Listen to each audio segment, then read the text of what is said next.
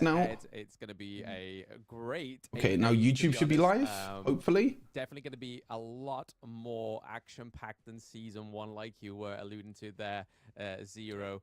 But the all-important thing that they are all fighting for is this prize pool. So first place gets that 100,000 USD. 100,000 USD, holy. Third and fourth is that Hello, YouTube. I'm now live on YouTube. Place is 15k, and then Midjudge, like my tweet. Place will be your 10. Wait, I need to wish my boys good luck. So even though I just predicted them to lose. Zenon. We saw that VKS took Season 1 Invitational top spot. Oh, Are they going to be able to maintain and retain that championship crown? Good luck, homies. The end of Season 2. It's definitely going to be all to see. I need to wish my boys good luck. Soon, and obviously, as AP item that gives him a bit of defense. Oh yeah, I've seen that people have been saying that Heino is like a tank that also deals a shit ton of damage. Moving on to the finals, it was Alpha 7 as well as VKS, but here, right here, Blam, it's a toss-up for me. I mean, VKS defending champions. Obviously, they have been on a roll previously, but when they're playing against this many regions, suddenly things become much more interesting. Because there's our boys. The mix of the experience. There's our boys' vitality in Group A. There's our boys. 13, so it's going to be a different entire ball game altogether. There's our boys. Yep, don't leave out my boys' team vitality there. Hey. Representing EU, the first EU team on the scene, who I am very much excited to look forward to see play in Group A, but I won't get to see them today. It will be tomorrow, their first match. And we are going to be looking at today's matches in a moment. But as you can see, like Zero was saying, plenty of representation across the world. But here we go today. Kicking it off is LGD Gaming versus Impunity Esports, and then we have All Gamers Global. What a banger to start things off, by the way. We get to see the favorites. Everyone has been hyping up LGD this entire tournament. Like before the games even start, they're like, yeah, LGD are favorites. They're probably gonna win, and we get to start them as well. Boom Esports. David, which one also, we end on a banger as well. Vivo keyed against Boom. We also end on a banger. These two games, I think, are going to be pretty much stomps. I think AGHK are going to stomp R8, and I think Team Secret are going to stop Osiris. I mean, I could be wrong. It's tournament after all, but I mean, first and last game today are pretty hype.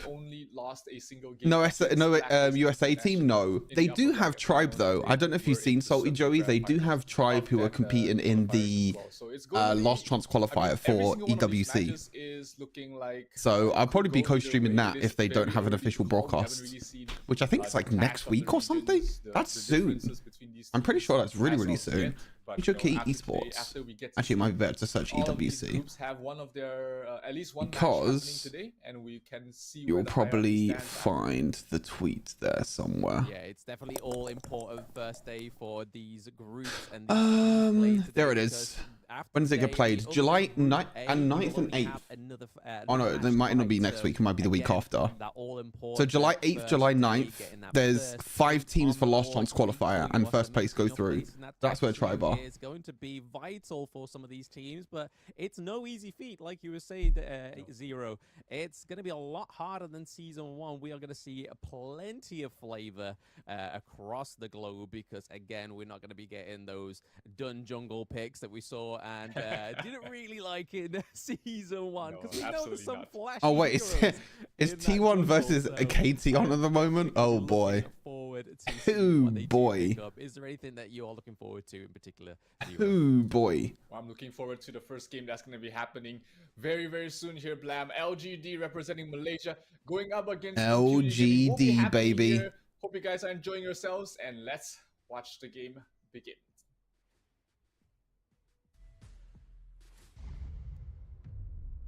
A silent storm of international conflict will be unleashed. Okay, they're going crazy. You just see the crowd in like Korea, and it's just like a whole nother level. Hey Costas, what's up? How you doing, buddy? This battleground, there are no restart nor an exit key. It's a win or die battle. This is more than just. How are you doing, Costas? Hope you're doing well. Ultimate trial, a fight for honor. Welcome along to Honor of Kings Esports. Stu, who are the best 2 or 3 teams in this tournament? Everyone's hyping up LGD. I mean, to be fair, I think... Oh, hey, we get to see the stage in action. Hey, this is a pretty cool stage. I'm not gonna lie.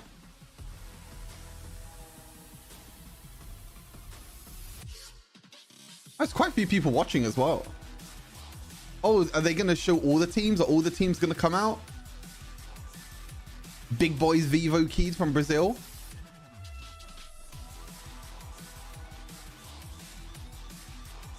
It is cool that all the teams are gonna walk out. But yeah, LGD are going to be pretty good. Vivo Key are going to be interesting as well. Vivo Key are going to be very interesting because they won Invitational Season 1.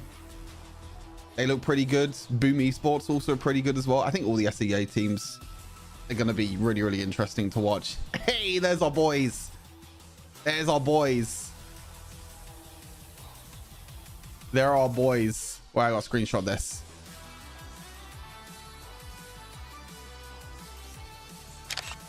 They're our boys. There's our boys. Let's go Vitality.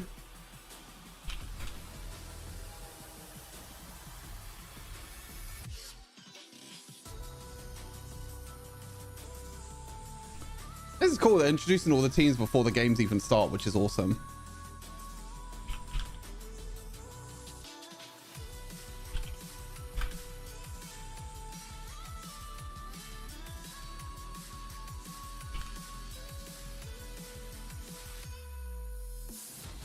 All right, Midjodge and Zenon. Haha, beasts.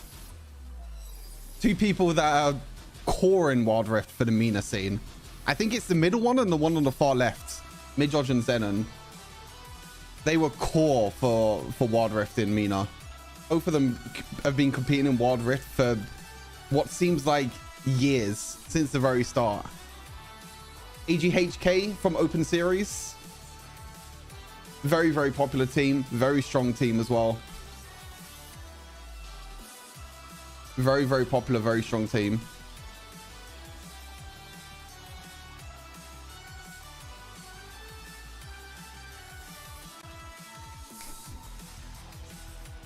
OPS second seed from Brazil.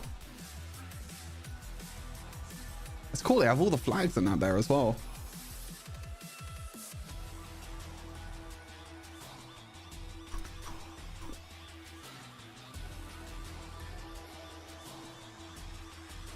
Still the best players even in Hawk. Yeah, I mean, I'm no surprise. They've been on the mobile scene for what seems like forever.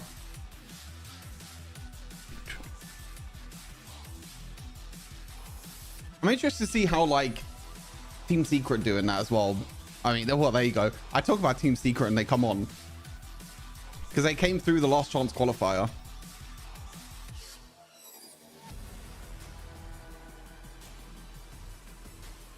So they're also probably extremely strong, to be fair. Like them and LGD are going to be extremely strong from Malaysia. Seems like Malaysia just in general, just incredibly strong. I mean, as expected, right? SEA teams are going to be incredible. The only region that's not in this tournament is China, which they're going to be in EWC, but obviously China are just incredibly powerful. ISG from Argentina, from LATAM. Hey, the music's hype as well. Music's hyping me up.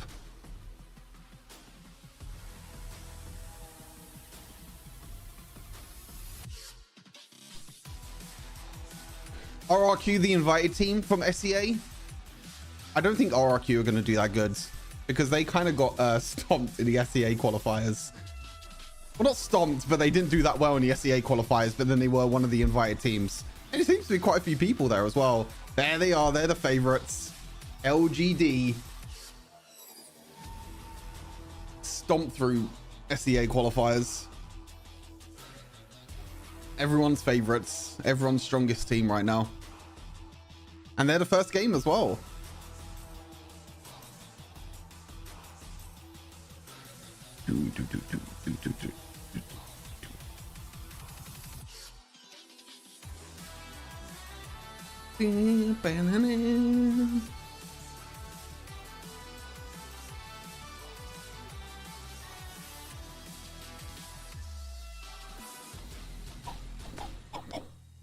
Bum, bum, bum, bum, bum, bum.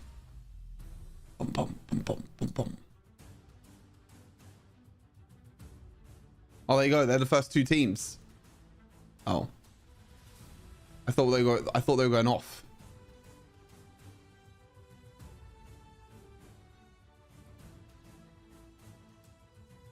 Oh no, they're not going off. They're going on the stage. Here we go. First match of the day. Hey Mixel, how's it going? Hey Mitsu, hello, hello. Welcome, welcome. I need to have it so I have YouTube chat and Twitch chat up at the same time, which sometimes can be a little bit difficult to do.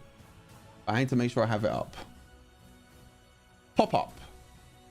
Okay, we're good. 13 teams across the entire world has fight themselves throughout to this stage, but only one will be crowned as champion. And who will be the kings of the kings between them all?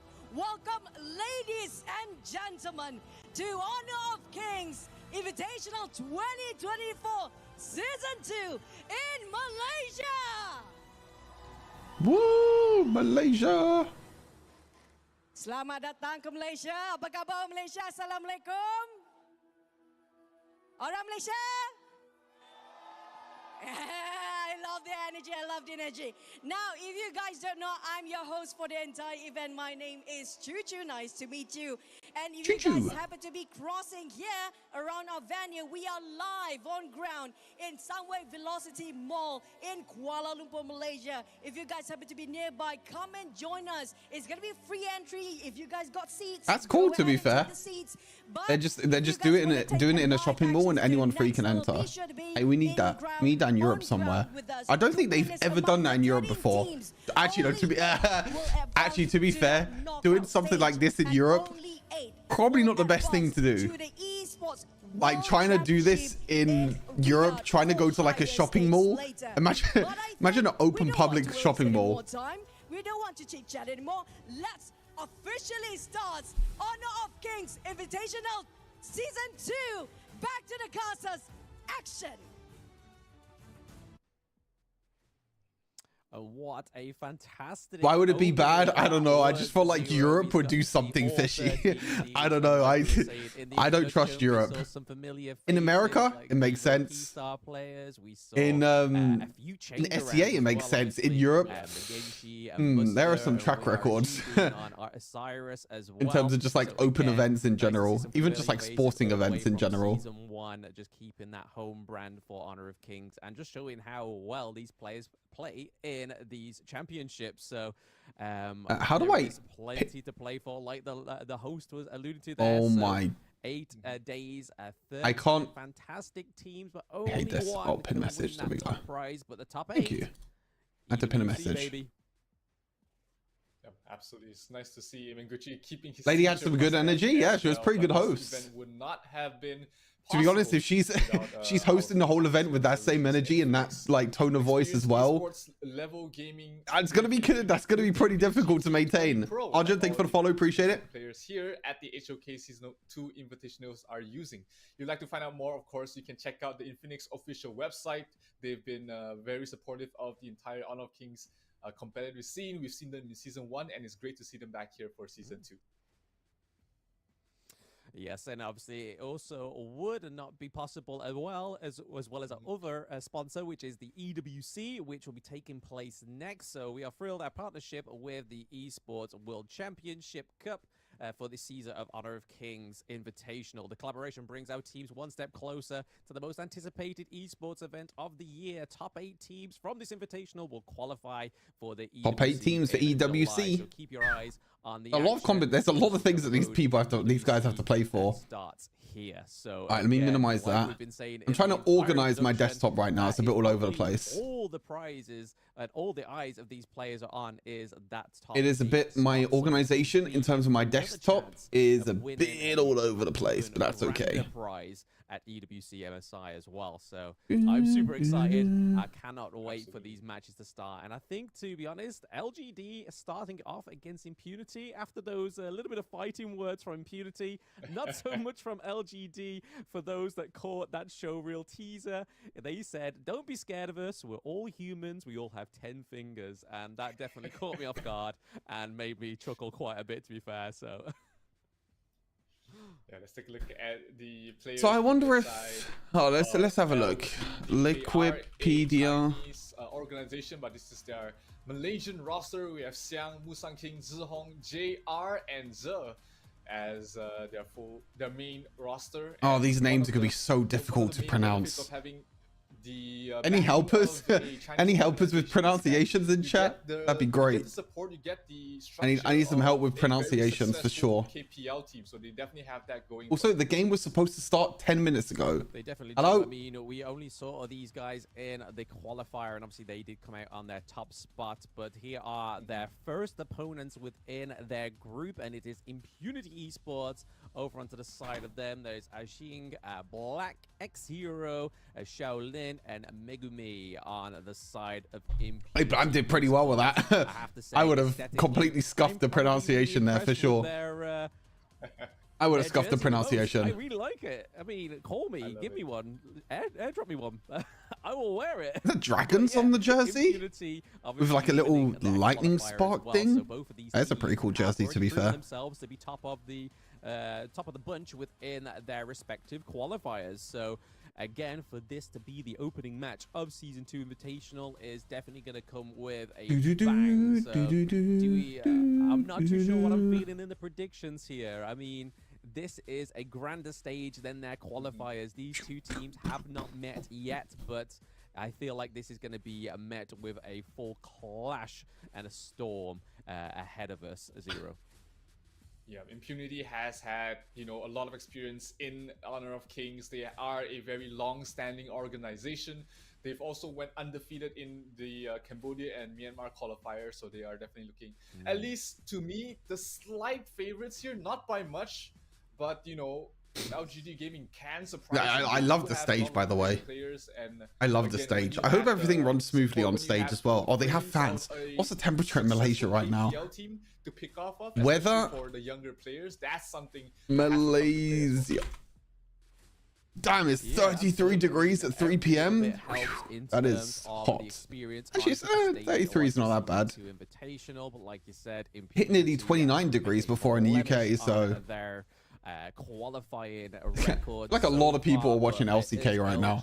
LGD, A lot of people are watching it. I don't even know what the score is. Pointed out that they have 10 fingers are going to be Don't the know what ones the score to is. cause that blemish. We'll have to wait and see. But in terms of the draft, I mean, both of these teams, I did a few top picks that they were looking for in the season, their respective qualifiers, and obviously top picks like Princess Frost coming through. I mean, are you Kay in the expecting anything more than their both top Harley picks? And Duranji were their 100% farm lane heroes as well. So You know, again, in these sort maybe of that's something situations, Impunity is either going to look to take off them first. I don't know. I feel like the Honor of Kings meta is kind of stale at the moment. I feel like there's a lot of the same things over and over again. I'm more interested in like the unique picks that they bring out.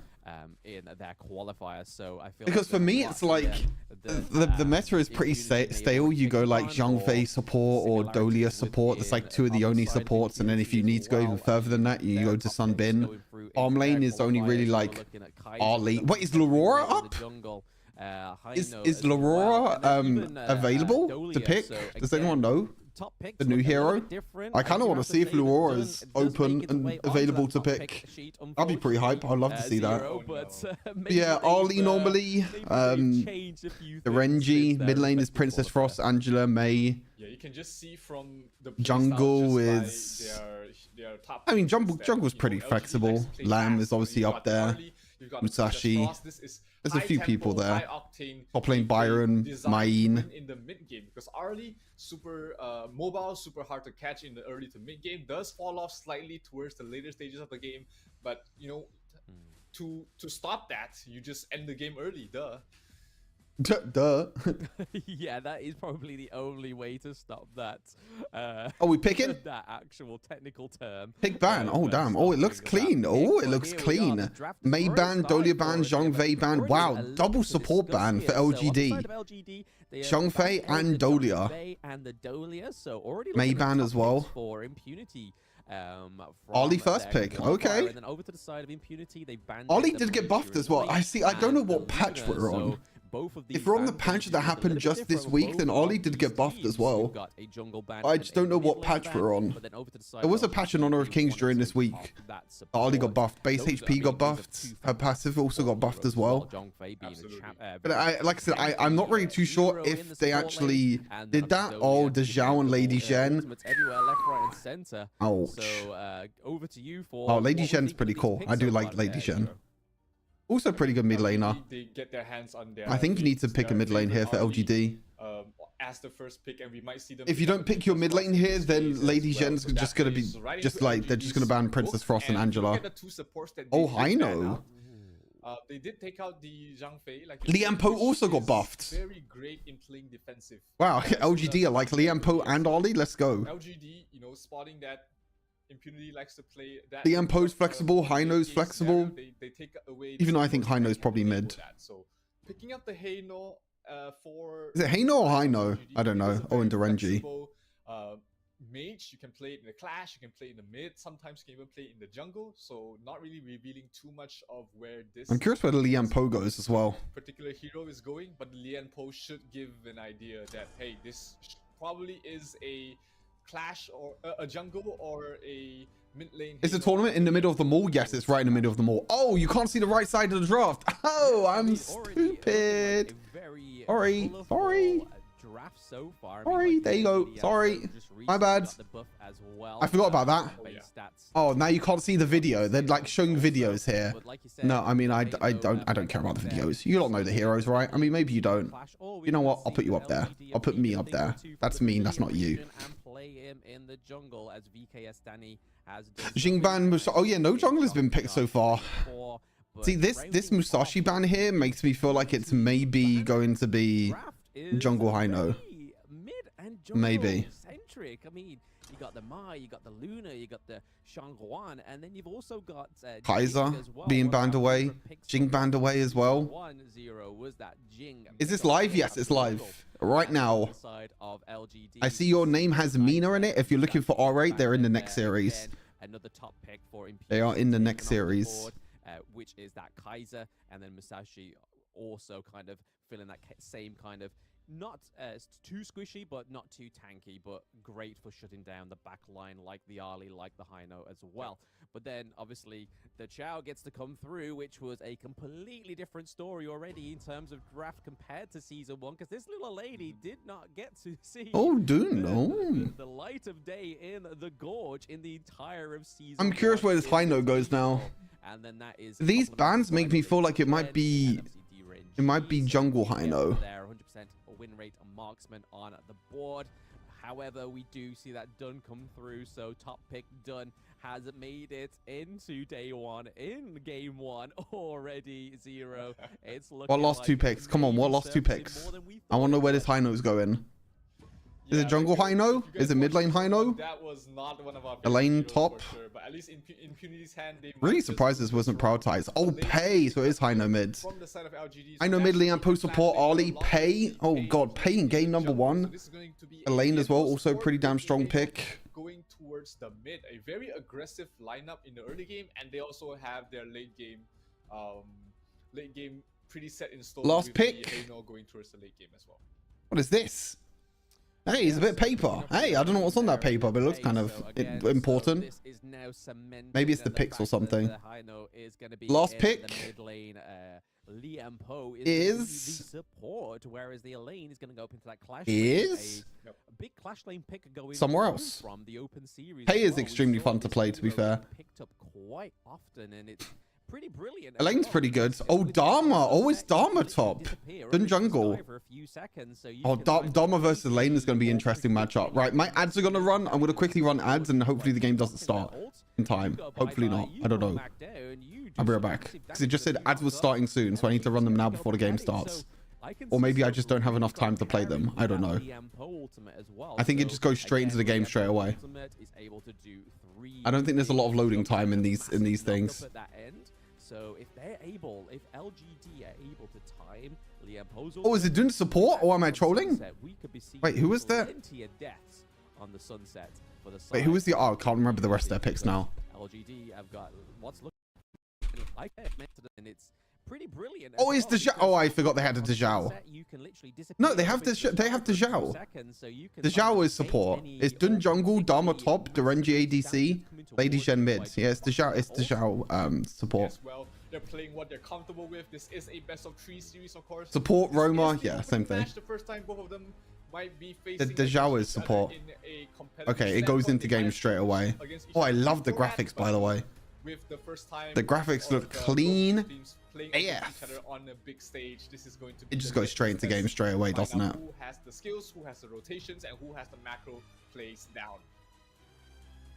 Yeah, and then obviously we didn't see towards the end of that draft that the Dharma actually came through onto the side of Impunity. So Dharma again, another. Thank you, Bling, for the follow. Appreciate it. Lane hero.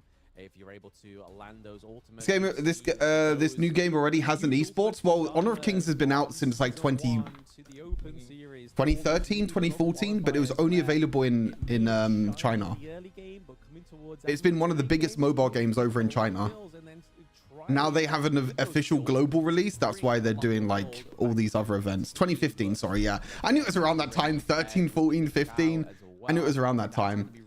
But yeah, it's been one of the biggest mobile games in China, but they struggled with the global release. But now they actually have a global release. They have a thing now.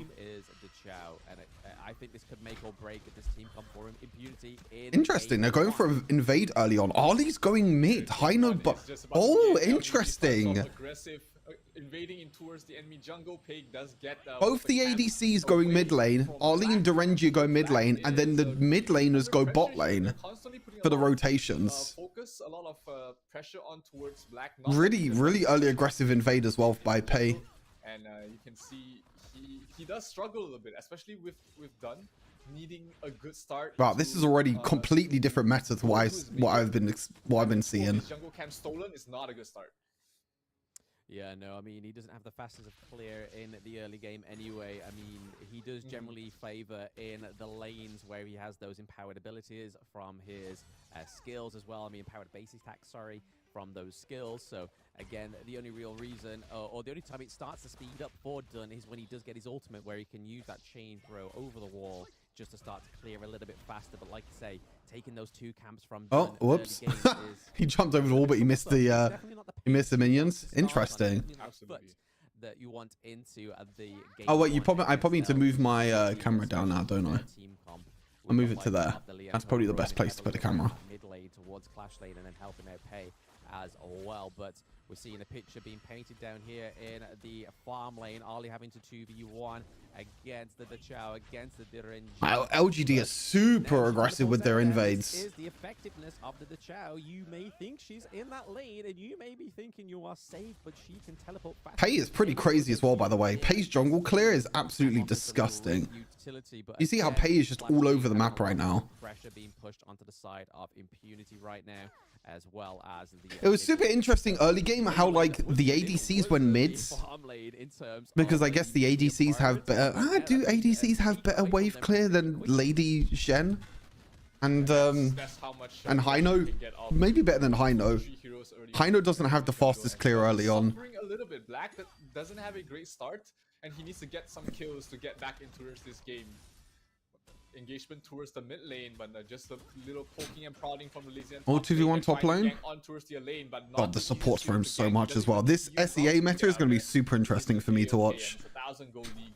It's one of the first times that I've been able to watch like the SEA meta. One of the beautiful things about the Elaine hero as well is the amount of CC immunity with that first skill when you procced it. If you manage to just stack up those basic attacks to get that first skill, enabling that CC immunity when it comes to the Dachao popping down those little ramps to try and stop you, to try and knock you a little bit, it's not going to work, and you're just going to get met by two twin blades just constantly just chopping away at you. No kills so far. With 3 minutes in, we don't have any kills yet, which is super surprising. But it's getting to that almost very... Maybe you're going to look to try and do something bot lane? No, nothing bot lane. Also, this Lady Shen skin as well is so cool. I don't know what skin that is. Where's Pei? Or Pei's bot side. Those that have the better footing on the farm lane generally have a better... Pei at the moment level ahead. Level 7 to level 6. As well, and claiming it, because obviously early game... That's the biggest thing at the moment. no one's done enough damage. Because Pei was able to invade the top side, right? Like he invaded these two camps up here. I think was able to get a level ahead, which is pretty big. Objectives? Are we going Tyrant?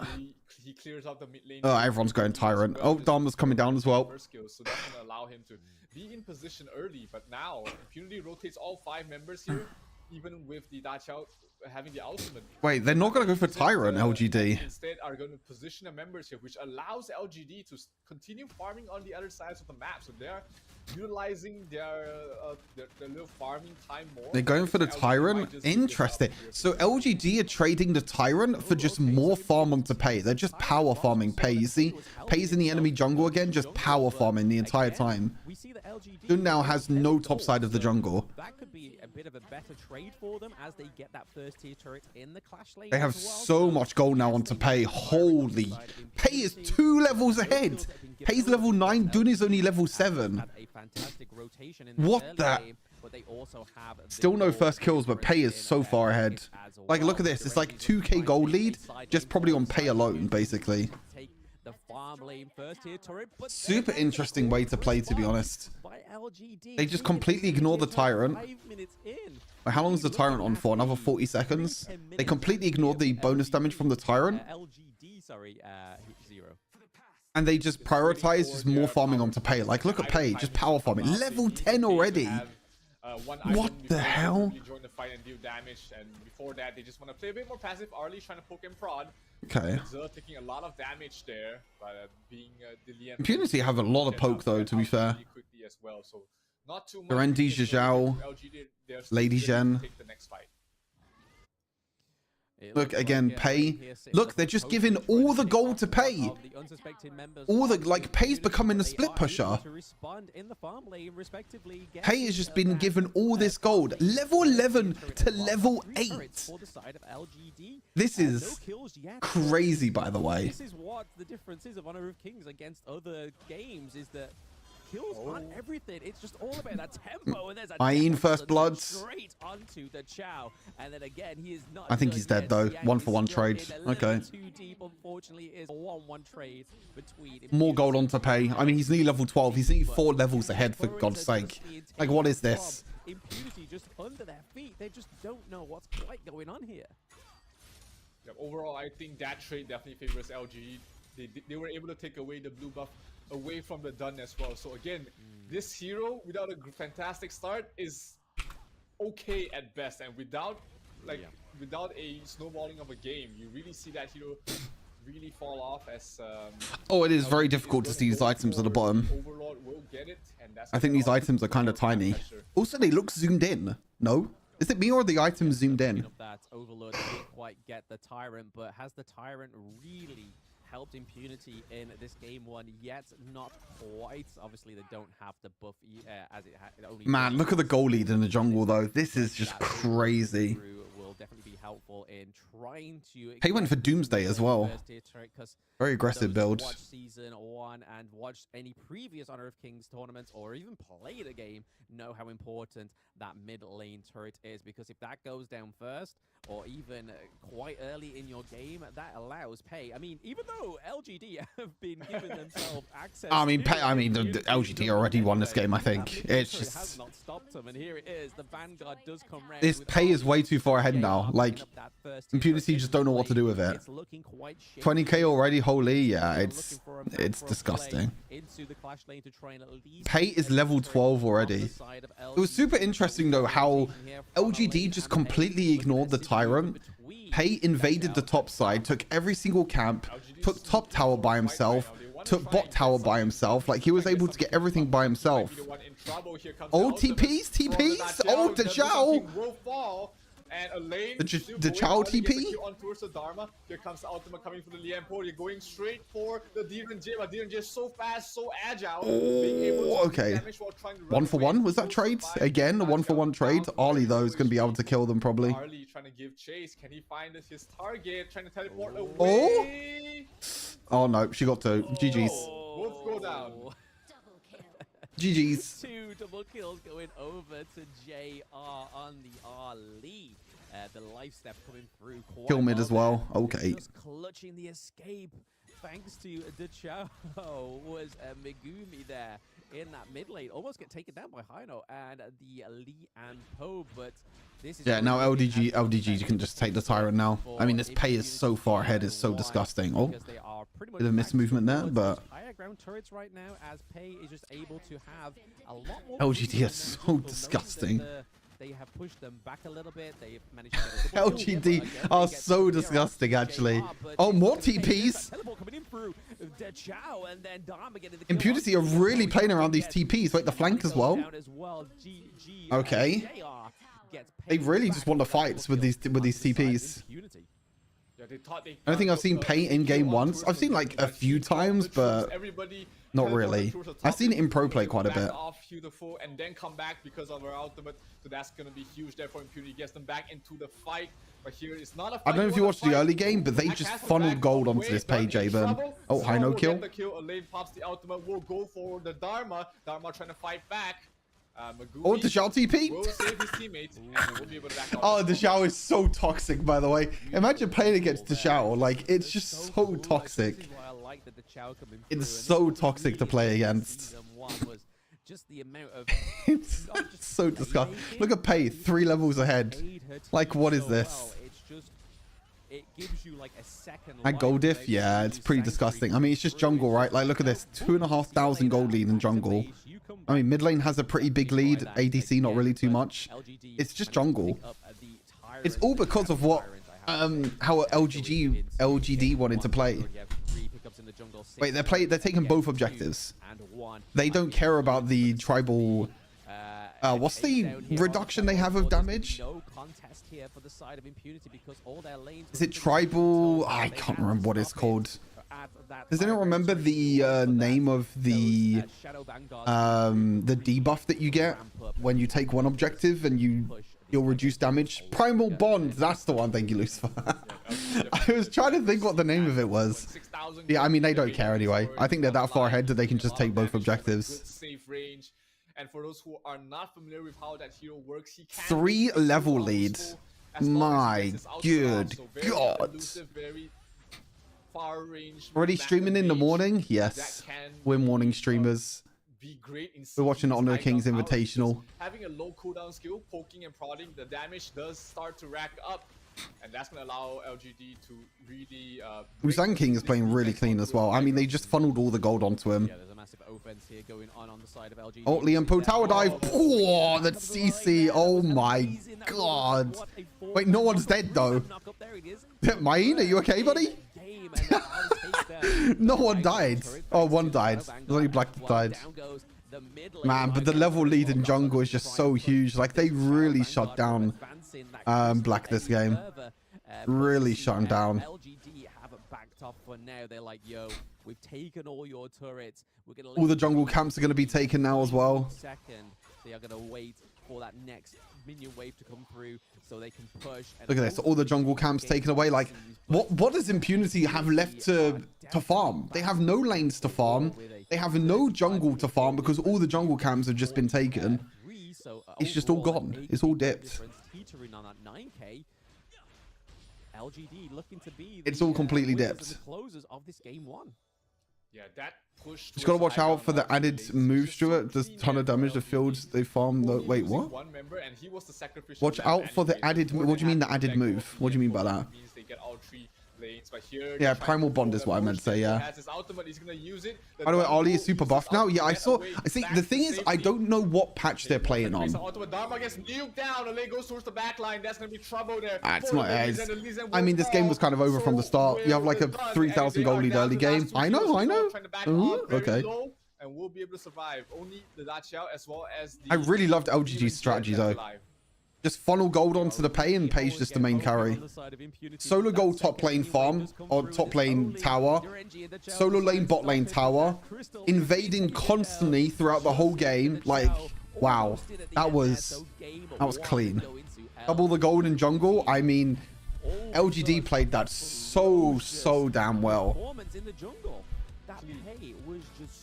I love the strategy that they had. They just completely ignored the Tyrant. They're like, cool, we don't need the Tyrant bonus damage. We're just going to funnel gold into Pei. Top lane farm, bot lane farm, invading, power farming. And then you get like what, 3-4 levels ahead, and then there's nothing you can do because the pay is just way too far ahead. And we talked about how Hey, what's up, Chronicler? Hello. play this mid-game lineup that ends the game early as quickly as possible, and having that pay off to a Oh great yeah, start, oh but my also god, this is shutting so down different to what I'm used to seeing. definitely was the key to them This is running away with completely different to what I'm seeing in, like, when I casted the EMEA finals. It was nothing like this. This is just crazy. Like, it was nothing like that. That was mental. Like we said in the introduction and in the draft, this is game 1. This is where Absolutely the teams mental. do a little bit of research and development. They kind of think, right, okay. And I mean, it was clean. Like, it was clean. A team like LGD aren't just going to be a one. Like, that was clean. Wait, can I go back and watch it again? I mean, they're gonna show highlights, but I can watch my own highlights, right? Like, who cares?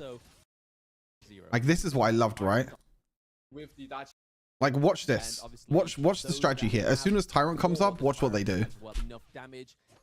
So they start to posture around the Tyrant. You still hear like OGD tried to posture around the Tyrant. Dharma's coming down, Main's coming down, which is expected. Everyone goes towards the Tyrant. Tyrant is a lot better than the Overlord early because the bonus damage. Everyone, look what happens here. Everyone from Impunity come down to take the Tyrant. So LGD are like, cool, we're going to take your red buff. Main goes up, pay goes up. And then by the time the red buff comes up, also the jungle camp here and also jungle camp up here, which I can't remember the names for. But look at this. Like, they completely ignore the Tyrant. And instead are going to position a membership. They completely ignore the Tyrant. They push top lane, like Main pushes top lane. And look, Impunity not even done the Tyrant yet. Impunity this whole time thought that probably Pei was nearby. They had no vision. So they probably thought Pei was nearby. Look, now Pei takes this jungle camp. He also takes the top jungle camp here as well. And then he gets first tower top lane. And like, this whole time, Impunity does absolutely nothing with this Tyrant. Look at this. Solo gold as well. Mine's not close. Pei gets the solo gold. I mean, I'm pretty sure that's how it works in Honor of Kings. I hope it does. Otherwise, it's kind of weird to just have one person up there. I'm pretty sure it's just solo gold. But then watch this. Watch what Pei does. Pushes tier 2 tower, then watch. He goes back. He power farms the whole top side of his camps. He then power farms the whole bot side of his camps. And look what he does. He goes all the way down. He evades this. He gets solo bot lane gold. So he's gone from Tyrant spawn. He's gone up here. He's farmed all of these. He got top lane tower. He farmed all the bot lane camps. All his top side camps, sorry. All his bot side camps. Stole this camp and got bot lane tower. And at this point, you're 2 levels ahead. Like, what the Oh, that's not my... Oh, sorry. It's not mine. It's a loon. What's the name? No, it's not mine. It's I can't remember his name. That's a loon. It is a loon. Yeah, sorry, my bad. I meant to say a loon, not mine. Elaine, not a loon. I'll get the names eventually. Okay, the point is about Pei. The point is about Pei. It's not about the other one. It doesn't matter. The point's not about Pei. I mean, the point is about Pei. Look, and then you also get a kill here as well. I mean, they die for it, but they also get a kill here. But the point is, look, Pei is 3 levels ahead now. So LGD's strategy this whole game was forget about the Tyrant. Who cares about the Tyrant? Let's give Pei all this gold top side, all this gold in the top lane tower, all the gold here, all the gold here, and all the gold down here. Top lane tower, bot lane tower, hold of his farm, hold of the enemy jungle's farm. I mean, yeah, I don't know. And then he's 3 levels ahead and the game's pretty much over from then. Look at that. 3k gold leads, even though they took Tyrant. And his whole time, Impunity done nothing with the Tyrant. Look, the Tyrant's expiring. What did Impunity do? Nothing. Impunity got absolutely nothing with the Tyrant. So it's basically a useless objective. It's a completely useless objective. You know what I meant? Elaine, man. You know what I mean? The same thing. Elaine, the loon, Main, they're the same, right? And this entire game was just, you know, LGD taking every... Oh, the gold funnel was so good. And they did win the tower trade. They got... I don't know how gold works though in towers. Does anyone know? Well, let me open the game. Let me open the game and find out myself. I don't know if local gold is a thing in Honor of Kings in terms of towers. But yeah. At stage of the game, the gold was more important. Fast farm. Oh yeah, it's a strategy that I haven't seen before. I guess Pei is like one of the fastest jungle clears in the game. And also he takes towers super quickly, so I guess it's kind of expected. It was super interesting to see that as like a strategy that I just haven't seen before.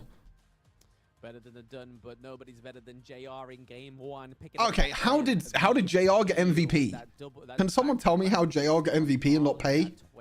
Okay, I guess we give Ollie MVP for doing nothing, for being mobile. 11k gold in total in game 1, and obviously the odds were stacked. Where is this being played? Yeah, Malaysia. It's being played in Malaysia. And yeah, Malaysia win game 1 as well. I mean, everyone's saying that LGD are the favorites of the tournament as well. And then it all decided to pop off in that clash lane. Oh wait, I opened the wrong game. Whoops. I was meant to open Honor of Kings. I want to see how Tower Gold works. Does anyone know how Tower Gold works? MVP goes to Marksman always. Yeah, he's the fastest, I believe. Is he the fastest? Maybe that's the strategy from draft, like right at the start. It's not that one there. We did see Pei get taken down. This was later. Maybe that's the strategy right from the start. Getting the double kill there, and then they pick Pei. That's the strategy right from the start, and they know that they can't really do too much. Right, so let me hold on. I've just got the game open right now. I'm gonna check to see what gold is like. All around the map, and you didn't need a teleport to be there. Absolutely not. I mean, this fight did go towards the way of Impunity, but it was just too much that was bled out. The Pei was already very Let me have a look. Whoops, I accidentally clicked on the wrong thing and now my phone's frozen. Great. To regain control of the game later on, as you know, I'm used to the game. I stream it now on a full-time support. I love it way more than League. Yeah, I mean, Honor of Kings is pretty fun. My phone's frozen. Oh, God. Okay, well, time to close the app and open it again. Huge knockup towards the backline, allowing the side of LGD to really open up all 3 lanes. And see, these are some of the things sometimes, which is why I really love co-streaming. Yeah, I mean, anybody that knows, like when you're casting, you're trying to focus on so many things at the same time. Well, not really. You're trying to focus on what's on the screen at the time, right? When you're casting, you barely look at the minimap, honestly. Like sometimes you look at the minimap, but barely you look at the minimap when you're casting. When you're co-streaming, you can actually be more chill and you can actually have a look and see the game from a bigger perspective and from a wider perspective as well. Let me go to towers. Towers. Oh, that's not towers. Where are towers? Or just go for something completely different. Detailed. How does it work in terms of gold? As long as they keep to their playstyle, it should be fine. It's just, you know, a little bit of. Oh wait, there's no local gold. Wait, there's no local gold. Any other game to provide 30 fans you could choose default to hero that is going to be released in tower destroyed all minions, tower protection, reduce the damage of active defenses. Will be joining Honor of Kings, joining the Heroes Gorge on July 2. Yes, July the 2nd, when we get our next jungle pick onto the Gorge. I'm very much looking forward to it. He seems quite flashy. His origin is very closely tied to Jing as well, if I'm correct in thinking. So, again, very exciting. Okay, it doesn't look like there's local gold. So maybe my thought process was wrong, but I mean, still, at the same time, they got 2 towers. They got golden XP to the entire team, basically. Yeah, Team Vitality is in Honor of Kings, yes. They're not playing today. Their first game is tomorrow. If we're ever going to get to see her in season Their first game is tomorrow. Teams pick Luara. Come on, I mean, it was made for you. Pick it. There are, you know, hey Spectre, good luck with your assignment. Hope it goes well. For the marksman role, only 14 marksmen are in the pool at the moment, and Luara gracing us. Is Josh just a sub? Well, I spoke to him and he said that he might, yeah, he wasn't on the stage in the intro. He said that he doesn't feel comfortable at the moment in terms of playing HOK. He said that he might not play this tournament, but he's not too sure. He said that he might have to play, he might not play. He doesn't know. I spoke to him a few times, which would be kind of sad. I guess he's still getting used to the game because he's only played the game for like a month or something. I don't know. When they play, my friend Benji the Go tomorrow. So it's what time is it tomorrow again? I think it's around 10:40 CST tomorrow. Go for something very soon within the draft. They are on the blue side here now, so we could see a priority pick for the Lamb on the blue side, as we know that it's quite popular. But no, they're actually going to take I believe it's 10 LGD this time around. But again, Oh, Ollie first pick it. Okay, we must be playing on the new patch. We must be playing on the new patch, surely. There is no way that Ollie's first pick both games in a row. No Zhongfei first pick. Yeah, look, Zhongfei gets taken away here. Lady Shen again. Actually, no, it's not again. Lady Shen this time for LGD. Zhongfei has to be picked here. Otherwise, it gets picked here. Protect the Huangzhong, which I do expect to come out here from LGD. Either the Huangzhong or maybe where is my time schedule? So tomorrow, yes, 10:40 a.m. CST tomorrow. That's when Vitality play. So not today, Vitality play tomorrow. He said to me today, he's so dumb. I mean, you saw him on stage. I don't know if you saw the picture on my Twitter, Creeks, but you can see there's a picture of him on my social media. In game 2, but you can see him on stage. But no, the tournament starts today. He plays tomorrow. Oh, Lady Sun this time. Oh, Lady Sun. But in addition, with no Durenji this time. No Durenji this time. For the side of Impunity, they've managed to take out Yaria, they've taken out Mutsu as well, and then obviously the last ban that Impunity did there was Jing. So again, is Luna really that strong to be banned 2 games in a row? Maybe it's an LGD pocket pick. Maybe it's an LGD pocket pick. I don't know. I've not really seen Luna too much, so I don't actually know how strong Luna is. Luna is broken in the right hands. I haven't played. Oh look, there's Maine. That's what I meant from before. there's Maine. A bit different to Elaine, to be honest. Looks a bit different to Elaine, but hey. Oh god. So Dharma, Kaiser jungle, Dharma being picked, Lady Sun, Lady Shen. Oh, why is there loads of ladies? Lady Maine, you might as well call her. Zhongfei.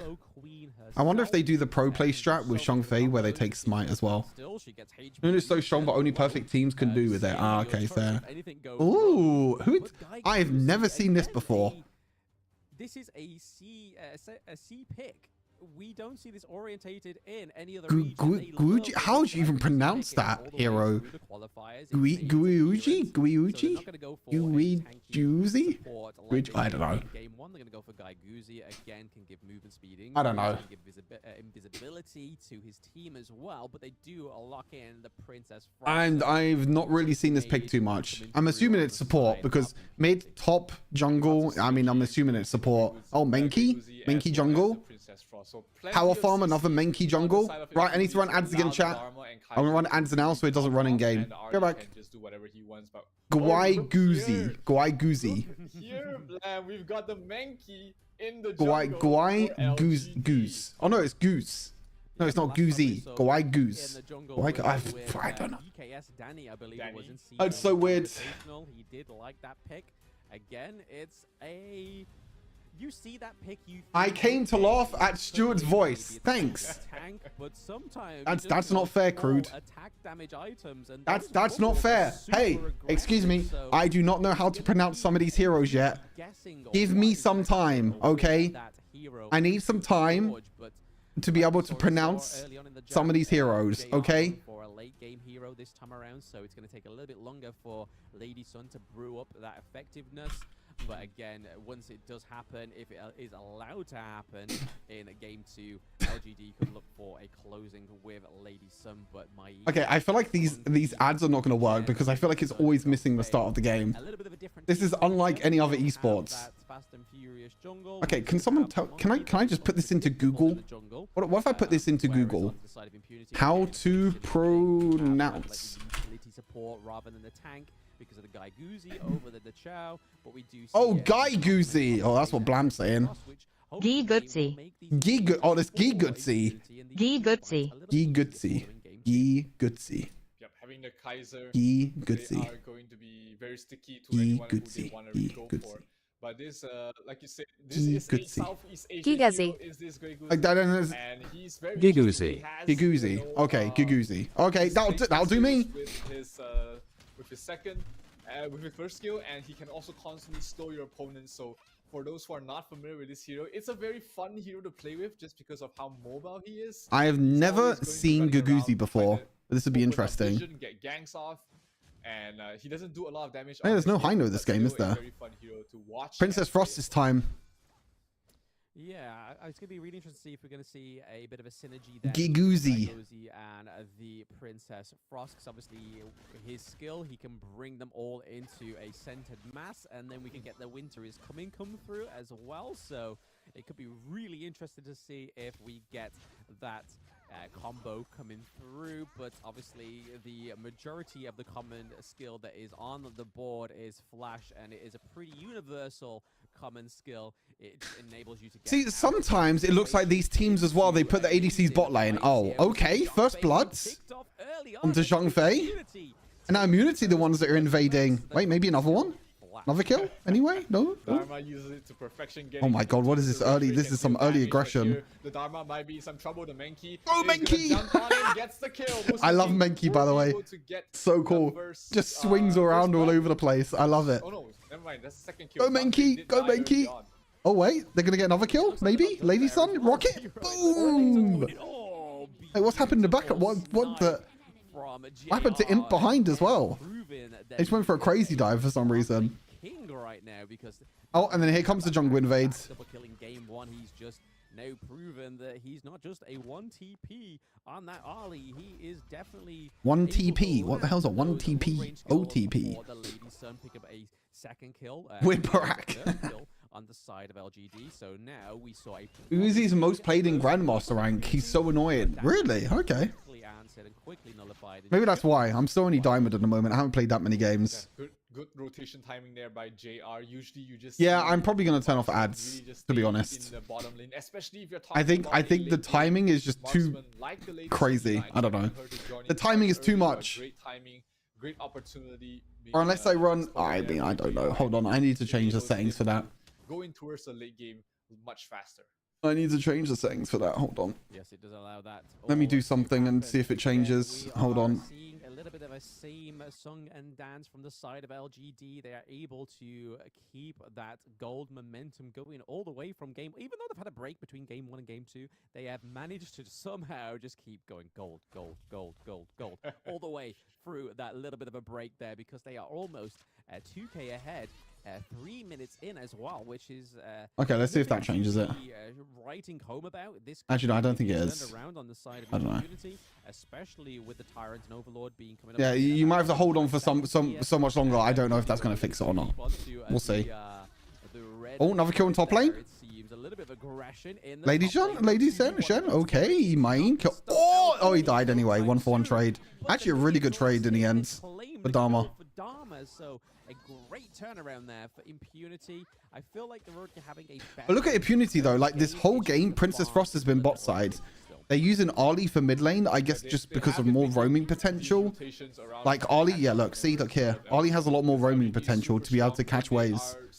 Again, the strategy that I've never seen in EMEA. Okay, now what's going to happen? So now it's LGD the ones that are going to go for the Tyrant. Okay.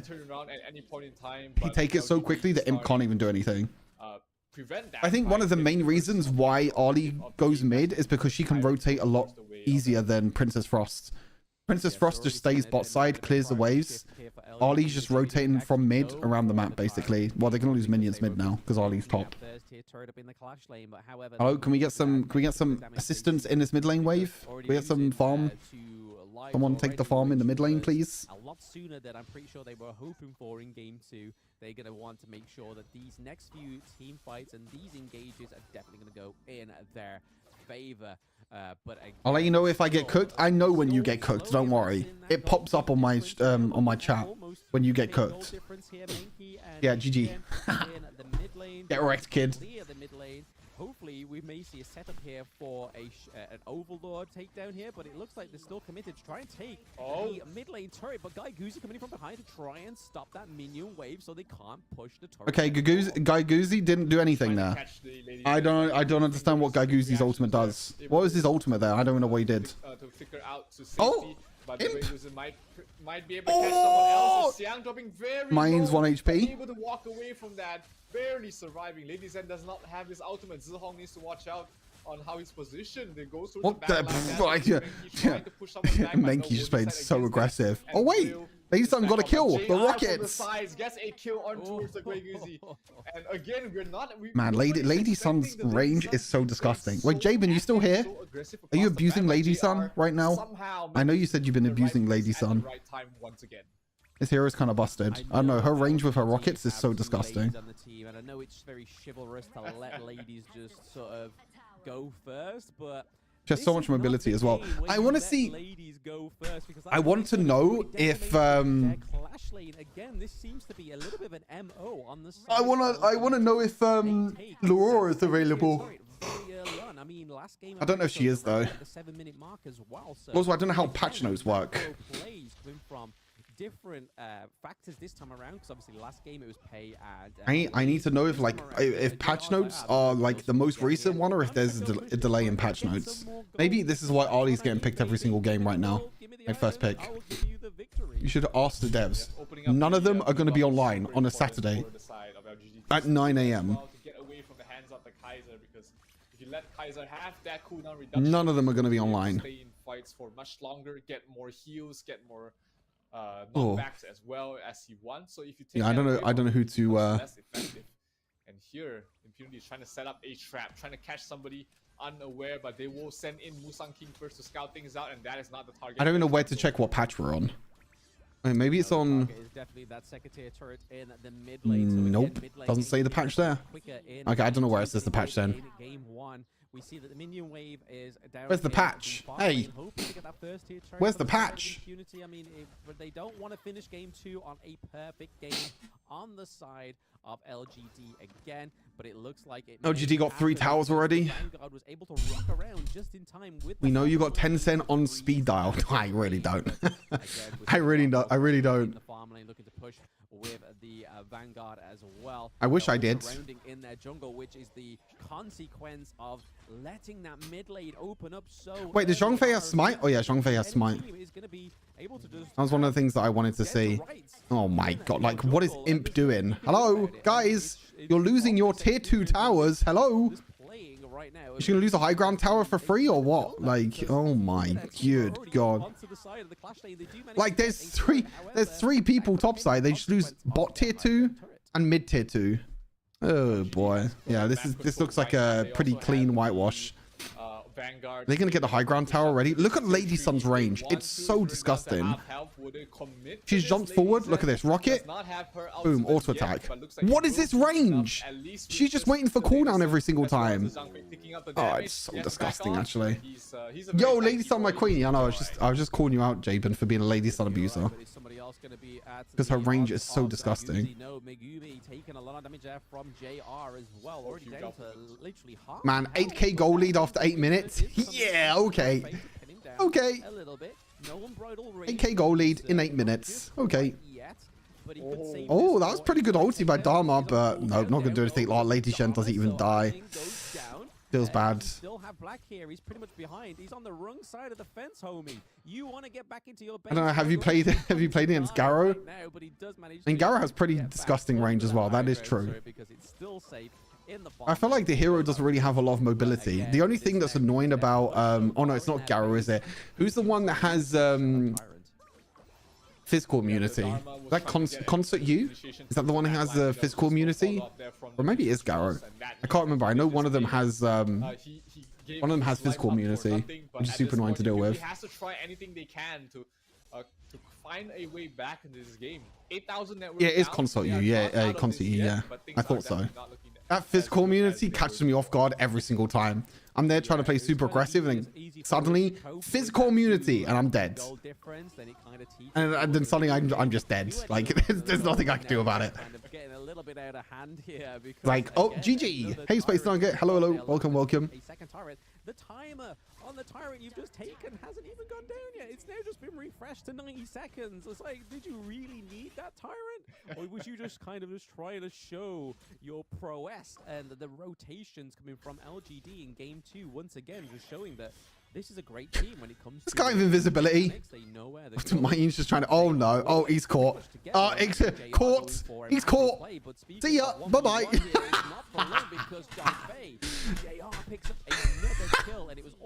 He's like a little rat in the bush. Just like, I don't know, like invisible, just trying to like sneak around, and Solly's like, oh, caught. I'm escaping. Bye-bye.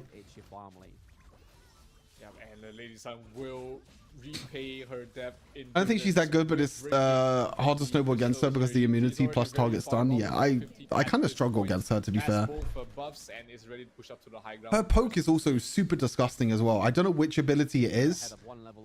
There's one of constant use abilities that has like this long range poke, which sometimes does like half my HP in one shot. But the winter is coming, didn't actually come into effect because there's too much blazing damage coming from the side of LGD, managing to push. Oh, it's the first ability. I didn't know if it was the first or the third ability.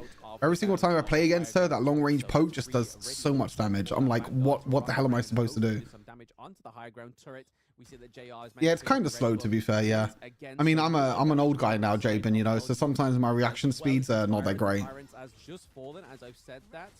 My bad, but they're dropping the Shadow Overlord bot sides. They're going to get all 3 high ground towers. I mean, this game... Oh, okay, 1 kill for Dharma. Can we get onto Lady Sun? We can get onto Lady Sun. Hold on a second. 2 kills for Imp. Okay, it doesn't matter anyway. It doesn't matter. They got into Lady Sun, but that was it. Oh! I don't know what happened there. Okay, they're just going to try and end the game. Oh, the Overlord. The Vanguard. They're trying to push the Vanguards away. But it looks like they're just going to trying to push the Vanguard away. They actually defended the Crystal in the end. Okay, that was pretty good defense actually in the end. Pretty good Dharma ulti. Vanguards push them away out of range and make sure that their Crystal will not lose its invulnerability. So very just buying a bit more time. Ali, Derenji 1-2, and then Garo, Lady Sun, Hu Yi. Come back to this game. Yeah. With 10,000 down. Oh yeah, you see Ali, Derenji like every single game pretty much. I mean, did you see Jabin as well? That Ali got buffed like this week. Is it this week? Yeah, this week. No, was it last week? Maybe it was last week. The most recent patch, Ali got buffed. Like her base stats got buffed and her passive got buffed. So yeah, I mean, Ali's been first pick 2 times in a row already. Comparing your jungle and your farm, Ali is so farm lane priority is pretty huge for these teams. But you can see from these rotations that Kite has kind of just been cut out of the picture, unfortunately, onto the side of Impunity. He's just not being able to roam as freely as Monkey has. He's not had that privilege, but they could have a privilege here to try and have and win a team fight. But there comes the Splendor coming through, or it was the Lady Chen ability with that unstoppable skill there, but again... Oh, clear the minions, clear the minions, clear the minions. Dharma. Okay, Dharma's dead. Yeah, Dharma does go down thanks to JR. Yeah, GG's. We see Siang maybe to take down Mugemi. GG's. They don't even need minions. Mine triple kill. They don't even need the minions. Look at them. They're just tanking the crystal. They don't even need the minions. Oh my god, GG's. Yeah, 2-0. Hey, 1 out of 4. 1 out of 4 prediction. Correct. Okay, we're 1 out of 4 today. Not bad. Wow. We are 1 out of 4 today. I mean, LGD pretty dominant. LGD fast-paced, even with heroes that don't really look like they're gonna play the late game. I mean, you have the Lady Sun, you have the Zhang Fei. Those 2 heroes don't just shout, run at the enemy, but somehow, you know, they were able to move across the map so well, really snowball the Lady Sun out of control. GG's. Domination? Yeah, it kind of wasn't even close, was it really? Let's be honest. They got every single objective. It wasn't even close. And they just took the game from there on. Yeah, I mean, things kind of seemed a little bit more hopeful for Impunity in that game too, because we did see that obviously they got the first blood, which was huge. It wasn't even close, let's be honest. It did get counted out pretty early. We saw a little bit of a counter push towards the kills. I just really like how LGD played game number 1. And just the rotation, the ferocity of LGD with a different cut of to the stage to see what LGD had to say. Everyone on the live stage here in Somewhere Velocity Mall, Kuala Lumpur, Malaysia. Congratulations to LGD, Malaysia team. That was a landslide win, but who want to start? There's quite a few people there watching. How about we ask JR? JR, give the mic to JR. JR. Abang JR kita ni tadi carry game ya. He the one that actually play a lot of ADC and almost all marksman. Now, the moment you saw your early being taken by Impunity, how do you feel? I feel so happy Can I know why? because Avenger. Oh, okay. So you don't really care if they want to take early or not. You're still gonna prove them wrong. Yeah, Okay, so Lady Sun it is. of course. Okay, if you actually Impunity right now, I want to ask this question for you because they picked your hero just now, right? If you actually Impunity shoes, what would you change if you are them? What would you change for if you are them to win the game?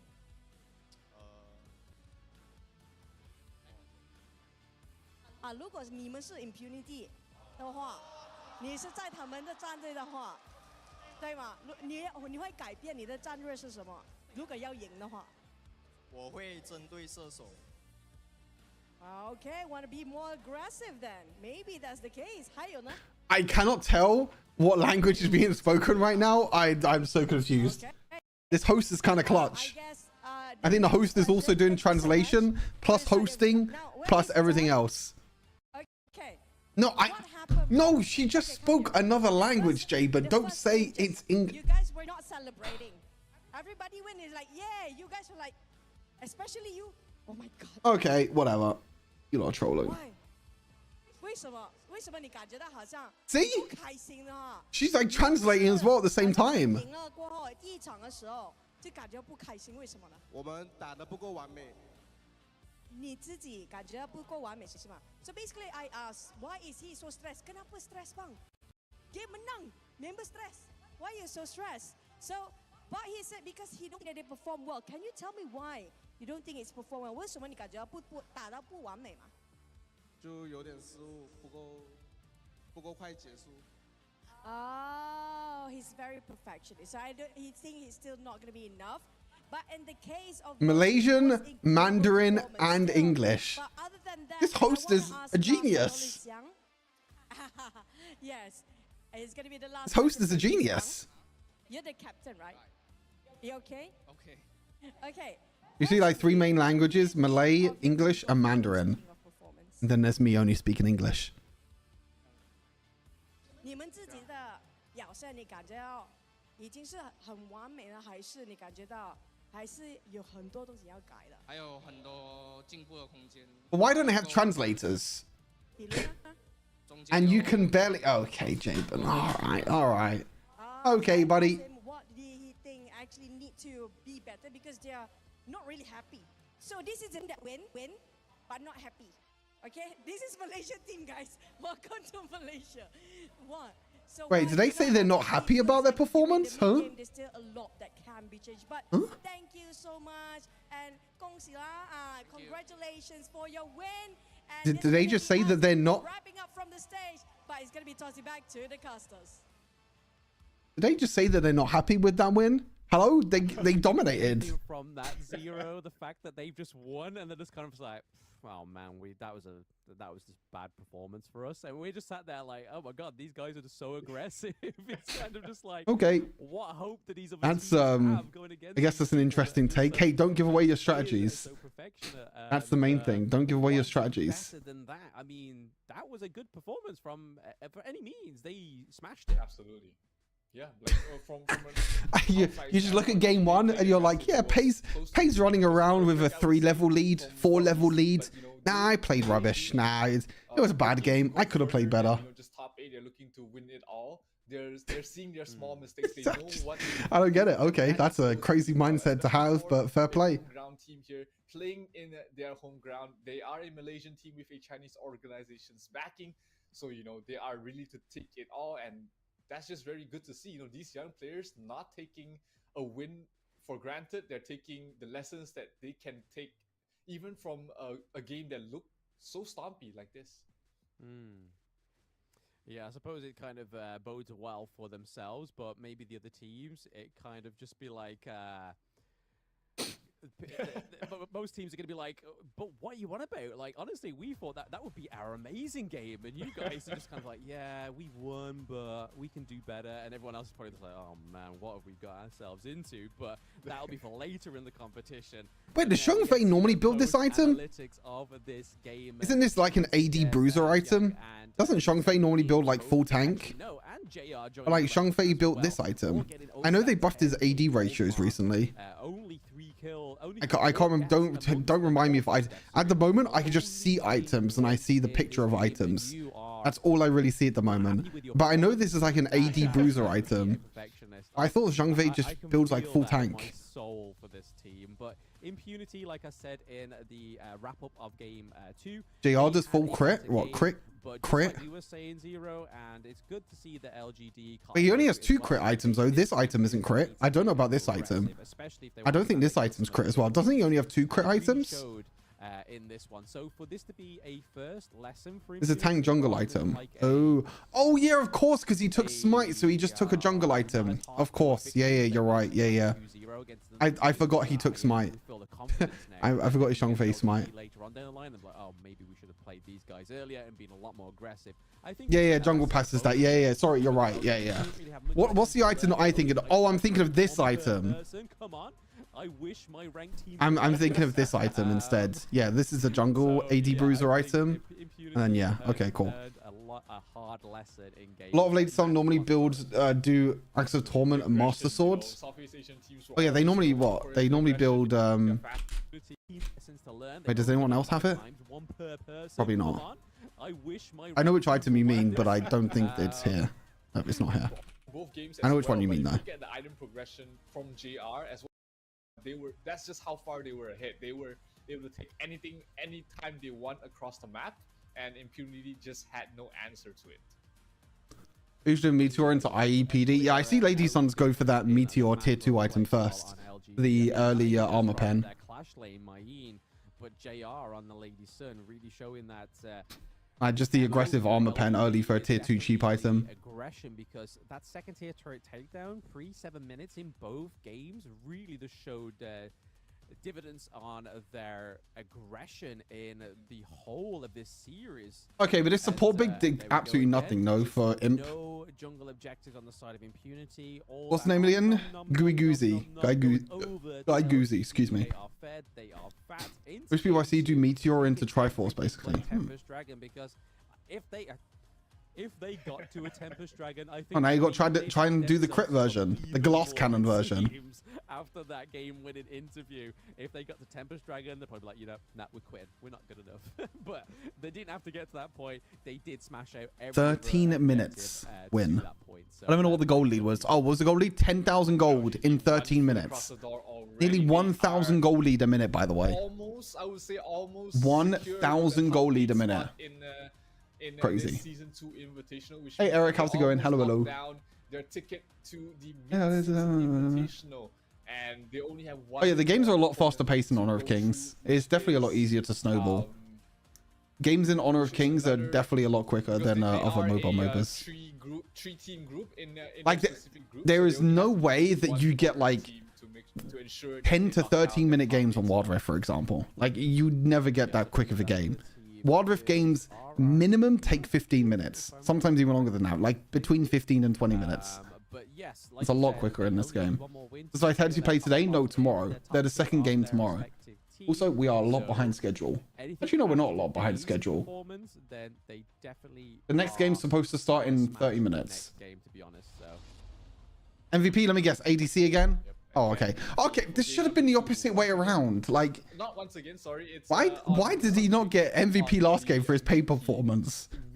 We didn't really see a lot of kills on this. Musang King this time, but you know, still a lot of damage though. We talked about how Mankey can be unpredictable. He can be played. I'm starting to understand the items a little bit. As you can see, I'm going in the right direction with items, but I'm still not 100% clear on what the items do exactly. I need to still figure out. The rotations were not probably. Yeah, learning the items is very, very difficult. I mean, I understand the marksman items pretty well. I think I understand the marksman items more than any of the other items, which is expected for me because I play marksman, so I kind of need to I need to know that. It should definitely be picked more, especially when you're able to get that solo target CC onto some of these hero. Man, Lady Sun's Rocket's range is so disgusting. Yeah, take a while. Yeah, I know it'll take a while. I mean, I mean, as long as like everyone understands that, like, I'm not gonna know the game off the back like straight away. Like, I've only been playing this game for what, 2-3 weeks, not even a month yet, probably. It's gonna make RRQ think, okay, well, let's definitely not take this team for granted, because again, Megumi just getting caught out there a little bit too far from home. Yeah, but I can't say that though, Aqua. I can't be like, oh, this guy just bought Infinity Edge. Yeah, I can't say that on casting. They're gonna be like, what the hell are you talking about? Gonna see the end, but it actually seemed like it was just a when I'm casting, it's like, yeah, this guy bought Infinity Edge. Yay. Of the side of LGD, they didn't even need the Shadow Vanguard at that point because everything was down, all their minions was taken. But this last team fight here, look at it go. I can't say that. I need to. I mean, I don't know any of the item names, to be honest. Item names, I'm like completely clueless. Able to take him down and the crystal consecutively. LGD, one more series. Just say Faker, they would know. In their top 8 spot. You plan to make a website for Hawk like Wild Rift has? Probably not, no. The thing is, right, okay, so the difference between the website for Wild Rift and the website for Honor of Kings, Honor of Kings, you can just put like the pro players and the content creators. Everyone can put their pro builds in the game already. Like, you already have the top builds, the pro builds, everything like that is in the game already. In Wild Rift, you just have the top builds, but most of the top builds are just complete garbage in Wild Rift anyway. That's why Wild Rift, the website, works well, because people get a different perspective in terms of builds. In Honor of Kings, you have so many different perspectives anyway, because you have all the pro builds, you have all the top builds, etc., things like that.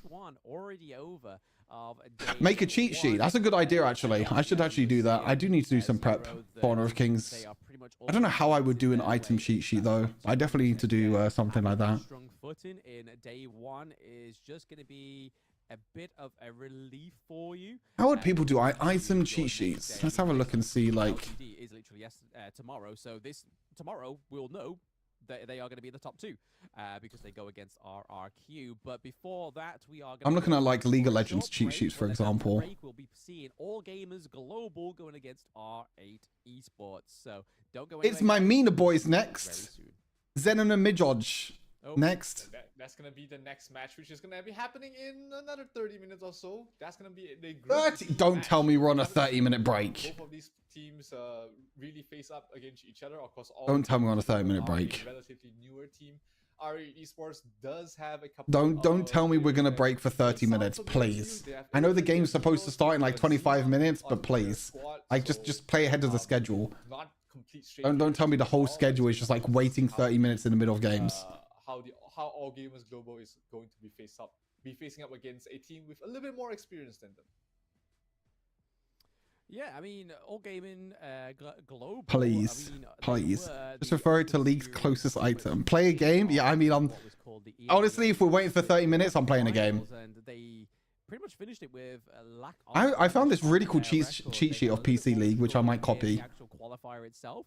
But the problem is there's just so many. Oh no, this is a TFT cheat sheet. Okay, maybe I won't copy that. TFT cheat sheet is really easy because it's just 2 items. Okay, that's not a PC League cheat sheet. Okay, all these cheat sheets are just all TFT. Okay. I guess cheat sheets for PC League is maybe a little bit more difficult. Hey, look, TFT, it's all TFT cheat sheets. Item cheat sheets, League of Legends. Again, R8, like you said, we saw a few of these players in. Hello, can we? Okay, are we talking for 10 minutes? Okay, I'm gonna sort out a cheat sheet. Okay, this is all TFT cheat sheets. Does anyone have a good example of what a cheat sheet could look like? I probably might make one. But the problem is like there's just so many different items. Best of 3, just like this one, they are in Group B, and you know, just like. You're telling me they're gonna make the casters sit there for 30 minutes talking? There's no way, right? To take the first game so that they are virtually secure. Okay, there's no cheat sheets. We're doomed, chat. We're doomed. It's only TFT. It's gonna be very important moving on. Let's do a break. Yes, and don't forget, Go to a guys, break. that Honor of Kings is up for a Go to a break. potentially winning an award at the Esports Awards. So we are thrilled to announce that Honor of Kings has been nominated for a Mobile Esports Game of the Year award at the Esports Award 2024. Don't forget to cast your votes now at www.esportsawards.com. Obviously, we want to get our game on. UK event is in a mall, so we just have to go eat early dinner. It's like 4. Into the global launch would be fantastic for the game and getting more players on board. Stop yapping. Go to a break. Vote for us, and hopefully we get the award. And not to mention, Yo, wait, what was that? Oh, whoa, hold up. I think they leaked something. Whoa. Kings Global Esports social media on doing this for us, and Yo, hey, what's this? absolutely make sure you vote. Leak. Honor of Kings Open Series Split 2. Register in the Honor of. Oh, yo, they got in-game tournaments. For us, Leak. There's phones, there's watches. And, Wait, they show it? Oh, they didn't show it in the end. I think they showed the wrong one by accident. Whoops, caught. Uh-oh. Whoops. Yep, so before my premature one, we are now going for a break, guys. Oh, thank God. Okay. Very soon. Don't go. Oh, they got to do the commercial. They got to do the commercial talk before they go to break. Oh, 10 minutes. Oh, we're saved. 10 minutes is not bad. Okay, I'm down to wait for 10 minutes. Can I link in chat on Discord? Yeah, you can link in chat. Wait, so they have an in-game tournament happening for Split 2. This might be... Is this EMEA? I think this is EMEA as well. Where is it? This is EMEA as well. 2024 Open Series. This is the Open Series, which is the same thing as EMEA before, but it says register in the Honor of Kings app. 8th of July to 19th of July. That's after... No, that's before EWC. That's before EWC. Okay. Oh, every tournament's in game. Oh, maybe every tournament is in game from now on. But like Open Series 1. Oh, the last Open Series was also in-game registration. Oh yeah, because it wasn't available in Europe. Yeah, you're right. It was only MENA teams, wasn't it? Yep, you're right. You're right. It was only MENA teams.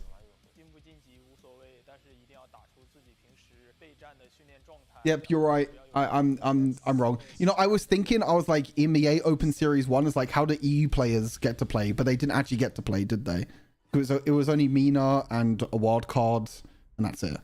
And also Turkey, which they already had the in-game client. So yeah, you're right. Now Open Series 2, hopefully there's a Europe qualifier. That'd be sick.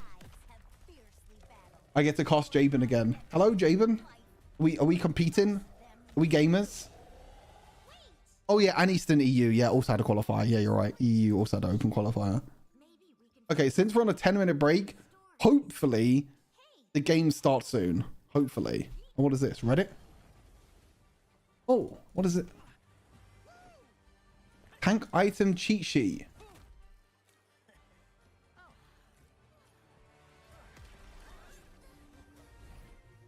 Wait, but it's only tank items. But that's a pretty cool cheat sheet. Oh, this is not Honor of Kings though, is it? This doesn't look like Honor of Kings. Oh, this is MLBB. That's cool though. I'm gonna save that. That's good. I like that cheat sheet. I need to make cheat sheets like this because it will help me so much if I can just like look at a cheat sheet when I'm trying to know what an item is and then know what it does. That's what I need to do. Thanks for this. That's good. No, it's a good example of cheat sheet. I like that. Thank you. I like that. I like that cheat sheet. Thank you. Yeah, I'm making my own based on example. Yeah, I like this example as well. This is good. I like this. I definitely want to do this because it will just help me a lot in casting. I mean, I can also post it, but it will also help me a lot with casting. I mean, cheat sheet more for items than heroes. Honestly, a cheat sheet for heroes also might be pretty good. I think heroes need to go like a little bit more in depth. I did do a little bit of a cheat sheet. Do you guys want to see it? Wait, hold on. Google Drive. I did a little bit of a cheat sheet for that's the wrong count. Let me show you guys while we're waiting for break.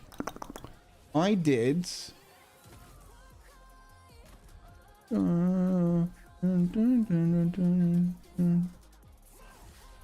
did a little bit of a cheat sheet. I mean, it's not like it's not crazy.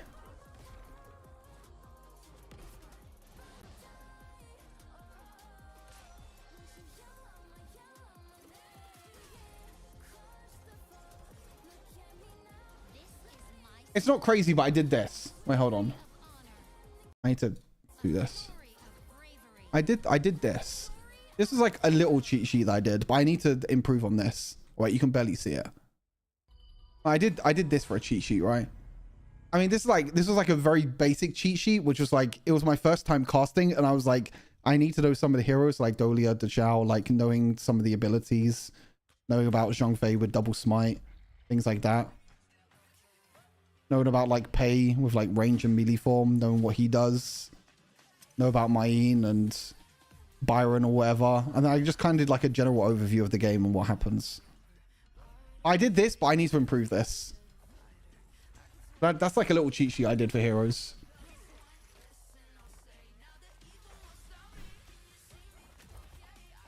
That's something little I did. Okay, I really hope they just go into the next game and it don't take long. LGD look dominant as hell though. Holy.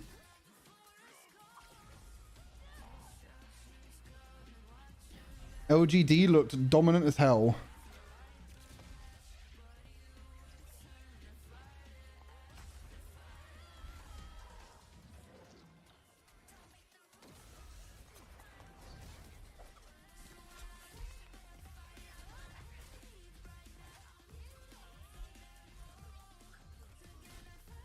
Not a bad start though, yeah.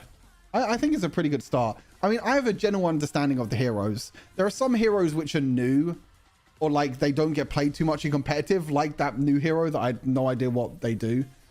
I think eventually I need to do every single hero, like a cheat sheet every single hero. Like Guy Guzzi, I have no idea what that guy does. But I mean, I think it will just take time, right? Hey, what's up, Queen? How's it going? Hello, hello. Welcome, welcome.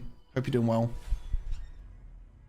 I think I have a good understanding of the game. I mean, watching SEA play is just completely different to like watching LGD play was like completely different to like anything I've seen before. I've only really watched EMEA. I haven't watched SEA too much.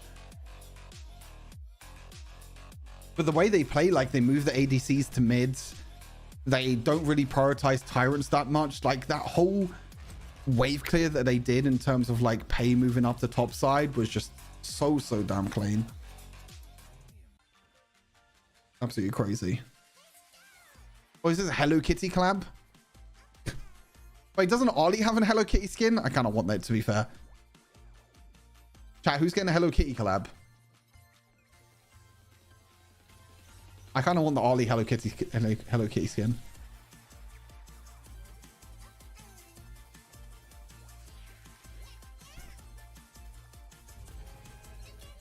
I want Hello Kitty. Give me Hello Kitty.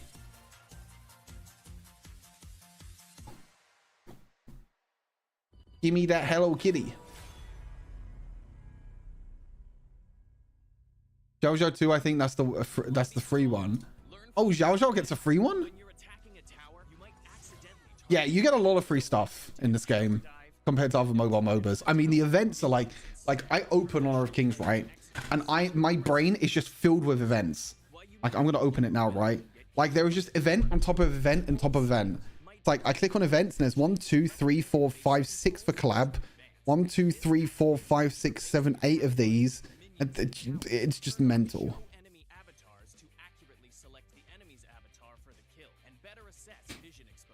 It's absolutely mental.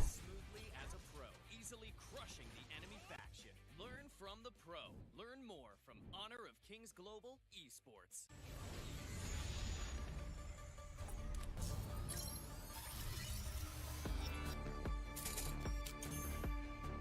It's pretty damn mental, I'm not gonna lie. Hello Kitty collab. Wait, they even have emotes. Cuteness is everything. Sorry, I'm just kind of on the game at the moment, chat. I'm sorry. Oh yeah, after day 10, you get the Xiao Xiao skin for free. You get so many skins for free on this game. Mental.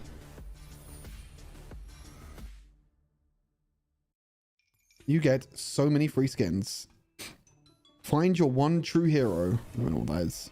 I don't know what this one is.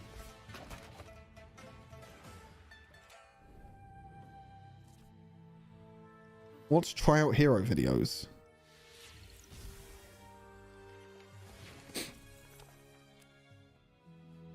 Claim.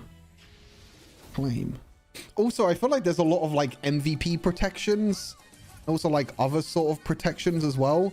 Oh, also they have the free refresh event that happens daily as well. I don't know. There's just so many events.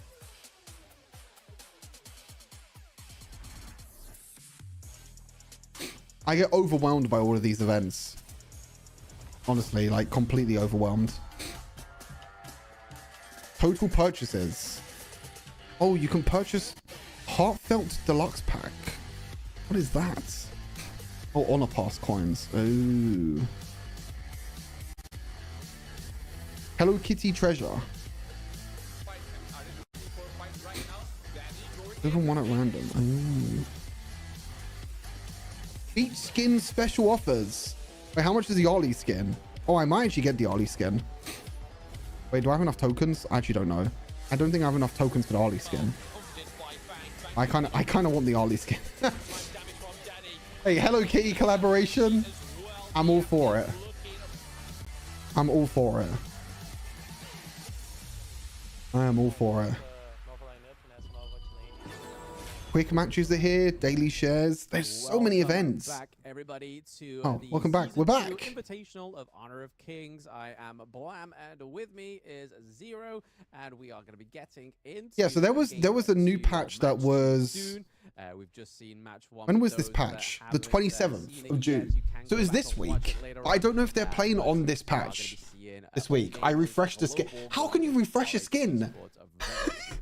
It either comes up in a nice, beautiful, bright color. Will be happening here in a couple of minutes, and both these teams want to get their first. So an item page. I don't know how accurate are you. Oh, I don't know if I'm. I don't know if I'm able to translate this, Aqua. As well, just like Group D where we saw. Oh yeah. This might be a bit too difficult to translate. This is not really a cheat sheet though, is it, Aqua? No, I don't think this is a cheat sheet. I think it's fine for me to just go in game and look in game and see what stats. Because I mean, I know general knowledge about MOBA that I can look at an item in game, I can see what it does, and I know what pros and cons it will have. You know, if you get what I mean. I don't think it's really a cheat sheet though, Aqua. I think it doesn't look like it anyway. My skin was ash. I refreshed it because it was awful. Okay. The All Gamers okay going against R8 Esports, but all of the devices that all these players are playing on. Oh god, they are sponsorship central with this stream. 20 Pro is among the first smartphone to support Honor of Kings in 120. Yeah, I have a lot to do. I need to do a lot of things behind the scenes, like just for me personally, just to kind of improve and like improve my knowledge on the game.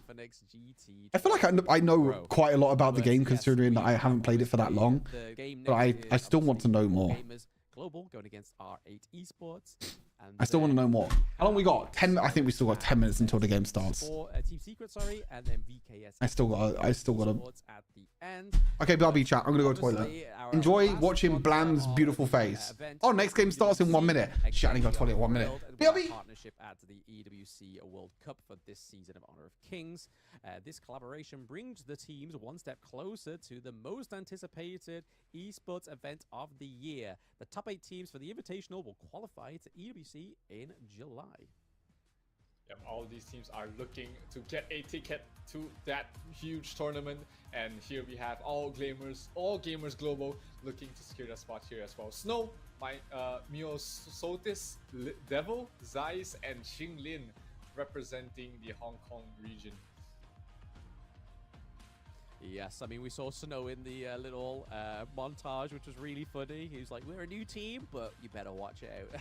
And the zoom in, but here we are. The first team to be watching out for AG Global is Elidian, Shihab, Zenon, Ryoshi, and Mijoj on R8 Esports. So again, some familiar names like Zenon and Mijoj, but we've seen Shihab and Ryoichi in the game as well, pretty much for quite a while within the MENA region as well. So again, this is not a team that doesn't have experience. They definitely do, but is it going to be enough experience to take down All Gamers Global?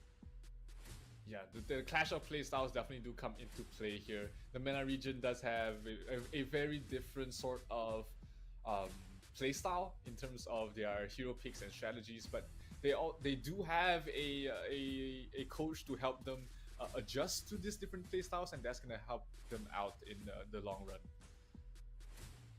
Yes, I mean, after AG Global's attempt in the Open Series, they are going to need whatever they can get to try and peak them in this best of 3, because like we said in match 1, it's all about getting that first foot through the door to try and cement yourself into that top 2.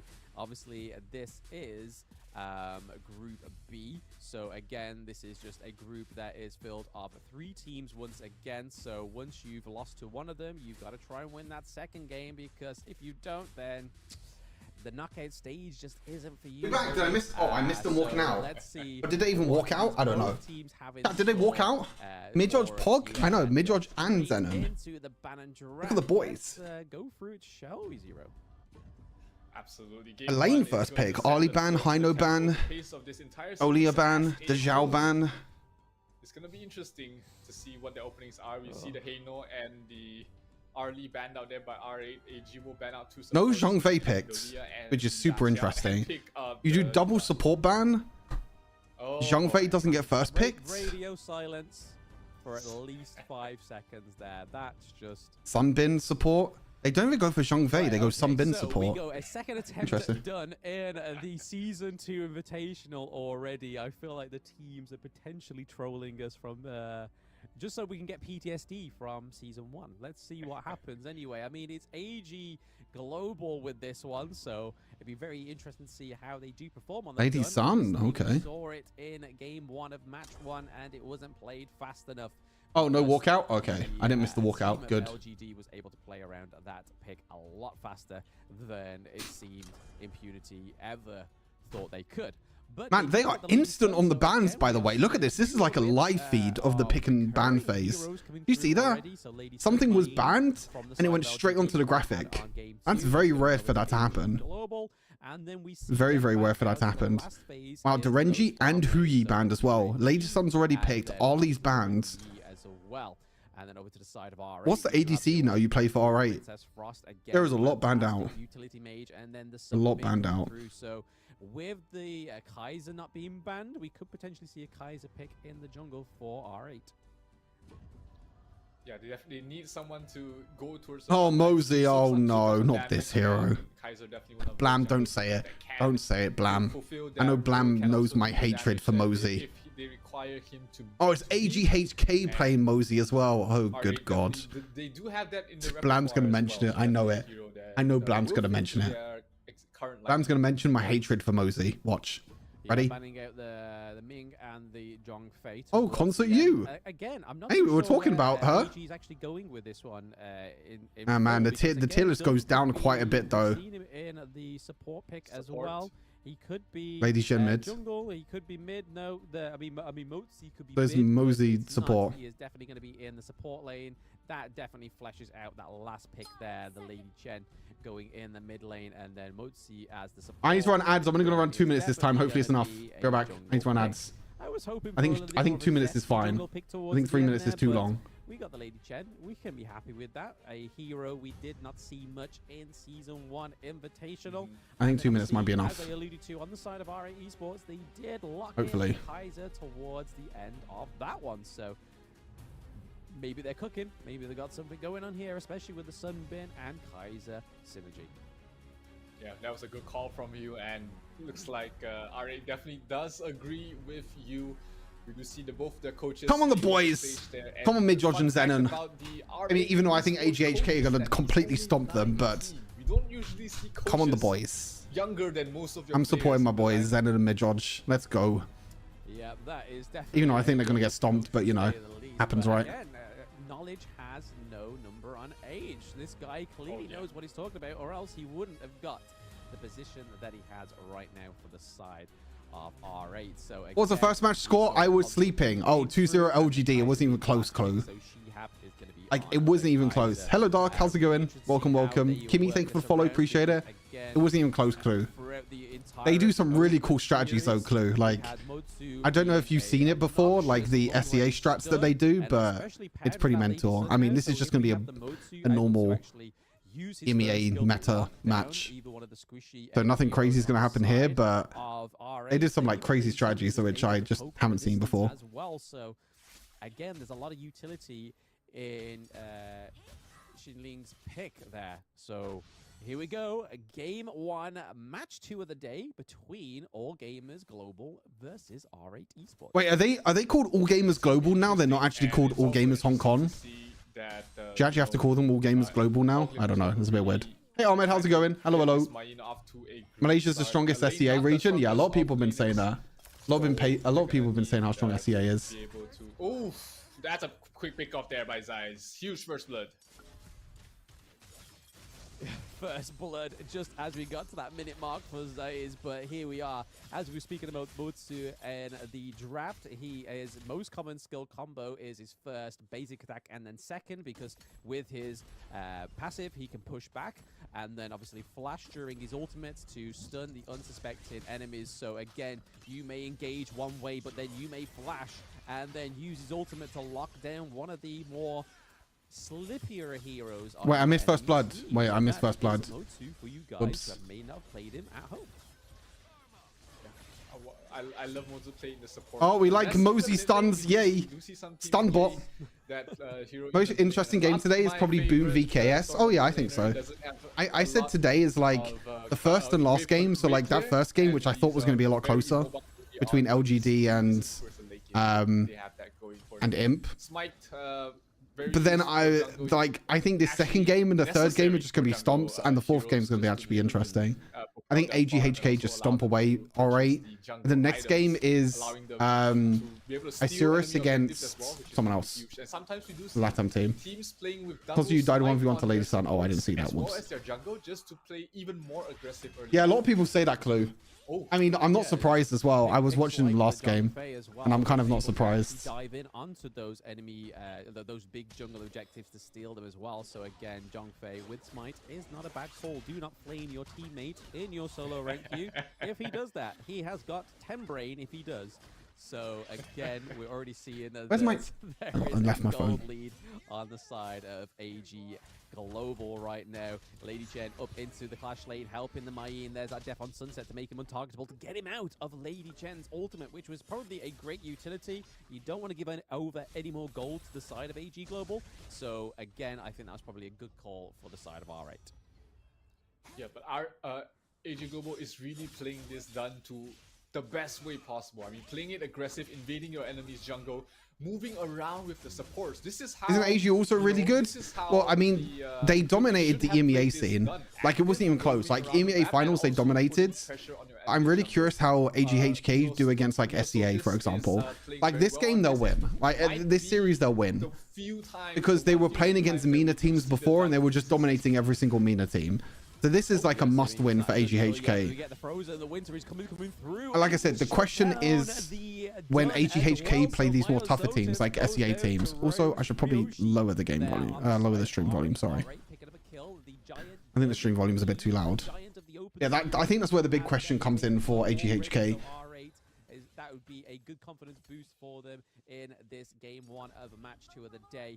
But I think that was a fantastic placement of Winters coming there by Princess. Oh, Mosey stun. We love Mosey stun. Hold on, chat. I need to grab something because I need to do something. As this game as well, so those all-important jungle objectives are now up, and it looks like AG have got their eyes casted on that Tyrant, and they do secure it. Yeah, early advantage going towards the way of All Gamers Global. I left my phone in the toilet because I'm a smart guy. Utilize it early on. I'm a smart guy. Especially for the first Tyrant, it's all about just farming. getting you to farm a bit faster, maybe push down a tower or two. It looks like the bottom tier 1 tower might be the target that All Gamers Global is looking for, but not gonna get it until the next one of my TikToks, by the way, chat, has like 350,000 views. It's of the new T-Hex thing in Wild Rift. I just looked at it. It has 350,000 views. Has a what the? Okay. Clearance in my jungle. Thank you very much. I will take that gold back from you.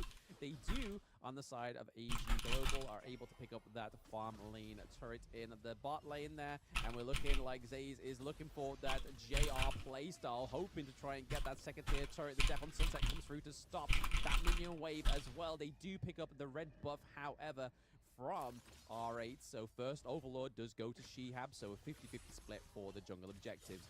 All right, back to the game. Yeah, but the tower damage. Sorry, I was distracted. Back to the game. I just had to look at TikTok for a second, and then it's just back to the game, and then that allows what's really happening? Zaze to continue putting on damage towards the bottom tier 1, tier 2 tower, and it will fall pre 6 minutes, even faster than what LGD was able to do to their opponents earlier on. Yeah, I feel like it's a little bit of showboating here. Like, we can do. Alright, don't have Abdo as well because due to visa restrictions. Wait, where did Abdo play? Where does what role does Abdo play? I'll probably check it in there.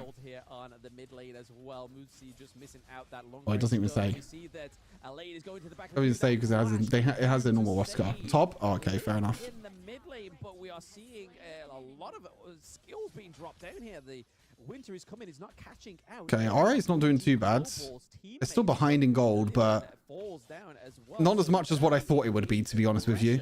The lane actually falls in that 1-0 trade. Boom, Mosey stun. God, I hate this hero so much. Flu, if you ever play Mosey, by the way, I'm reporting you, IRL. Just saying. I hate this hero. I don't know. This hero just, I don't know. I don't know what it is, but it just, hero seems so useless sometimes. Yeah, I mean, he's definitely changing my mind. I'm sat at the desk waiting for that change my mind undone, and it's clearly happening right now because he is for sure ahead of Shihab. Shihab's level 9, and then He's annoying AF. Yeah, I mean, okay, so this is the thing about Mosey, right? Is like, he's annoying when you're ahead, but when you're behind, he's like the most useless hero in the entire game. I would say he's a pretty good pick if you can. Also, what is this Lady Sun skin, by the way? Holy, it looks beautiful. Yeah, it's like if you feel confident enough that you're going to win a game and you're going to play from ahead from the start, then yeah, Mosey can be good. But when you're playing from behind, yeah, good luck, have fun. His hero is completely useless. It's the New Year Dragon skin. His skin looks so good, by the way. Like, what the? Okay, well, R8 is just like... This is so fast, pre 8 minutes, it's gonna go down. AG Global is gonna get such R8 got their pants caught down underneath their ankles, like they're just... The whole of R8 were just bot side, and casually they're taking a high ground tower top lane. Okay, well, and they take mid lane tower as well. I mean, this is dominant as what I thought it would be, to be honest. Lane pressure going towards the way of AG Global. A lot of real estate. I feel like that happens a lot Aqua as well. That mid turret has been taken, it opens up. I feel like that happens a lot as well. Even more to them. They do not need to pass go. They do not near any. I feel like I get auto-filled mid a lot. Like my roles are ADC mid. I feel like I get mid a lot more than ADC in the game. I don't know why. Farm all on the side of RH jungle, and there it's wide open, especially with that high ground turret being taken down. It doesn't look like Glorora is available in this tournament. Damaging minions as well, but Elaine is into the back queue there onto Lady Shen, but it's not going to be enough. He does get frozen. He gets knocked out by Mayin as well, but then was there a pickup on the Dun into the front line of that whole fight? So we were seeing a little bit of a trade there, a little bit of a team fight, but it was taken in 2 places. Yeah, Dun sort of just manhandled 4 heroes by himself. So who who else is in AGHK's group? I need to stop calling them AGHK. 4 players and stop them from backing up their teammate. I think, you know, Myosotis. Where am I looking at? Hockey Esports. Who else is in all AG Globals? You know, his damage starts to fall off, and he's more than happy to Where's group? I cannot see groups. Great. Yeah, I mean, like I said, dying when you're holding. Where's the group pictures? Oh, there it is. They have. Oh, they have. Oh, okay. All gamers is just gonna be first. Like, I don't know how All Gamers Global is gonna perform against Loops. I don't know how strong Loops is. I know Vivo Kid is like the strongest seed in Brazil, but I don't know how strong the second seed in Brazil is. Loops. Because didn't Vivo Key beat Loops in the final, I think, in Brazil? In the games as well, and then goes the second Shadow Tyrant as well. Shihab having to force a region here on Overlord. He's not looking like he can take it quick enough. Unfortunately, Motsu getting picked off there. Thanks to the winter is coming, and Ryoji getting the claim of kill onto the Motsu there. So Console U coming through with another kill for R8. Yeah, I think Vivo Keyed stomped them in the finals, yeah. But because Vivo Keyed won Season 1 Invitational, so they got a ticket into Season 2 Invitational, we now have 2 Brazil seeds. Basically, we now have 2 Brazil seeds. Mini dab. It is her time right now to carry the game. Mini dab. Yes, carry the game indeed, but we have a bit of engage here. The two tanks are fighting, and not much really damage is going on there, but there is done soaking up a lot of damage. They've been split into 3 different fights here. Mayin's at the back. We have Lady Shen. This fight is happening all over the place. This is such a messy fight. Such a messy fight. I mean, they still win anyway, but it's so messy. There's like 5 different fights happening at the same time. And we have the minion wave in the mid lane, and they are looking for, their eyes are looking to claim that higher ground turret. And now they're going to claim the victory here because there's only 2 team. Yeah, it's not worth it though, Clue, is it really, to be honest? All they need to do is it's not worth the risk.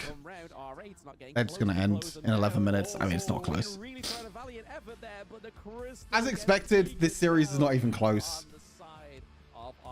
So AGHK with potentially the fastest. AG Global already proved that they were stronger than MENA teams already in the EMEA finals. So this is no surprise. A whole nother level. They took the bottom, the top tier 3 within 8 minutes. They ended the game. 11:30 is not that fast. Yeah, I mean, it's. I guess that's average, right?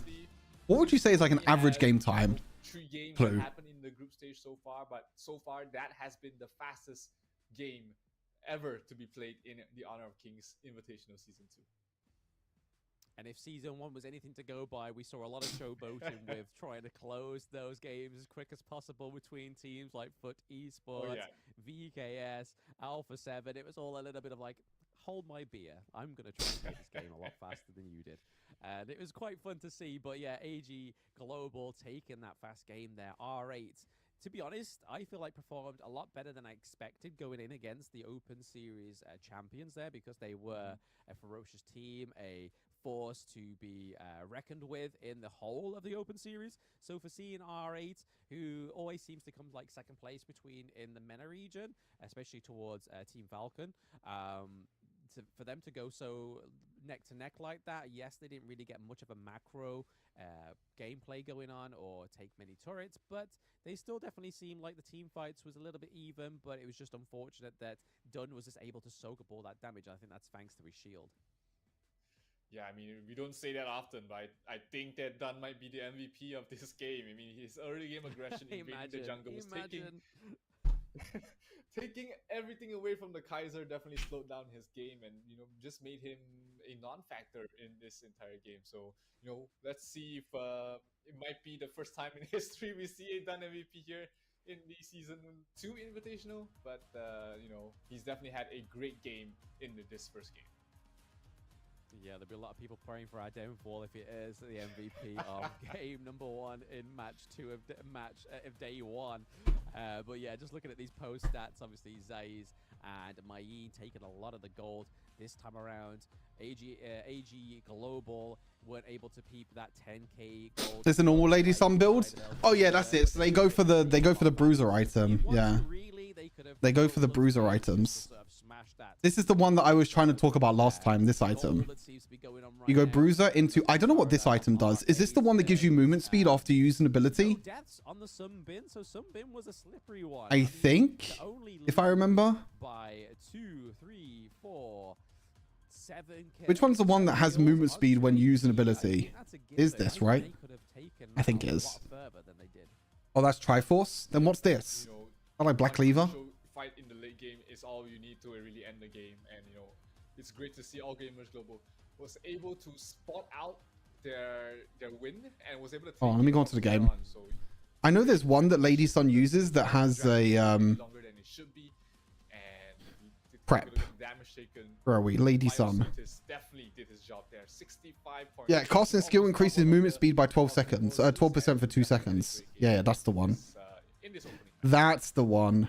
You can see with the team fight rating. The Master Sword gives you crit. Oh, Master Sword gives you crit. Oh, I never knew Master Sword gives you crit. Yeah, I'm gonna pop my movement speed increase on both Consort U and Mana, health, AD, and crit. Pull back a little bit here. Just you guys. And then the other item. Oh yeah, that's the anti-squishy item with the physical pierce.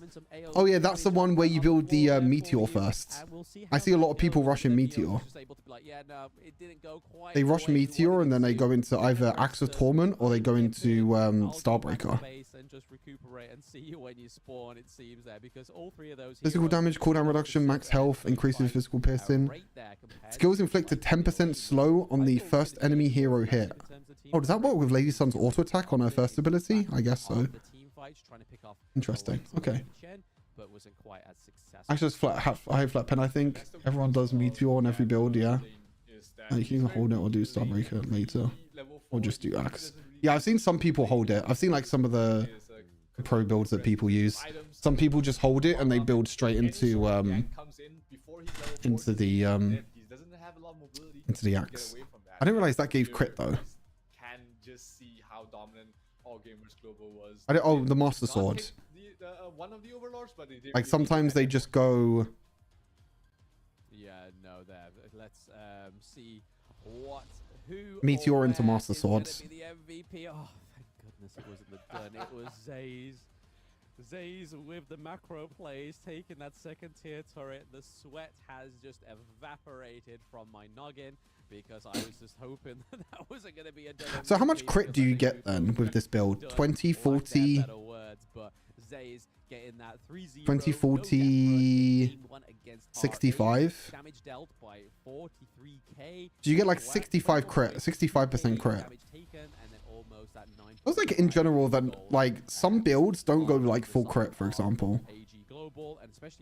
Seems like in general like the crit, I don't know, the crit rate in this game is so weird. Some have 20%, some have 25%. It's very odd. Oh yeah, true, plus runes. That's true. Because you get crit with runes. Oh yeah. 1.6 times 9 is... Yes, you're right, actually. What's 1.6 times 9?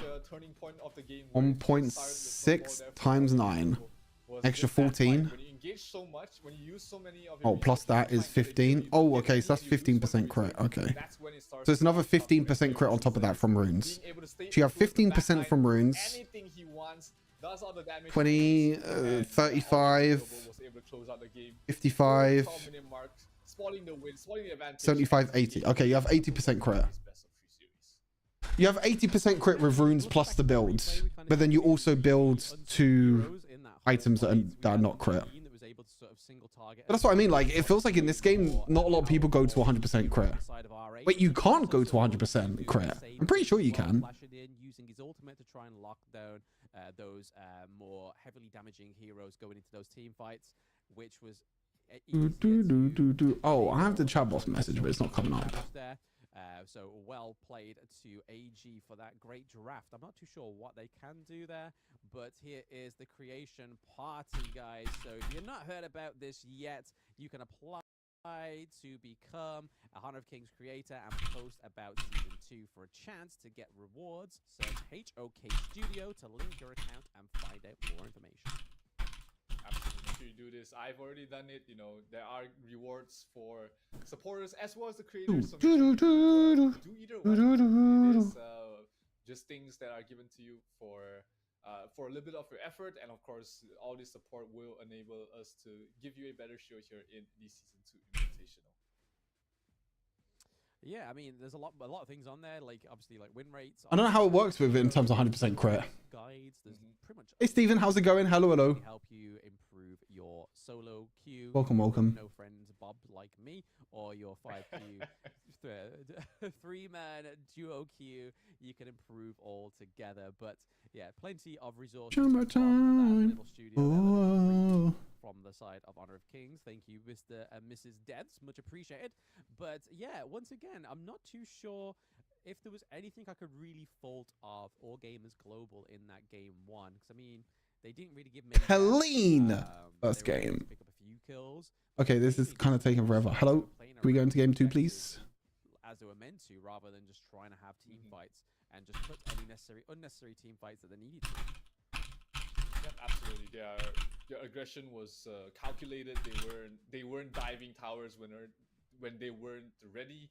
And every time they got a team fight win, they always got an objective right after that, which enabled to continue on their pressure, continue on their snowball, and really allowed them to end this game so quickly. So, you were expecting All Gamers Global to do... Wait, but with Lady Sun, you can get 100% crit. You just need to build one more crit item. Because I just worked out you have 85% crit with this build. Is definitely showing why they were so fierce. Do you have, like, you have Master Sword, you have Eternity Blade, and you have Shadow Ripper. So you have 3 crit items, plus 15% crit from your runes. I could assume there's like, yeah, we played a really good game. Zays didn't die That's, once. you get like 85% crit from that. Objective apart from one Overlord. I think that's a Oh my god, I have comments galore coming in. Whereas R8, I feel like maybe needs to have a little bit more of aggression in the jungle. Maybe switch out the jungle pick. Tank style to go for a support tank instead. Maybe we could sort of see, even though Zhongfei was banned in game 1, we could see the Zhongfei come through earlier in the pick and ban draft there for the side of R8, because in the open series, Zhongfei was one of the most sought for heroes in that support role. Yeah, it is a very tanky. My TikTok is going mad. Pretty mad.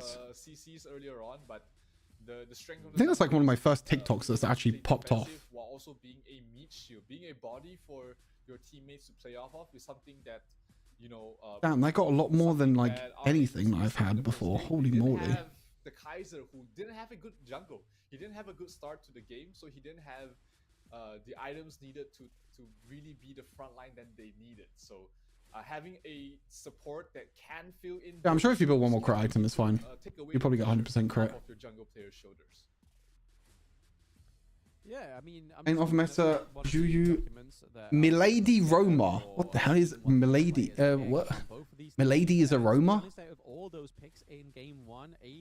not very good as a Roma though, is she? I mean, I feel like the strengths of Milady is that you have so much wave clear that you can just keep pushing mid over and over again.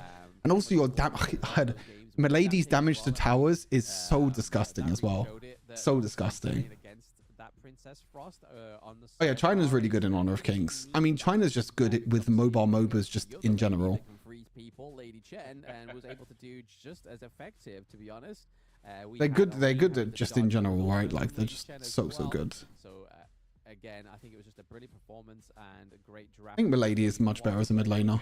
If we see the likes of the Ali come through, which again was another big pick for them. I don't even know if you need 100% crit though in Honor of Kings. Seems like people don't really prioritize 100% crit that much. Series from Chuck BR as well. Byron being one of those big tyrants in the Clash lane that most people generally draft. Yeah, I'm surprised we haven't seen a Byron picked or banned so far. He is one of the strongest laners in the Clash lane. Obviously, he's less effective towards the later stages of the game and also in team fights.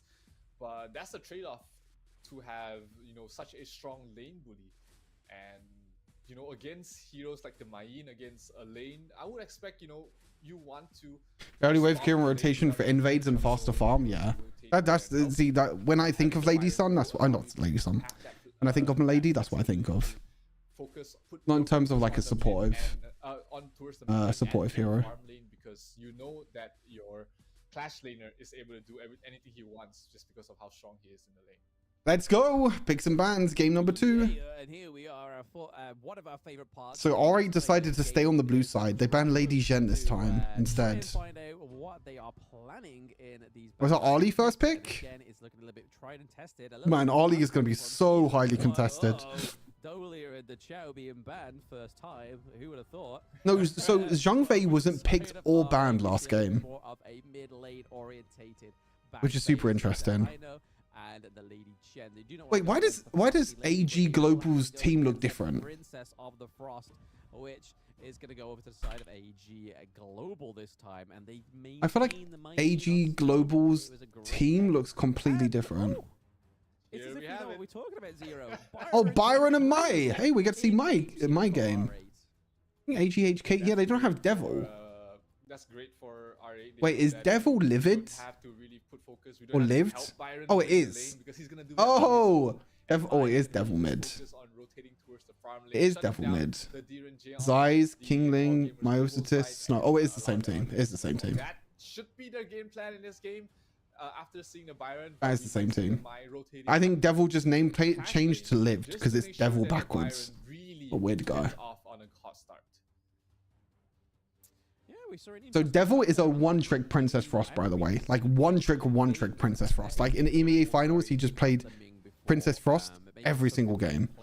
In the scrims that they don't want to sort of face on the live stage. Every single game is Princess Frost, Princess Frost, Princess Frost. It happened all the time. But you do see that AG do take off that Zhang Fei, so it may so I'm kind of not surprised. To go for another tanky jungle pick this time around. They take the pay off the board as well. Again, we know that Shihab likes the pay pick. It's definitely a Mena. Zhang Fei ban, pay ban as well, Sunbin ban. But another person. So Byron's in. But this is the first time we've seen Byron today as well. I really enjoy playing Byron. Byron's super cool. I think Byron's like my go-to Clash laner. Super easy to play, really strong as well. Mosey support again. Same with the Byron, I guess. The Renji plus Mosey combo. Holy. Enable your snowball. I expected them to be a bit more prioritized, but it could be just. The Renji plus Moji sounds disgusting. The stun after stun after stun all over again. See a little bit more of them coming on as we head on later in the group stages. Hey, I mean, we're getting some love arts there from Ryoshi, but it doesn't quite yet top the magnetic dance of Open Series from the side of the Vicious, which is still probably my top 10 players taunting on stage. It will never be forgotten. MZK will be forever in my heart. But okay, Menki and Liam Poe. Picks coming through, and God, this is a super aggressive dive comp. No, Mai diving in. Byron's gonna be diving in. Liam Poe diving in. Menki diving in. It's just full dive for R8. I feel sorry for Arlie this game. Arlie has no defensive, no help. See if they can execute them better than LGD. Byron basically, yeah. I mean, Byron's super easy. Athena? Okay, what does Athena do? Oh boy. All I'm saying, Zero, is this is not Foot Esports' is Athena from season 1. You remember that feed? You remember that? No. Is Athena the one that can 20 deaths towards the end or something like that? That dies and like can fly? Is that the one that can die and fly? To the season 2 invitational stage, but the one that can die and fly stays up while dead. Yeah, she flies when she dies, right? Yeah. Very well in the Open Series, so yeah. I got you. Yeah, I had a feeling that was Athena. Yeah. Okay, we're good. If she flies around the spawn when she dies. Yeah. Okay. See, I do know my stuff. I just have to kind of think a little bit. It doesn't click straight away as soon as something's picked. It doesn't click. Man, but I'm kind of excited to see this R8 comp. It's super aggressive, super dive as well. Especially Mai. First time we're seeing Mai. Got banned in both games before. Interesting how the strategy in terms of these two teams are completely different to SEA. Because SEA would pick Zhang Fei every single time. Zhang Fei is not picked or banned in any of these games. Using her as an invade / vision control. Yeah. I've seen her a few times. So, much better draft, I think, from the side of R8. Let's see how they fare in game number 2. Yeah, like I said, you're much happy with R8's draft. I'm much happy with R8's draft. Just the fact with Liampo being there alone makes me happy. We love a... And look, ADC's in mid again. R8 doing it this time. This seems to be like a new meta. Maybe this is a meta that happened in scrims. Because that does happen with these LAN tournaments sometimes, is that someone brings out a meta, like, I don't know, say LGD bring out a meta, or SEA bring a meta. And then what happens is that everyone else tries to copy that same meta. Happens a lot in other games as well. It seems like it's kind of happened here as well, where it's like ADCs are playing mids, so they're kind of being copied in terms of what's being played. Yeah. Interesting strategy here from Ari. They send the marksman towards the mid, and Xenon playing towards the bottom against the DRNG on the early stages. Honestly, Xenon playing bot lane with Mai is probably a lot better in my opinion. I feel like Xenon is just a lot safer if he plays bot sides. Really focus on the 1v1 against the DRNG. So I think it's actually really smart to do that. You just send the Mai bot side because it's just a lot safer to play 1v1. Oh, I mean, not doing it anymore. Yeah, I think it's mainly just to get that early. Why is Byron's combo 2 BA 1 basic attack? Byron, for those that don't know and haven't played Byron in the Clash lane yet, if you are a Clash lane main, here is one to do it because he can win your lane. Don't you want to just ulti first? Isn't ulti first like better? Or maybe it's, I don't know. Basic attack first and then ult. Enhanced skills deal more damage, so build up some energy before a team fight because you'll get that shield. It will just literally keep you sustained in those team fights. When you think you're going to die, pop that ult and say goodbye to your enemy. Yeah, for those who don't know what the energy is, it's that red bar below his health points, and whenever you have enough energy, every one of your auto attacks also give you lifesteal. So that's why he's so sustainable, and that's why he's such a strong lane bully, is that he can constantly just keep trading. Yeah, it looks like a 1-2-1 formation. Yeah, it's kind of basically what it is, right? They're trying to go for a kill. Here comes Illidan towards the back line. Can they get in it? Oh no, they're not getting any kills. Xenon not able to snipe him off. Oh no, he gets the kill. Oh, Ryochi is gonna fall. Well, and that is gonna be the first. my Osiris might be an Intin jungler, but has first blood. Man, that's so unlucky that R8 didn't get a kill. This is what I mean though, like R8 need to play aggressive with this comp. So like I was saying, this is a little bit. They need to play aggressive with this comp, because if they don't play aggressive, if they don't get ahead, then they're just gonna fall really far behind very quickly with their comp. We're already seeing that right now with plenty of presence in these lanes, plenty of presence in these team fights, trying to pick up these squishier heroes on the side of R8. But we have Mutsu and Princess Frost rotating down to the bot lane. They do have a minion wave here. The farm lane turret is looking pretty low. The winter is coming, actually freezes the Liam Poe there to stop a potential great engage from the Liam Poe. So far, this is better though from R8. They haven't been able to. They haven't fallen too far behind this time around, which is really good. We want your farm lane turret. Yeah, this Mei as an assassin is so annoying to deal with. I played against Mei. I tried to play Mei once, right? This hero is so difficult to play, honestly. Like the amount of dashes and knockups and everything she has, it's so hard to play. Oh, Liam Poe, can we get a kill here? Okay, all right, nice. Wait, they're still going in. I don't think that's the right play, Menki. Yeah, I mean, Menki's dead. And objectives are up as well. They're just gonna lose objectives. The jungler's dead. And I think all gamers global are going to be more than happy for that. Hey, Revilio. Hello. Towards the objective, which is that Revilio. Hello.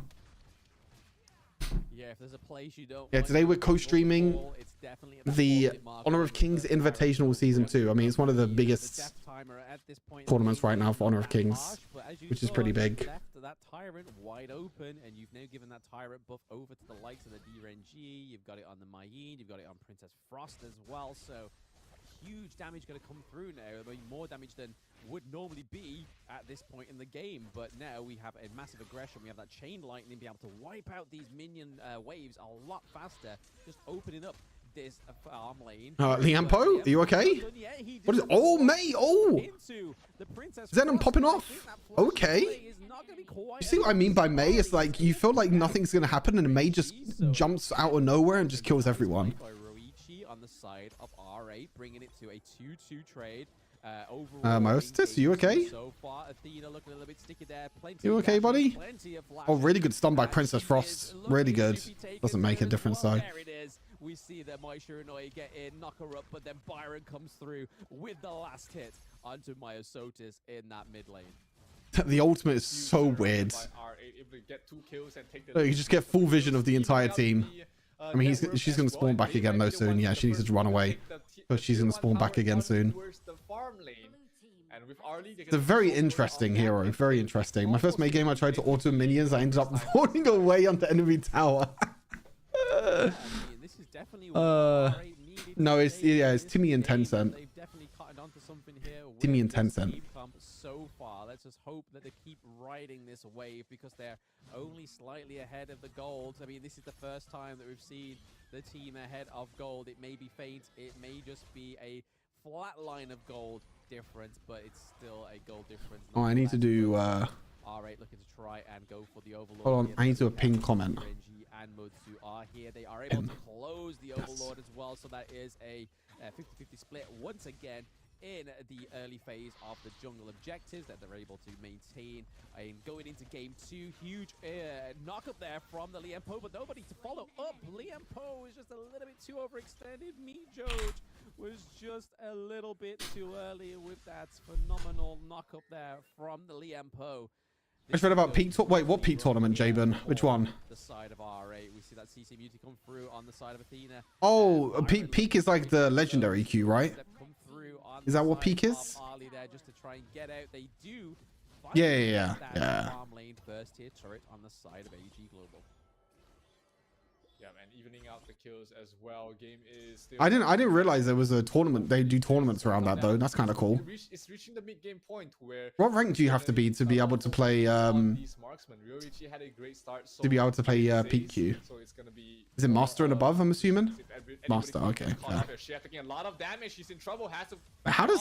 I didn't know Menki can go through walls, by the way. Ollie does no damage. At the moment, and they're trying to get I feel like this Ollie's doing no damage right now. I mean, this game is a lot closer now for R8. R8 actually have a winning opportunity this game. Will try and take this top tier 1 tower, but will they have enough members? Because Zaze is already down to half health. Very dangerous. Xenon on the Mai, we've seen him in action in the season 1 Invitational, and he was a beast on that hero. Yeah, it was definitely Oh, it resets every week and it's only 2 days a week. Oh my god. Okay, alright. Let's go. Complemented by the Ali, but we have Motsu here as well. Double kill for Ryoshi. Well played. Zenon popping off. R8. That is definitely another foot. Hold on a second. We might have an upset on our cards. Turn this game 2 into a game 2 victory rather than another L for them. But I do have to comment that AG Snow plays his Mayeen very confidently. He was able just to walk up to the Liempo, didn't care that Liempo was there in the same bush as him. He's just sort of like, bro, you gonna do anything? And then didn't actually even end up doing anything. But again, the Tyrant goes over to the side of AG Global. Very close game, very interesting. Wow, R8 actually have a gold lead now. Who would have thought? I actually didn't think that R8 would get a gold lead in this series. Does fall off towards the late game, but so does the two level lead in the jungle though. Towards the later stages of the game. So both the jungles are. It seems like these teams are just really aggressive when it comes to jungle. Like these Asian teams are just, they know how to. I mean, it's kind of the same with other mobile MOBAs, right? It's like they know where to be on the map at the right time in terms of farm and everything else. Like they know how to efficiently farm through their jungle and get the most amount of gold possible that they can get, which I think is just incredible, to be fair. I mean, for those who remember Long in Wild Rift and Nova did the exact same thing. It was just power farming. And it seems to be the opposite side of the map. We're seeing that R8 are favoring that Overlord a lot more. You're seeing it this game as well. Like look at the goal, look at the level lead here. Osiris level 14. Chehab is level 12. Oh, Liempo, boom, 4-man ulti. Can he get Menki? Oh no, Osiris is 1 HP. Osiris is 1 HP. Oh, it was so low. No one died. That was just a little bit of a non-starting engage. Oh, the Renji was like 1 HP. Popped his second skill a little bit too early. Did not dispel the final tick of the stun, but somehow managed to survive through all that, and nobody dies on either side. So that goes to show how close of a game is this game number 2. It can still go either way. Myosotis has been on this Athena. We haven't really seen too much of a lot of kills on her, but you know, on the Athena, you're not really looking for snowball. You are just there to harass, aggress, and then re-engage later on. Yeah, I mean, it's not really paying much right now because, I mean, neither team was able to close a kill there. I feel like the Liampo and... Hey, alright, doing pretty damn well this game. They're doing pretty good. In order to catch I did not think they would have a chance in this series, but actually doing really well. Oh, Zen is 1 HP. Oh my god, they dive in the backline. Byron gets a kill. Hold up, hold up, hold up. Hold up, alright. Hold up, alright. An ace for R8. There is a double kill coming from Snow. 1 kill, 2, only one person left. Trade for the guys of R8. This is a really good place. Zen's popping off on Mai as well. 12th minute of game 2. Hold up. They could take this second tier turret. They're not going to try and advance the higher ground. They may try and go for one of these jungle objectives or just get priority in the mid lane. Xenon, such a crucial knockup. We talked about how he was a beast on this My Shiranui, and Zen is a beast. Showcasing what he can do on that hero. Myosotis is going to... Did you see the leaks? No, I haven't seen it, Aqua. Send me a link if you can. I don't know what the new My skin is. I haven't seen it. R8, but he's in a good position to maybe cause some havoc. They're going to take the Overlord. This Overlord. Is this Shadow Overlord? Oh no, it's not Shadow yet, is it? Wait, is it Shadow? But I think he's just trying to catch I don't think it is. Wait, what is happening? Why is Myosotis in the enemy jungle? Hello? What's happening? Hello? Quartz? My god, like this hero has so much mobility. I mean, he's dead, but... He gets vision, but does the vision actually mean anything at this point in the game? You just give him more gold over to R8. Oh no, it's not Shadow yet. When's Shadow again? Is it 15 minutes? I think it's 15. Slipped. AG Global slipped a little bit here. It seems like the draft just isn't serving him too well in game 2. And also, R8 popping off. R8 just have a much better draft compared to game. This is super surprising. Any small mistakes, R8 is able to punish this time with their lineup. They didn't lose the jungle badly. They did. Oh yeah, I know the int strategy, but I didn't know it was like that much int. With the Lianpo as well as the My Shiranui, so much knockup, so much CC. Like, I don't know if it's like standing in the enemy jungle inting, so it's still, I mean, still 4 versus 5, right? Like, it's still a situation where you're 4. Like, even though Myosotis dies in jungle here, you get vision of the entire team, but that doesn't really matter when every single one of your towers are going down. Like, you can get vision, but you can't fight anyway. It's like, you're not ahead. If you get what I mean. So it's like, you're inting, yes, but then you're inting to get vision of a team that you cannot fight anyway, 4 versus 5. You're able to ace your enemy team and then get a solid minion wave all the way to... I don't really understand Menki that much. I understand a little bit about what Menki does, but not too much. One of the vital parts of these massive engages, the reason why they've had so many successful team fights, is the combo of the Liampo with the main Tyrant dead. And obviously Byron coming through being hard hitting. My Shiranui as well being very... And Zenon plays Mai pretty clean, actually. From Zenon as well. A lot cleaner than what I do. Put in AG. When he gets bigger, and when he gets bigger, he gets more tanky. Ah, okay. Was it like every single time he farms or something, or? Higher ground turret, and I think that's probably the next point of call for R8 is trying to secure. Honestly, it is a comp diff. You got Mai mid, you have Ollie. Like, I mean, them 2 picks alone, like Mai and Ollie are like 2 of the best picks right now. Like Mei for mid, Ollie for ADC. Iampu's a decent support, obviously. I think he's dead though. Okay. He needs to be a bit careful though still. Okay, they got 1 high ground tower, but they lose 1 for it, which is a bit unfortunate. How does Menki scaling work though? I think R8 is more than happy to take that trade. Yeah, they're just going to wait for another 25 seconds now, because I think if a team fight is forced here on the side of AG Global, they may be able to take it from them. I mean, without their backbone, their main... Vanguard's up in 40. That Lianpo has been, like I've said before, so crucial into those team fights. So again, I feel like R8 just need to kind of just pull it back a little bit here. How is support played in Honor of Kings? So you're basically a roamer. Support is basically called roam. So you're kind of basically a second jungler, a support in Honor of Kings. So you'll most of the time in the early game see the support start mid lane. And then what the support does is they kind of just follow the jungler. They either follow the jungler or they go the opposite way to the jungler. So they just go to the other side and they try and do a bunch of stuff. And they try and make things work out, basically. You can auto attack in late game. It's FF. He's doing way too much damage in late. No, if he continues to fight his... Oh, so it's a continuation of when he's in combat. So when he's in combat, the longer he's in combat, the more you get. How do you get XP and gold? You just get XP and gold from going to every single lane. You just steal XP and gold basically from every single lane. You roam around, you just get gold, get XP.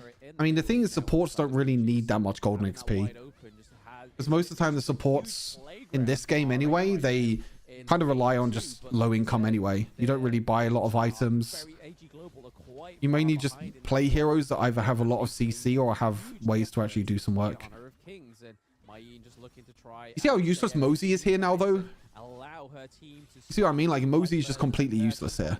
When you're playing from behind, this hero is completely useless. I don't think they're ever going to get the opportunity. Here are the Vanguards. The Shadow Vanguards are rocking around as well in that farm lane. Shadow Vanguard is bot lane. They don't have any minions, though. Taking that higher ground turret in the farm lane. But look at this. This is just so shaky. I don't think they can actually push and take any of these towers, to be honest. Or maybe they can. Maybe they can't step up. Maybe they get one tower at least. Okay, they get two at the moment, which is not bad. Okay, Liam Poe tried to engage. Didn't really get anything going. That's fine. Exhausted here, so again, we're not going to see that for another few moments now. But they did another Vanguard mid, but it doesn't really do too much. Is going to be great for R8. Okay, two high ground towers is pretty good. Honestly, maybe if R8 wanted to, they could probably play a bit more aggressive, but I'm sure they're just playing super carefully at the moment. R8 will be more than happy to be able to take that. They're just playing super patiently. They're just making sure that they don't make any mistakes, because they know how strong AG Global is. They will get the additional damage buff, which whenever Mosey's on my team, they're useless. Yeah. Also, support items are pretty good. Oh yeah, you just get general gold from support items as well, right? Yeah, gold generated item from support. Yeah. It's just similar to other MOBAs, right? It's like supports just take the money items and just get a bunch of money and experience from the item itself, which allows them just to roam around. I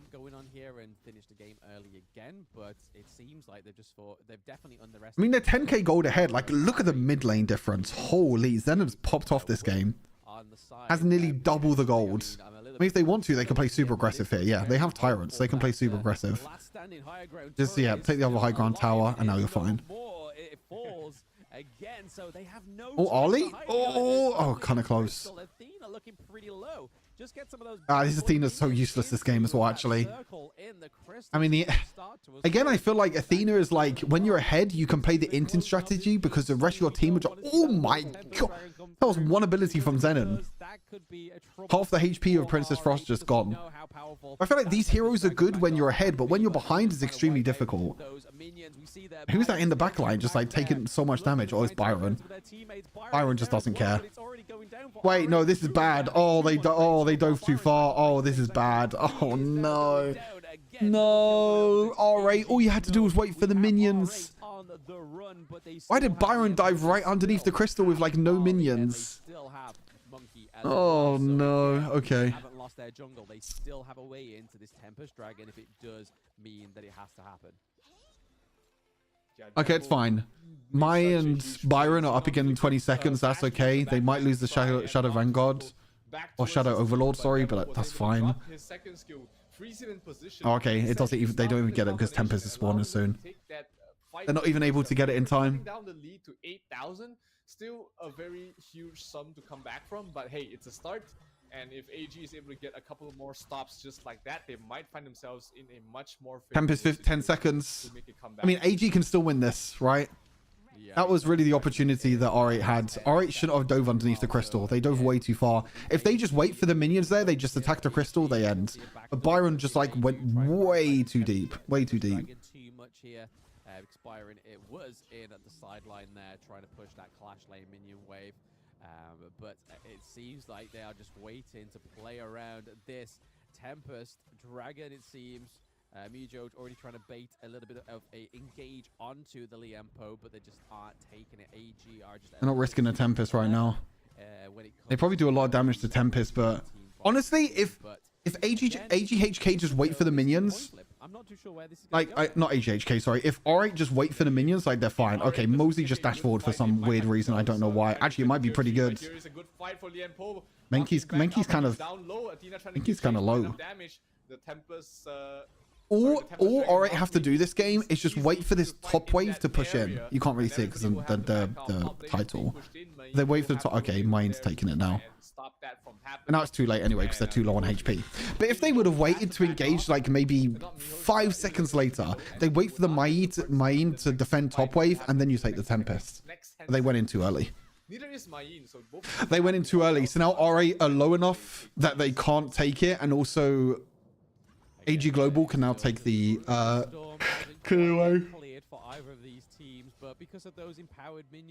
AG Global can now clear the waves. Okay, now they're hitting the go button. I think this is a bit too early in my opinion. I think you wait for this top lane wave to push in. Try and do any kind of macro play here, because again, those empowered minions, thanks to those high ground turrets. You can't wait for this top lane. Oh, it's stolen! Oh no, it's a disaster. Oh no, this is GG, isn't it? Oh wait, maybe Zenon. Oh, Zenon's popping off.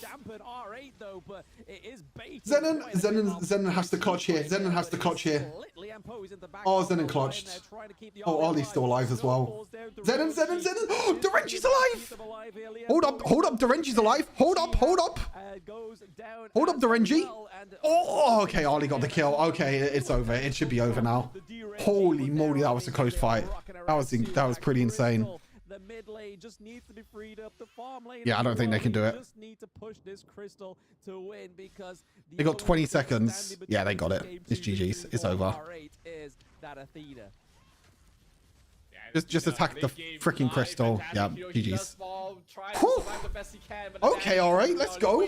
The boys. We're going to a game number 3. I was watching Zenon the whole time, to be fair. I didn't see Ollie. I mean, it's taken less time for a I didn't see Ollie's position in that fight. Here, because again, those man, it still was kind of clutch though. Wait, it died on 2.8. Wait, how much damage does Smite do in this game? It's like 1 point something. I can't remember how much damage Smite does. It died on like 2.8. I got it. It died on 2.5. It died on 2.5k. Like, it was like dead instantly. Where's Ollie? Oh, Ollie's back here. Got stunned. I mean, she's just on the back line, right? Oh my god, the movement. Oh my god, the movement from Ollie was so clean. What the? I mean, she kind of got caught a little bit in the backline here, but watch this. That was so clean. She's in the backline and then she ulties to move here. She ulties forwards. She then uses her ultimate to dash here to deal damage to Renji. Dashes over the wall. Dashes back towards here. Uses the W to dash over. Holy!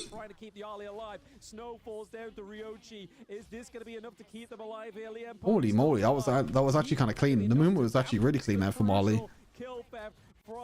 Man, Ollie is so annoying to deal with, right? She's so slippery. I mean, Derenji had GA. I mean, 2 of them had GA.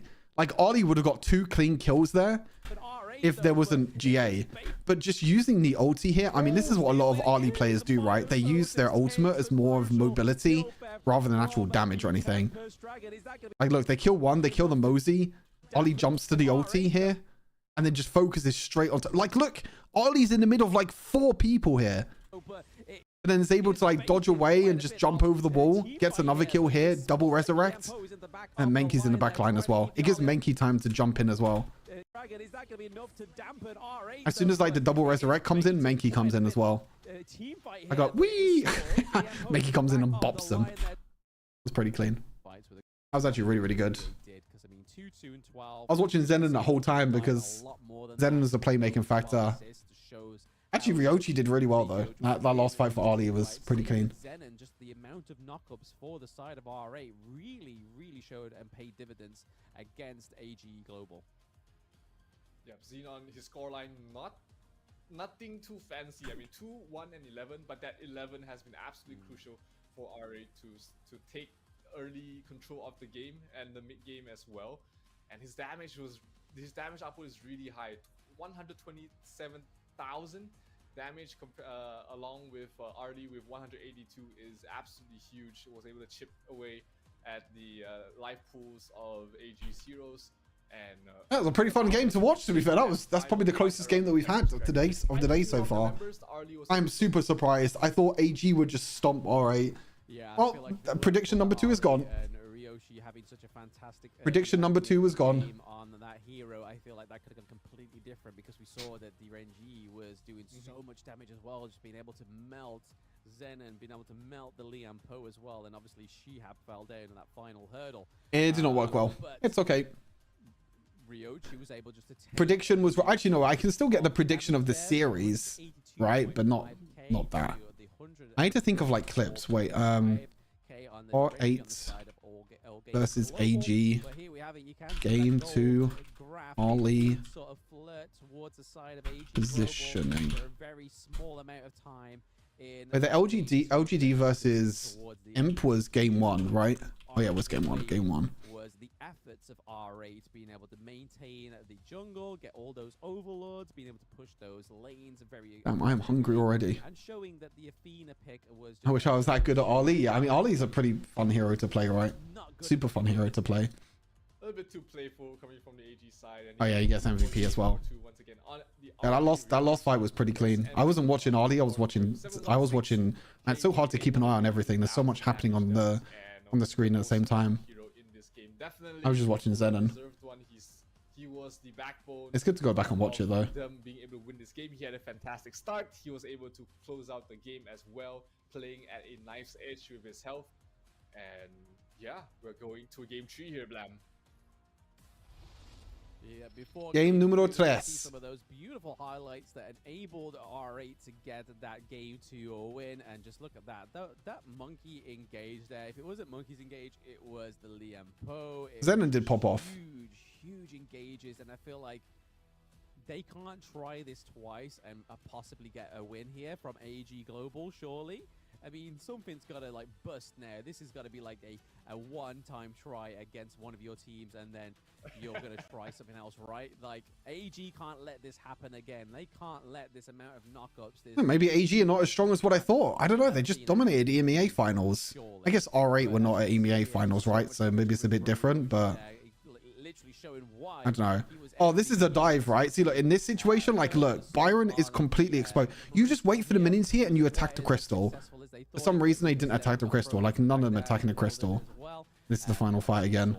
Centered around here, thinking that crucial kill theft was going to be the upset for R8 in game 2. See what I mean by how useless Mosey is, though? Man, Ali's movement now. Oh, so, oh my god. Oh my god, it was so clean. Damn, that was so good. We don't talk about the miss over the wall here. We don't talk about that miss over the wall that happened. For game number 1, it was an absolute stomp going towards the way. Hey, what's this skin? Game was global. Game 2, R8 played the mid game and early game to perfection, and was able to force us to game number 3. Now, what's going to be the game plan for what the hell? It's like some arcade fighting game.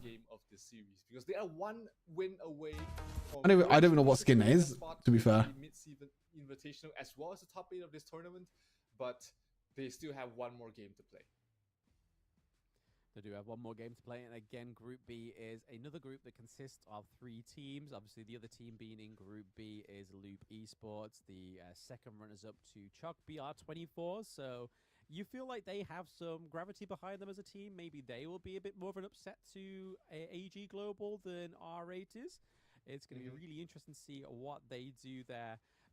When Elden Ring stream, I don't know. I'm too scared to play Elden Ring. I told Jabin this already. Esports that we're talking about. We're talking about Season 2 Invitational. I've told. EWC, but we have registration starting for the Open Series. Split 2 will be open from July the 8th to the 19th. Log into Honor of Kings game to sign up during the period. That's cool that they got the tournament in the game. Pretty cool. Embark on a path to becoming a professional player. Abundant prizes and in-game rewards. Whoops, that's the sound of Steam. I was actually seeing if Elden Ring's on sale. There's a summer sale at the moment, right? Elden Ring. Which is where AG Global. Wait, which is the... Oh, Elden Ring is on sale. It's $34.99. Where is the mega pack though? Towards the end of the year, we don't know yet. I mean, that's how stars are born, you know, trying to capitalize on every single opportunity. Was it? Is it the deluxe edition? Huge opportunity for all of you. Oh no, or is it the find a successful career Erd Tree edition? I guess it's this edition. Shadow of the Erd Tree edition. Is that the one? $64.99. Is that the one? Here between all gamers global as well as R8 Esports. No, but like if I wanted to get both, right? That is both. Oh yeah, is that? So you buy Elden Ring and then you get the Shadow of the Erd Tree edition. Oh yeah, so you get the game for like 50 quid and you get the other thing as well for... That's pretty good. I mean, even the base game as well is 35 quid, which is not that bad as well. Pretty decent. So again, there's a lot to play for, but like I was saying in the post analytics, are they going to be able to pursue this same double knockup with... I can't even say the name. Will these be bands, or heroes that are going to be going straight and meeting the banhammer from the word go in this game 3? Because it is a best of 3. This is where it does decide if you're going to be top of your group or you're going to sit in that middle lane that doesn't look too tasty right now, especially when your next competitor is Loop Esports. Yeah, Loop Esports, second place in the... This actually makes this group super interesting, by the way. Okay, boys, what happened? The game 2 was a bit of a banger, I'm not gonna lie. Game 2 was also a bit of a banger. Looking to take the win in this last game of the series, and we have the ban phase already. Yeah, I don't know if I'll ever stream Honor of Kings. I might stream Honor of Kings, sorry. I don't know if I'll ever stream Elden Ring. I feel like I'll just rage too much. As Ryoichi. Yeah, I mean, we saw that Mai was banned heavily in the first match of the day, and then obviously this time around it wasn't banned in Game 1 or Game 2. Obviously played in Game 2, not played in Game 1, but this time around we do see that it is fit for ban purposes here on the side of AG Global, because Zenon, like you said, Zero, was absolutely fantastic. Alright, here we go. Next draft. Oh, Ali and May both banned for AG. Okay, this is the first time that AG are going to be on blue sides. And alright, take the Mosey this time. Okay. Ollie and May banned away. So it seems like red side at the moment, every single game is the Zhao and Dolia. Especially Dolia. I think Dolia has a 100% ban rate at the moment in this tournament. Which is no surprise, to be honest with you. Game number 3, AG picking up the Dun once again. Are we going to see a 66% win rate on the Dun just because of AG, or is it going to fall down to, hey, I told you you shouldn't pick this hero category once again? We can only hope. Renji, Elaine again. So Elaine against Main. Pretty standard. No real surprises that we get like a double Elaine versus Main matchup in top lane. It's absolutely fine. But the Main comes through. We know that Snow loves that pick, and it seems to be tried and tested. They do like to maintain going for the Lady of the Clash lane, but... Sixes, thank you very much for the follow. Appreciate it. Where's R8 from? Mina. Mina. Will we see a They're from Mina. They're one of the invited teams into the tournament. But so it's definitely going to take a lot to top his early performance of Game 2. I don't know where the players are from exactly. I think they're just from around Mina. Let me have a look. I think they're from like various different countries. Yeah, Mijoj and Zenon are from Tunisia. A couple from Egypt and one from UAE. They're from various different regions. The org is Saudi org, I think. I think the org is the Saudi org, but the players are from different countries in Mina. Hayno will be the perfect mid lane here for R8 as long as they pair it up with a jungler. An AG Global are all from Hong Kong. Something with a stun or knock up at least. Oh, Ganon Mo for Zenon. They That's do his go for pocket the pick. Ganon Well, not really Mo, pocket pick. That's his main which is pick. fine in the mid lane as well. And goes That's one of his along comfort the picks. entire Okay, by the way, having a burst Zenon is the and most then aggressive Ganon Mo player I think I've ever seen in my life. Can't say I hate the Ganon Mo. Definitely does fit into the Like, role. Ganon Mo's a hero that has like crazy amount of poke abilities. We did see Like, a they lot kind of of, spiral flashy into plays on like the Ganon Mo. waves He of was different a lot of crucial steals. That's damages. gonna happen again. So most of the time you want to sit back and just use all your abilities, right? Because he's kind of like a control mage who wants to sit back. Zenon doesn't care. Zenon flashes in, he dashes in, like he does a bunch of stuff with Ganon Mo that I've never seen anyone else do, which is crazy. You can see the couple's blades come through from the Ganon Mo. Okay, last pick, then I'm going to run ads so it doesn't run during the game. He's got to make sure he can maintain the distance from the Zhong Fei and the Dun because, again, those are Mid-George two picks. big engaged heroes going in. Who is that? Agudo? Agudo? I don't know who that is. Who is that? Support? I don't actually think we've even seen this before in any of the tournaments. Agudo is Agudo. See, the gorge and on the anyway, jungle ads. as well. Go back. It's a jungler. Okay, go back. I'm going to run ads so it doesn't run. What the hell does this hero do? His team's got to go. He's like, I've made the decision. Tank. This hero has a 44% win rate in jungle in solo queue. It's a tank. Yeah, they need a bit more frontline. Oh, Agudo is that one. Oh, it's that one. The one that rides the big massive boar thingy. It's that one. A lot less CCs, not completely devoid of it.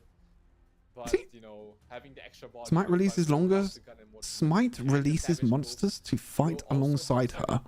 Good couple blades. Creates a patch of grass. Oh, I know who this is. Okay. Again, like you said, there's not as much CC on the side of R8, which we thought was like. Okay, I know who this hero is actually like. Charges up and tumbles. What am I looking at with this hero's abilities? Ultimate CC as well. You can kind of class Ganon Mo. It's basically a mix of Ivan and Nunu. But then you also do have a lane with a Death on Sunset. That's what I see. Being able to try and like traverse the whole. Yeah, it's the panda. That's what I see. The way that I think R8 hoped it would, but to try and get. Okay, well, first time I'm going to be seeing Agudo. Hopefully I'm saying that right.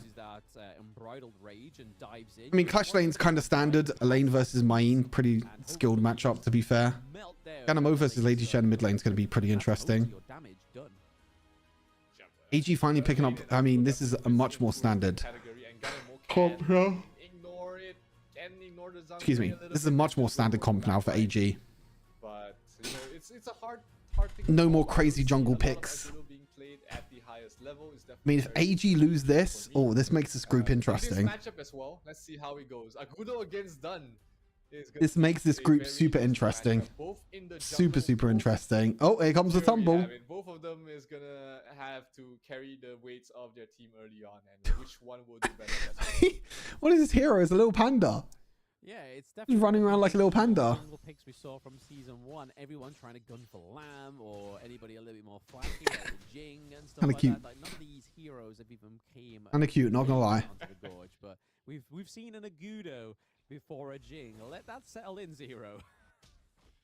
That is absolutely not something that we expect. Even Agudo before Lamb is more surprising. I mean, Jing, we did see a ban out of it at least, but Lamb has just been completely ignored throughout this point. So That is true, actually. Lamb has been completely ignored. for sure. I was expecting Lamb to be high priority. Actually, Lamb is just not doing anything. Absorbs them, captures them into this little cave. Lamb actually doesn't do anything at all. I don't know what you call it, but What? definitely very interesting to see. That's so cute. Emoji is so cool. Yeah. Lamb is a solo queue jungler, but I still thought that it would still be picked. I still think Lamb is pretty good, right? Even in like pro play, I feel like he's pretty decent. I mean, he has crazy jungle clear. I mean, I thought we would see Lamb before Pay, to be fair. Too easier to focus and CC. That's fair enough. Day 1 has brought so much flavor so far is because again, we just didn't want to see another repeat of Season 1. We've had a few more heroes being picked through. Luara actually not being picked up yet. I'm guessing it's because they've had a lack of time to actually scrim with the hero. No, I'm pretty sure Laura's not available. That's why she's not picked. That she does come through for one of the Brazilian teams or even the Argentinian team. I'm pretty sure Laura is not available. Wait, can I ask? It seems to be a little bit of a slower match because both of these teams know what's on the line in this game 3, because this dictates who's going to be at the top of Group B by the end of it. Yeah, absolutely. No, none of these teams want to take an early L in this group stage, and I say they don't. I say they don't want to take an early loss, but then they come out with these heroes that's completely not what we expect. It's an interesting position to be in. Oh, huge damage coming from the gun and more, and Zai has to back off down to half health almost. I asked my Tencent contacts. Yes, and that's the thing. I don't know if the guys from Tencent. To make sure you can make it to the late game. I mean, My HOK contact to see if they can find out if Laura's available or not. Because I don't know if the hero is just out too soon. Oh no, Zen flashed the wrong way. Oh, tragic. Oh, you hate to see it. Oh, you hate to see it. Can we get an instant replay of that? Zen flashing the wrong way. Oh, it's a disaster. This is nerves. This is definitely nerves. I don't even know why he's that. Look. Oh, the flash. Oh, okay. You hate to see it. It's fine. Sorry, Zen. I had to replay that a few times. My bad. Sorry. Flashing the wrong way is the worst thing to happen. Especially on Ganamo. I don't even know why he's overstayed that much as well anyway, to be fair. We've already seen a bigger goal difference than they did in game 2, sorry, going into the 4th minute, which is obviously going to be a sure sign that AG Global are going to play this match a lot better. Go. Oh, hey, what's up, Don? How's it going? Hello. Why do I have ads running now? Hello? Huh? I feel like it's just an okay. I don't know why ads are running now. Oh, Zen's dead again. Oh no. Oh, it's a disaster. It's FF angle. It's a disaster. Man, you missed a banger of a game though, Don. They did so well. RA did so well in the last one. Vit Stewart, yeah. I'm co-streaming for Vitality this tournament. Pretty pog. Oh, you saw the second game. You were watching it. Ah, yeah. You saw the pop-off then. That second game was pretty hype, to be fair. I thought AG were going to stomp them as well, to be honest. Favorite jungle objective, which is that Overlord. They are still ruminating and going up towards it, it seems. They are still a little bit... Yeah. I really want RA to do well. Obviously, because Zen and the mid-dodge. It's probably also the reason why you also want them to do well. Definitely not looking as confident in this early game as they were game 2. There is plenty of hesitation, and to be honest, I was on about AG Global. If you give them an inch, they'll take a mile. Just a little bit. Yeah, not good though. Not good start for Zen and mid. Like sniffer dogs and be like, oh no, now I feel like AG are just going to take control of this game. Oh, they're trying to trade towers. Actually, this is not bad for R8. Trading towers in the end is pretty good. Okay, no, this is not bad for R8. This is pretty good. They need to be careful with that second tier tower though. Don't lose the second tier tower, then it's bad. He's just trying to clear the wave. Yeah, that's fine. That's good. Trading towers not bad. 1 tower each. That's not bad to start things off. Oh no, they're still going to get the tower. Guys, we're losing tier 2 tower. Oh no, okay. Yeah, the minions definitely getting that love tap on that second tier. Oh, that is not good. Didn't want to use that tier 2 tower, to be fair. Losing that tier 2 tower is pretty bad. Those watching at home that have never played Lady Sun, she is a late game hero. If you can get her to activate a lot sooner than you normally can, that is going to only benefit you in finishing the game a lot sooner than you thought you could.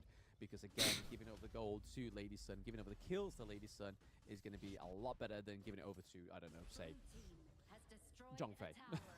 Yeah, absolutely. I mean, Zhongfei, sure, it's a hero that actually enjoy watching him play as well. Just so much utility on this. They are funneling so much gold onto Lady Sun this game.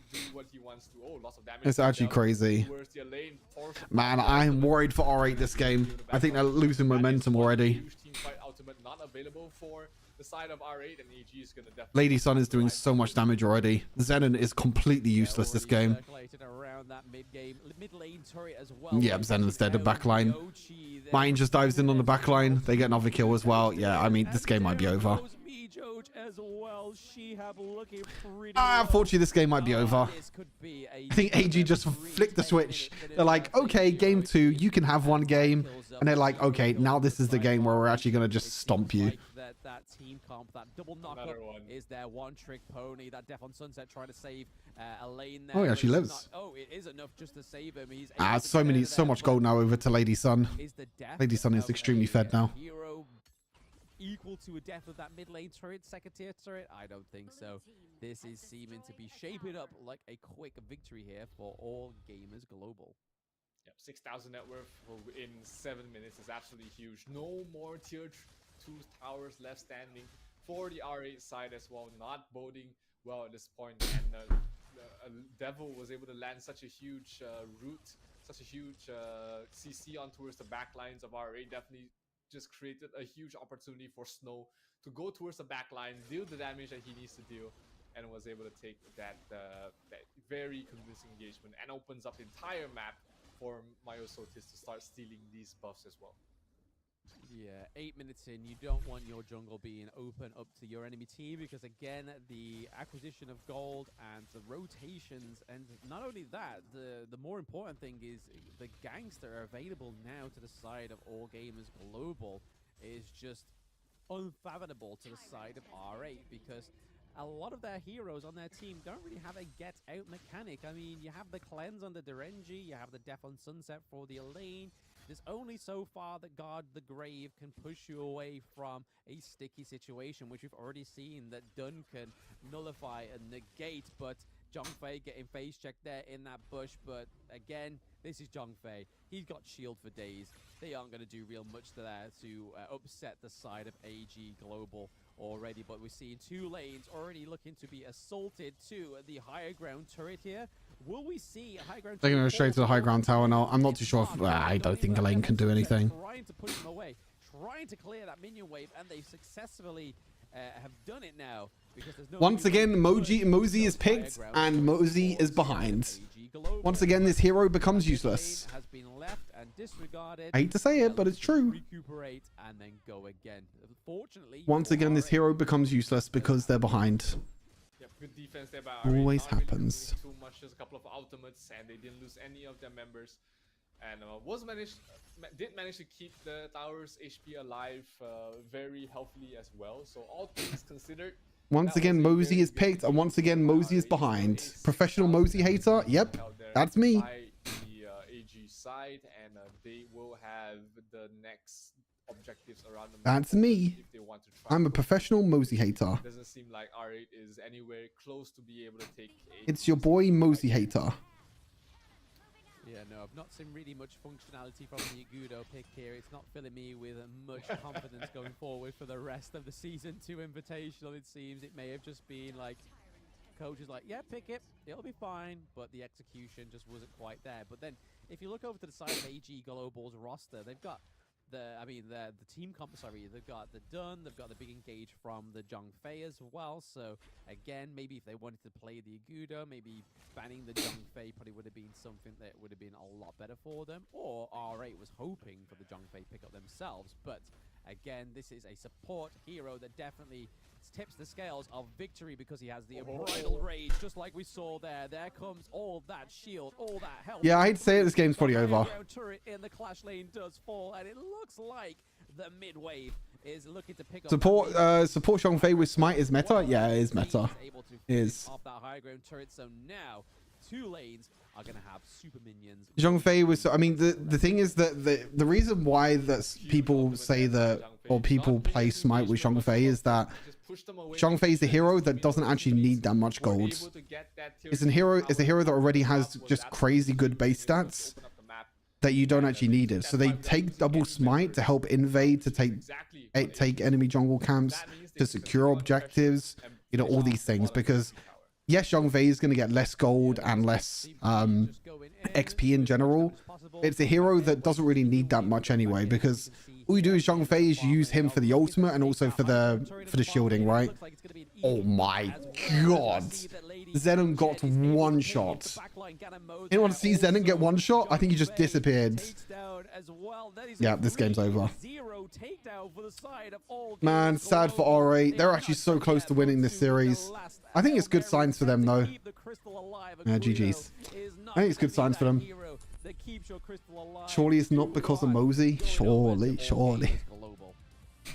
Yeah, I don't think we'll be seeing a Gudo anytime soon from R8 or any of the teams. In fact, it sort of just kind of fell flat. We didn't really see too much So close, though. From it, and you know, I don't think it's a hero that is going to GG's R8. Too much of a spotlight on this tournament. Yeah, I mean, R8 has put themselves into an okay position going into day 2. Man, it's so close, though. They nearly took down R8. That would have been such a huge win for them. Still puts them in the middle of that bracket, middle of that board, because they are 1-1. So that means that would have been such a huge win for R8. If R8 took down AGHK, they probably win the group, I think. Okay, the big match in this group is Loops versus R8 now to see who's going to secure it. I'd see who's going to secure top 2. I think AG Global are going to get first. But now it's like, now it's going to be difficult. It's going to be the furthest one away. But, I don't know how to speak Cantonese. That's the only word and phrase that I actually memorized. Because really, I don't know how to talk about it. Can you guys speak in English? Any of you? Your English sounds it's okay. Can we pass the mic? Can we pass the mic? 普通话可以，普通话可以，中文还可以吧？还行。Okay, so we do have the mics here. Okay, Qingling is gonna be the captain. 你是队长是吗？是的。I'm gonna translate. Don't worry, guys. So 所以刚才感觉到你们打不是容易的，对吗？It wasn't an easy game for you guys. 我感觉更多是就是我们赛场上就是太紧张了吧，然后没有把平时。This host is a genius, by the way. This host is so good. She's translating, she's hosting, she's doing all of the above. Oh, now she has to translate all of this. Good luck, have fun. Yeah, too much for her to translate.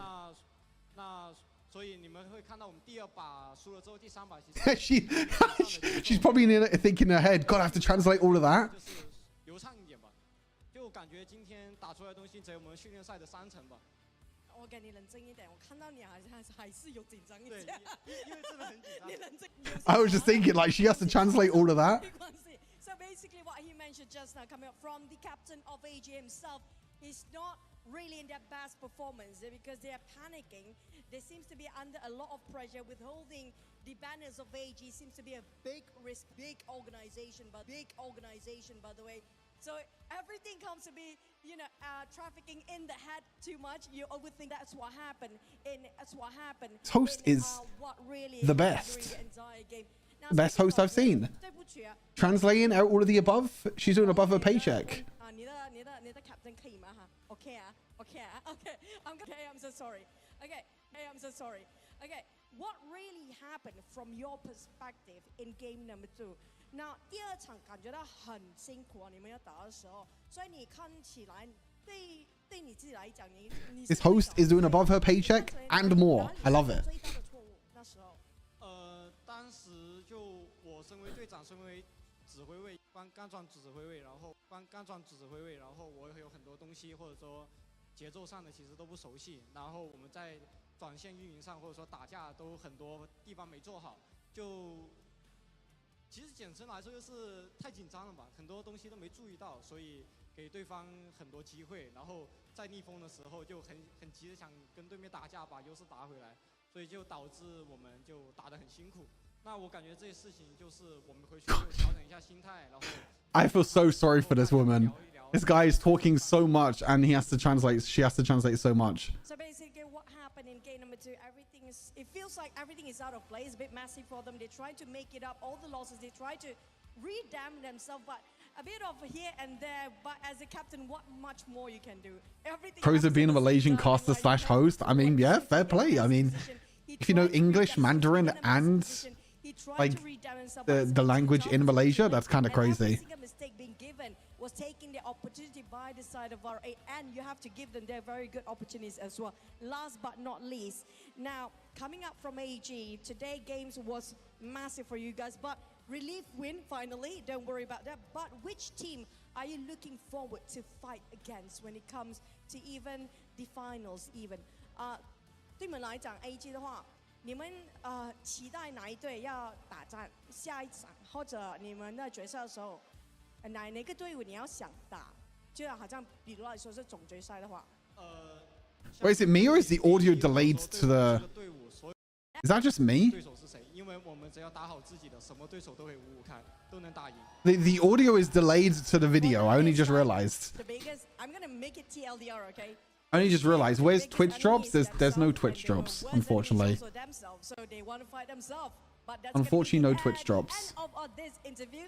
Thank you so much, Ingling, and the rest of AG. 谢谢你们，对不起啊。I still have to say sorry. But we're gonna toss it back to the casters. More actions to go. So casters, take it away. And there we have it from Qingling there, that their biggest opponent and worst opponent is themselves. It seems like there's a recurring effect with these young players, especially like LGD. They are just wanting to please themselves even more, and nothing is never good enough. So until they win first place, it seems, that's probably when they'll be happy. But even then, I'd probably still be a little bit skeptic of their happiness. Yeah, they'll be like, hey, you know, we won 3-0, but we should have won earlier. We should have forced them to forfeit before even the final game. You know, there's always something to improve on, and that's a good mindset to have if you're looking to compete at the highest level. But you know, sometimes you just have to take the wins as they come, and you know, enjoy the process as it goes along. Absolutely. I mean, it was no easy feat there. R8 really put up a good show in that game too, to be honest. I'm very happy with R8. Obviously, as we saw them in a Season 1 Invitational on a different team, they didn't quite get as far as they should have done. But with time, has definitely improved. Wait, the jungler went 0-0-0. 0-0-0. 0-0-0. Now, unfortunately, Zenon did not perform that well. Wait, AG Global didn't die a single time. I didn't realize. That's probably the AG that I expected from watching them in the EMEA finals. That's the AG that I expected from them. Not teetering away from it. It's like, no, I'm going to make this hero work, and I'm going to do it really well. And in that game 3, I have to say that it was played probably the best out of the whole of the series. Absolutely, and it also showcases the importance of, you know, having multiple CCs, having multiple tanks in the front lines, and the Lady Zen, after banning out the Princess Frost, Lady Zen's pretty powerful. That mid lane, not gonna lie, Lady Zen is pretty damn powerful. For success, setting up your team fights for to allow your teammates to have good ways. I don't think Lady Zen has really been picked that much before. Maybe it's just this tournament in general, but 48.8 thousand damage, not the highest amount of damage, but just because the game ended so early. Yeah, that's the beauty of Lady Chen. Is just all you have to do is just drop your ult, and just say, just walk away. if you manage to land that within the knock. I mean, the crowd control that Lady Chen has is just so good, right? She has crazy amount of burst damage as well. Ouch! Team fight rate all 0% for RA. Ouch! Ouch! It's a fun hero to play, to be honest, but.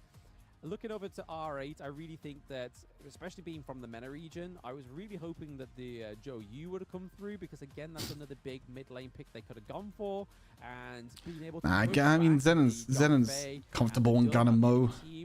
I'm not surprised really that Zenon picked Gun and Mo. Yeah, absolutely. The Zhou Yu, we do say Lady Zen is the poor man's Princess Frost, and Zhou Yu is probably the poor man's Lady Zen.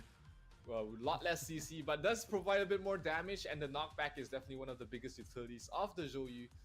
And it's surprising, like you said, too much. That a team from the MENA region doesn't really prioritize that hero is very surprising to me. But still, not to take anything away from AG, they managed to make Dun look like Jun, you're so fucking weird, man. Every single time you come into chat, Jun, I feel like you're just coming up with new memes all the time. You just have a new meme every day. It's brilliant. Of the Season 2 Invitational. New meme, new day. Yeah, when Group B got drawn, I believe that was probably going to be the case anyway, to be honest. They were definitely... Hey, how's it going? Welcome, welcome. And Loops, but to look over the Jingling MVP would be a sin, considering he is the coach, but he is also the MVP of Game 3, and that is Xinlin. Will go in 0-0-8 on Zhongfei, playing the support, as the support's meant to play, not taking any kills from that dear, dear lady's son, letting her get fed as much as possible, but 41k damage taken, and then 5. I think there's a difference between switching and trying out, right? I think a lot of people are going to try out the game, and a lot of people are going to play the game because obviously it's new, and also esports is pretty big as well. So I think a lot of people will play the game for that reason. Osiris, thank you very much for follow. Appreciate it. Oh, that missed flash mid. I think Zenon was a bit tilted this game. Yeah, look, I mean, kind of difficult. Yeah, look, yeah. Zenon made too many mistakes this game. That was kind of rehearsed, it looks like. And another really unfortunate game for Zenon this time around. Getting them the first team fight win of the game. And also, this jungler, the Panda, seemed pretty useless, no? Is it me, or did the Panda feel pretty useless? Really take any sort of advantageous fights towards their favor, and it was just finishing off the crystal at this I could be wrong, but I don't really know what this Panda brought to the fight. Gudo was just sort of like a non-starter. No, they're not, no. So RA is from Mina, and AGHK are from, or AG Global are from Hong Kong. Group B. And R8 Esports are down at the bottom there, but again, if it does come between a long way to go in this group stage. R8 can still make it through. The top 2 from each group go through. Fortunately for R8, so there's definitely the top 2 from each group go through. Weight behind having that 1-1 victory, 1-0, 2-1 loss over on the side of All Gamers Global, to be honest. But again, that is All Gamers Global pretty much going into day 1, solidifying their top 1 spot. It's a nice place to be in, I would say.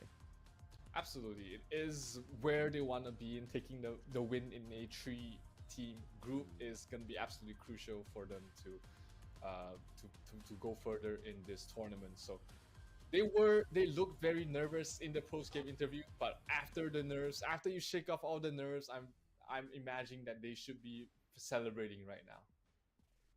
Absolutely, knowing that they're top of their group is definitely the place we want to be going into. Good start though, honestly, not that bad. Good start. They don't even play. They get to have a little bit of a chill, a bit of a relax. They don't play till day 4. So are there NA teams? No, there is an NA team, Tribe, playing in the last chance qualifier. That's all that matters. Yeah, last chance qualifier EWC. That's happening in 2 weeks. Yeah, 8th and 9th of July. I think it's 2 weeks away. Because next weekend is the finals of this, and then the weekend after is the last chance qualifier. Actually, no, it might be just after. I can't remember. I need to try and remember the schedules. There's so much esports happening with Honor of Kings. Like, the schedule is packed. We need something that can emulate. There is not a lot of time for everything. And the knockups of the monkey as well. So again, I think R8 just needs to sort of run it back to the draft and maybe. I need to remember the schedule. Where's my? Because the end of.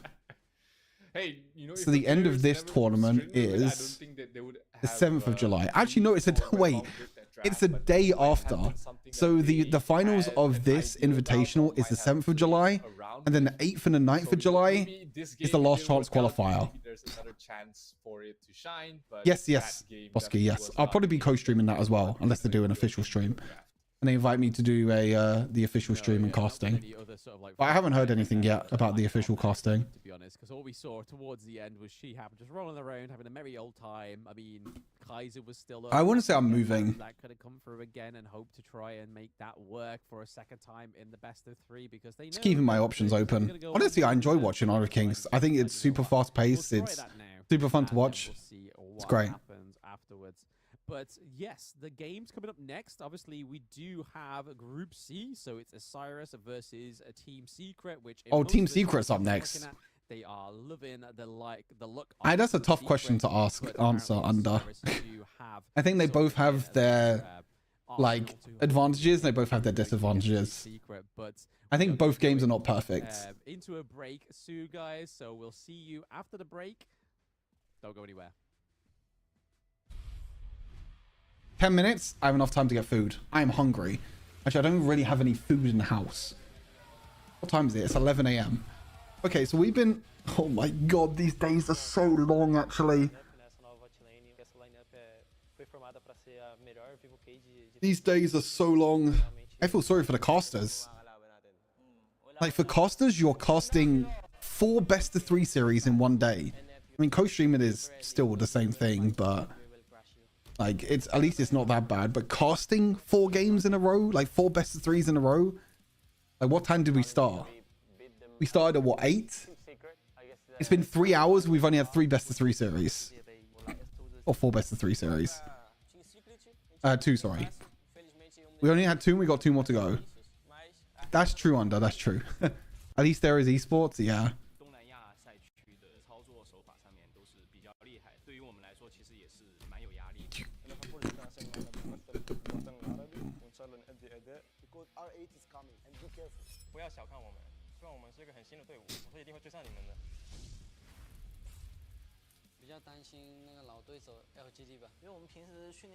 See, the thing is right, the weird thing is about Hawk is like the Chinese client and the global client. Like, what happens when World comes around?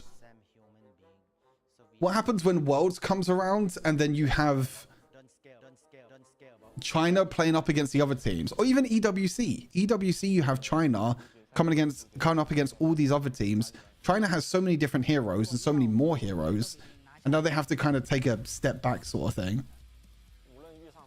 It's really, really weird. I don't really understand how it all works. Let's just enjoy the game and give the fans a good fight.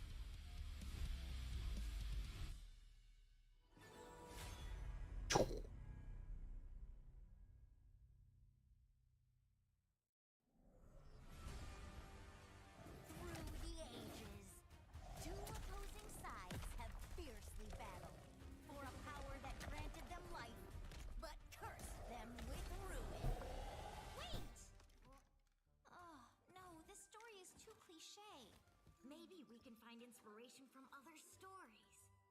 Hey, that might work. Oh yeah, in EWC, yes, it's only just a Chinese all-star team. It's like one player from like so many different places. So many different teams, sorry. Like one person from like each Chinese team, I think is. I think if you see it, see on Wikipedia. Hold on, I can get it up. I can probably get it up.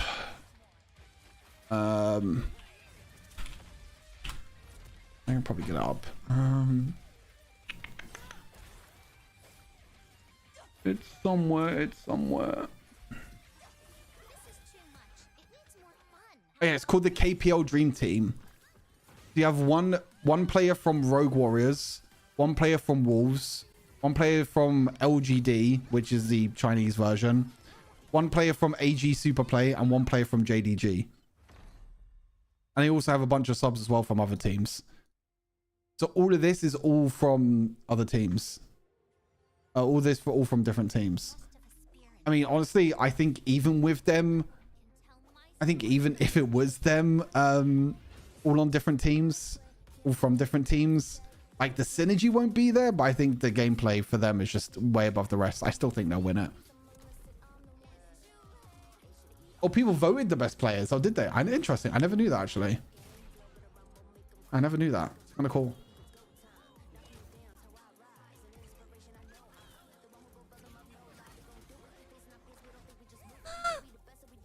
I got. Yeah, the panda rolling around didn't look that strong, to be fair. Panda rolling around was pretty trash.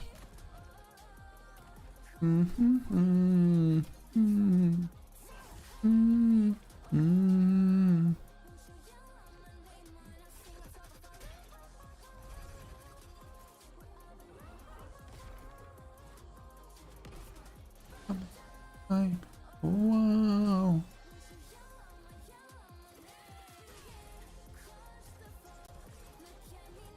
This is my story. A story of honor. A story of bravery. A story of heroes. Winners won. I need to get food. If I don't get food, then my energy is going to go low. Go back. Let me get food. We got 5 minutes.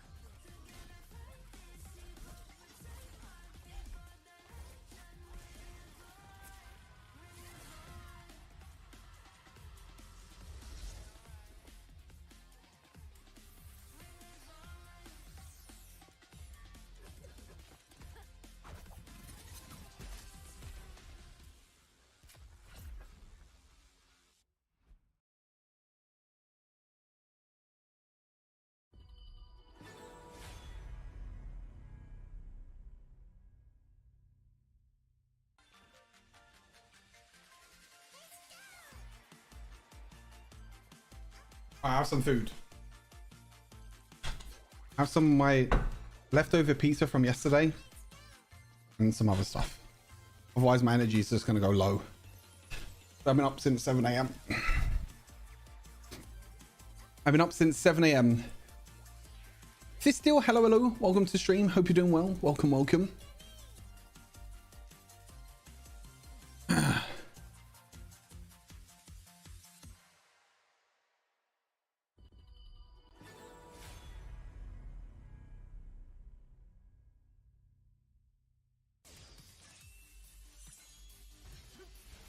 You just woke up when Vitality don't play till tomorrow. You're lucky you haven't missed it today. If it was tomorrow, you would have missed it. So tomorrow's game is at 10:40 CST, around about that time, 10:40 AM CST. So if you would have woke up now tomorrow, then you would have missed it. But make sure you wake up earlier tomorrow. But you'll find it on my social media. On my social media, you'll see the I did a wait. Let me link it to you. You can see the whole schedule, and then the next 2 days they're on even earlier, like 9 AM CST. There you go. I did a tweet about it. You can see it. There you go. That's the tweet. So that's the schedule of the Vitality games. They're not on today. They're on tomorrow, Sunday, and Monday. Oh no, tomorrow. What day is it today? Friday today? Oh no, today's Saturday. Sorry, Sunday, Monday, Tuesday. Sorry, they're on Sunday, Monday, Tuesday. You see Open Series 2? I did, Clue. I did. I saw this is the in-game one. The in-game sign up. July 9th, was it? July 9th to 19th or something like that? Or 8th to 19th?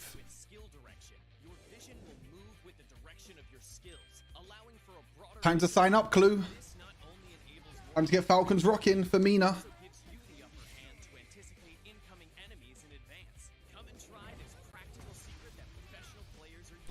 Yeah, I'm not too sure. I'm not too sure if there'll be a wildcard spot this time. But the reason why there's a wildcard spot, right, is that AG Global, like Hong Kong teams, for example, they don't have another qualifier, right? They don't have another qualifier to actually do it. So it's like, I don't know. Maybe there will be a wildcard as well. Time to find a team, true. Oh, you think they'll be with SCA? Oh, okay. Fair enough. Maybe they couldn't do it in a short turnaround. But yeah, as you said, I think there's going to be an EU one this time for sure. I think the EU one makes sense. Wait, where are you at the moment, Chloe? Are you prepping for EWC? Are you scrimming? Are you boot camping, or are you just chilling? You're taking a break?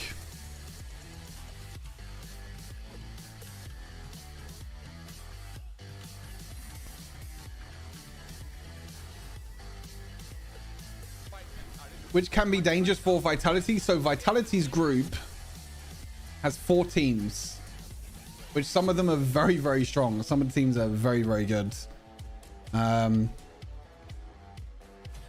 Let me find the group again. I have to remember where the groups are. Oh, here they are. Let me show the groups. This is the groups. So this is Vitality's group, right? So tomorrow they play against Foot, which is a must win in my opinion. Boom Esports are pretty good. They're from Philippines. Boom Esports are pretty good. Vivo Kid is also really good. So Vitality needs to make top 2. If Vitality make top 2, then they go to EWC and they qualify for the quarterfinals. It's a tough group. It's a very tough group. Like Boom Esports and VKS are going to be tough. They have to beat Foot Esports. They have to. It's pretty pretty insane. To play in front of their home crowd, and they're facing up against Osiris, who does have a lot of players, does have a lot of experience, especially since season 1. You got Menguichi, you got Windar J on that team, and they're not an easy opponent, but Team Secret is definitely looking like one of the favorites to leave that group. Not by much though. It is a tough group. We were talking about that group yesterday, Blam, and we couldn't come to a consensus, even between both of us, that which one of these teams will make it through to the next stage. Correct, and that's no secret. The device that they're playing on today is the Infinix GT20 Pro. It has a Mecha Loop LED design with the lights up every time you destroy an enemy in game. Experience a gaming performance like no other with the Infinix GT20 Pro. So that is one of our sponsors for today and would not be possible without them. Sounds kind of cool. Every time you get a kill, your phone just lights up, and yeah, I mean, I'll be too distracted, like, oh look, I've killed someone. I don't know too much about their team Aqua, but loads of people are saying that their roster is actually pretty good. Like, a couple of their players are really good. So that could have been a triple kill. It could have been a penta, but no, you just stared at your light. Yeah. We trust. Yeah, we trust. Very and true. Obviously, we do have 2 sponsors of this tournament, and it is none other than the Esports World Cup. We are thrilled to be our partnership with the Esports World Cup for this season of Honor of Kings. This collaboration brings our teams one step closer to the most anticipated esports event of the year. The top 8 teams, for this Invitational will be qualifying to EWC in July. So again, keep your eyes peeled. They did boot camp in China, Aqua. I was talking to Josh a few times, and they were in like China for like 2 weeks, I think, or maybe even longer than that. They boot camp in China, and then they also boot camped in Malaysia. But also for qualification for the Esports World Cup happening in July. So all these teams are absolutely giving it their best, putting all their hard work into this. So hey, they have a good chance. I think they have a good chance to make it out the groups. It's gonna be close. It's gonna be tough, but a lot of work. Team Secret, a fairly new organization in the Honor of Kings scene, going up against Osiris in a best of 3 series, the opening match for their respective. Yeah, 100% Aqua. I agree. And it's looking to be a very spicy one. I don't know if they were playing against KPL teams. I think they were playing against like the tier 2 teams. The Western region against Southeast Asia. Yes, indeed it is. Oh no, that's not the caster, no, Marifal, no. The caster 0 is not the same 0 from KT, no. Secret have been probably through. Yeah, I agree, Aqua. I agree. Southeast Asian team because of the low last chance qualifier. I think Osiris are going to get destroyed this game. Like, absolutely destroyed. They did not do good in the Choc BR. We have Win, DRG, and then Capox as well.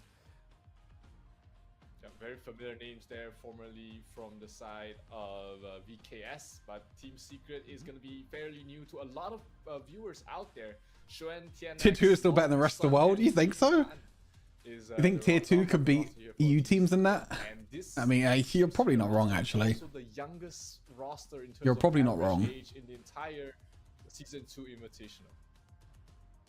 Imagine being the youngest roster and then everyone's already. You are like, probably not wrong. These guys are gonna win it. These guys are my favorite. All right, here we go. That This kind this of might be a stunts stomp. Everybody else is kind of like, whoa, they're the youngest. I hate to break it to you, chat, but this might be a quick 2-0 stomp. I don't know.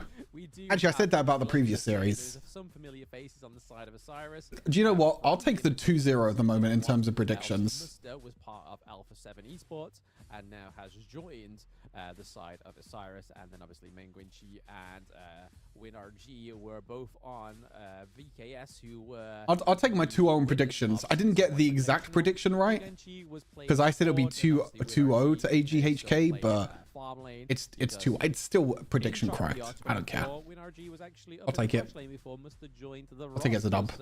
And we all know those that watch. No, it's true. Yeah, you're right, Accra. Yeah, you're not wrong. EU players have not been playing for that long. All right, here we go. Game number 1. Are we gonna get the same red side bans again? No, we don't. Deshao was open. Yep, first pick. Deshao. Yep. But we are getting into the bans and drafts here, and teams. Not even a question. Just insta-lock Deshao. So this time Ali got banned instead of Dolia. So they must have some sort of counter or some sort of strategy against Deshao. They must do. My? Okay, pretty good. We get to see it showcased here. Day 1. Haino, okay. And Osiris will pick up the Haino and the Mai. So this looks like a clash lane. Haino being picked up here by Osiris, taking a leaf out of the KPL playbook.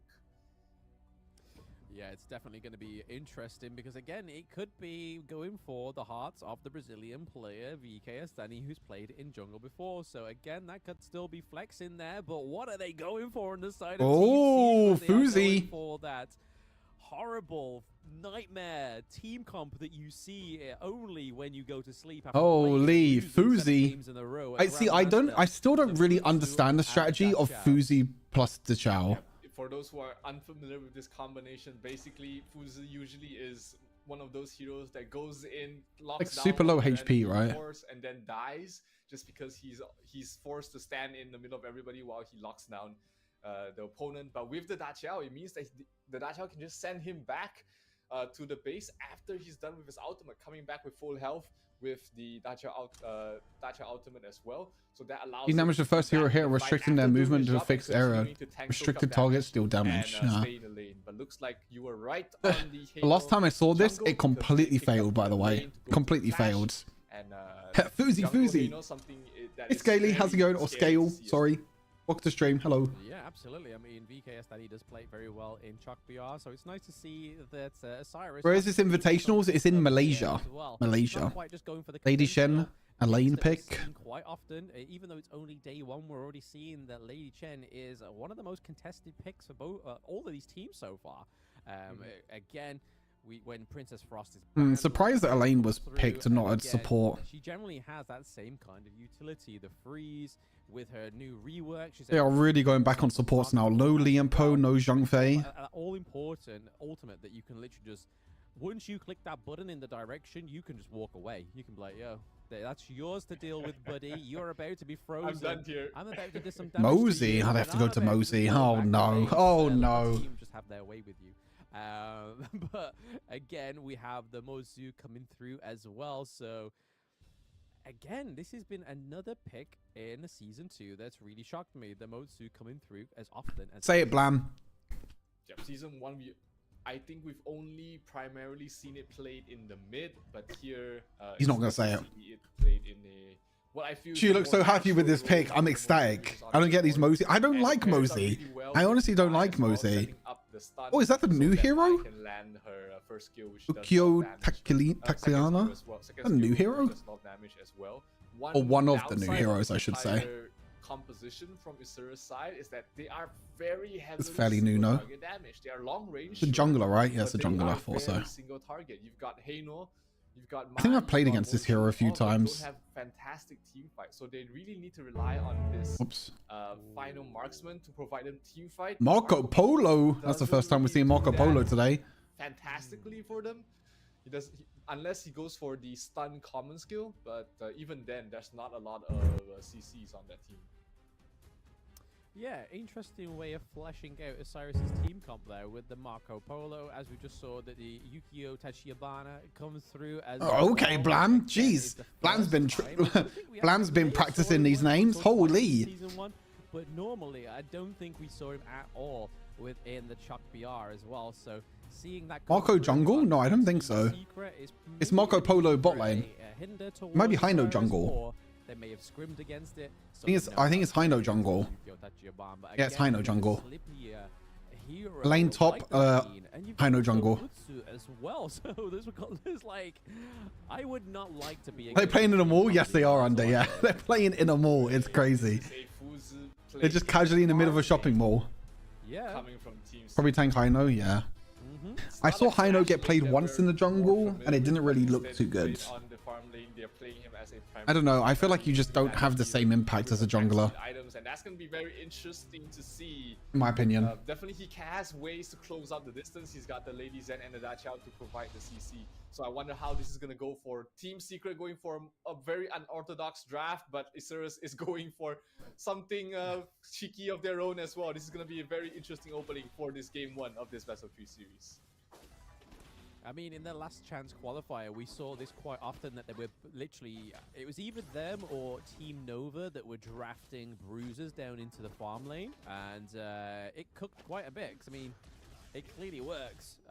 Obviously, it's not conventional, but if you are not used to it and you can play that very well, it's definitely going to go in your favor. But I feel like Osiris that may get hold up here. Megwenchi getting pretty focused with a lot of nuke damage. Yeah, you can't dash in with me. Secret already having to recall at level 2. You cannot dash in already. Hello. But as I was saying, back onto my I know. Before Okay. they almost battered Mengwenchi to a pulp. I think Motsu is going to be Pretty good start for Team Secret already. Shut down these very nimble. I think I played against this hero a few times, the jungler that Tian's playing. To be on point. The setup, the stuns is very long duration, which will help out with to set up Heino as well as Mengwenchi. Oh wait, you from Malaysia? But that falls in towards the shoulders of Taki, are you from Malaysia? In this game. But yeah, speaking of combos, here is Fusu's combo here. So is it Fusu or Fusu's Fuzi? most common skill combo is 1 ult 2 basic attack, basic attack, basic attack, because like Zero is saying, he has a lot of attack speed as well. So using his basic attacks to accumulate stacks enhances him. When enhanced, the basic attacks deal extra damage. Cooldown of skill 1 and 2. Greatly increasing his ability to absorb damage. So you thought that the attack speed was the problem? Boy brings down his own cooldown reduction. I mean, what more can this hero not do? And you're about to see the full potential with it being played on the side of Team Secret right now, especially paired with the Chow. So it's pronounced Futsi. Futsi. In the late game, he I thought it's basically Fuzi. has no Futsi. downtime on his damage reduction. I know that more, but I don't go there often. Ah, that's cool. Kill on towards the Mayin, but Long will be able to rotate there, scare him off. Oh, it's just Keiki. Sure Keiki. Sorry if I said your name wrong. Keiki. A little bit longer. Hey, no kills on either side yet. Net worth is I'm terrible. Like you can tell that I'm terrible with all these sort of names, don't you? Has not been able to get any kills so far, but we'll use the teleport. Didn't know they was held there until today. Oh, fair. So you're just gonna go there tomorrow. That'd be pretty cool though. Really utilized, but I'm happy to see it more frequently used here in season 2. I mean, it was to the point that we thought that the actual function was turned off. I was like, why is nobody Oh, using this teleport function? And it was Futsi. like, Futsi. the players just don't know how to use it. I Like, don't. oh, sick. I need to learn these pronunciations, honestly. They are actually It's hard. in season 2, but I think having this much time with the game now, it would probably be a disservice for Sorry, the studios Keiki is themselves. taken on. Keiki is taken on Twitch. Oh, you just extended everything. You were just like, nah, longer. Every single time you extend it, it gets worse and worse. And it also gets more difficult. So you're like extending, still taken, still taken. Oh, first blood for Argentina? Not bad. Picking up first kill onto the Team Secret. Pretty good. Yeah, they pick off TNX, which is the jungle of the side of Team Secret. He was once lauded as the a prodigy in the Malaysian scene, playing Honor of Kings, one of the youngest to ever compete in the competitive circuit. But Just call it Fuzi, it's all fine. Yeah, I'm calling it Fuzi. Game, and that opens up the first Tyrant of the game, and looks like they won't get it. Azrael will be able to secure the last hit. Sun might be a bit too aggressive. Pops the ultimate on towards one. Oh, Fuzi's dead. Here comes Marco Polo getting a kill, but Mayin will be able to finish him off as well. So 1-for-1 trade. Mayin might be in some trouble, but she is very elusive. Mayin. Nice dodge, but there's no way Mayin lives this. He's gonna live. Perfect. Oh, the Just snipe! up there by Capo. What a beast. Beautiful. Stun there by Capox. That was just like... What a I snipe. felt like there should have been some like 70s sort of like cop chase music going on there with the Mayin trying to catch her. But then... Mosey, ultimately best falling hero. down to, Ha! Capox Good there one. with the Still not... Nope, nope. skill. That Don't was look into it. beautifully I'm played by officially a Osiris. Mosey hater. Really surprising me, because obviously how this team played in Chalk VR, I was a little bit, feel shaky for them going against the rest of the world here, but they're definitely doing bits in the early game. They are definitely ahead of the kills, ahead of the gold right now. Let's see what else they can do going into this game. Yeah, 2,000 net worth lead so far, and we see Team Secret really trying to abuse the Da Qiao, keep constantly sending Sun back to base after tanking up the tower. So is Fuzi's ultimate basically you can't control the character? Is that how Fuzi's ultimate works? Is like you just follow a character, you just follow a hero, and you just keep auto attacking, and you can't stop? Is that how Fuzi's ultimate works? I need to look at Fuzi more, see what he does. In that jungle, he's been built tanky. He has the burning. The small Camille ulti, so he can't escape basically. That's what I mean. So the reason why this whole Fuzi slash the Chow combo works is that you basically trap yourself, but then the Chow can get you away to safety, basically. On the side of Osiris. In game 1, but they do have to be careful. The macro is slacking a little bit here. We know Muster to be a macro master from... Oh, Fuzi can walk out.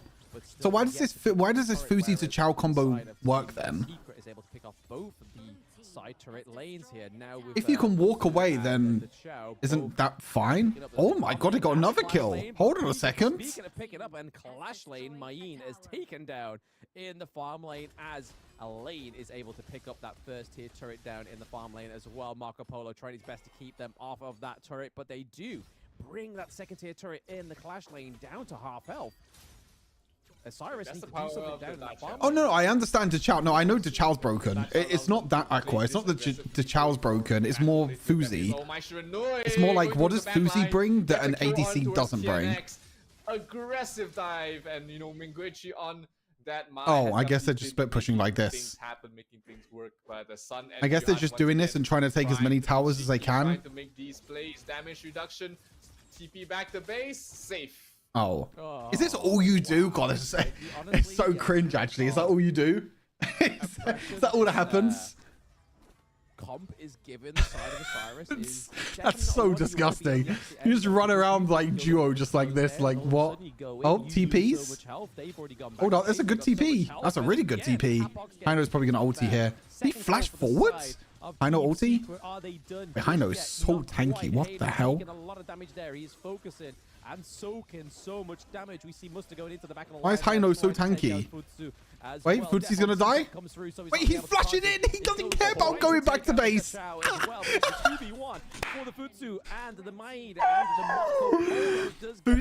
Fuzi saw D'Chao's teleport back to base. He was like, nah, I'm gonna flash away. I'm gonna flash away. I'm not gonna teleport back to base. I'm going in. I'm fighting. Oh my god. Farm lane. So tanky. Use Fuzi ulti to lock in the enemy side lanes if you before falling eventually.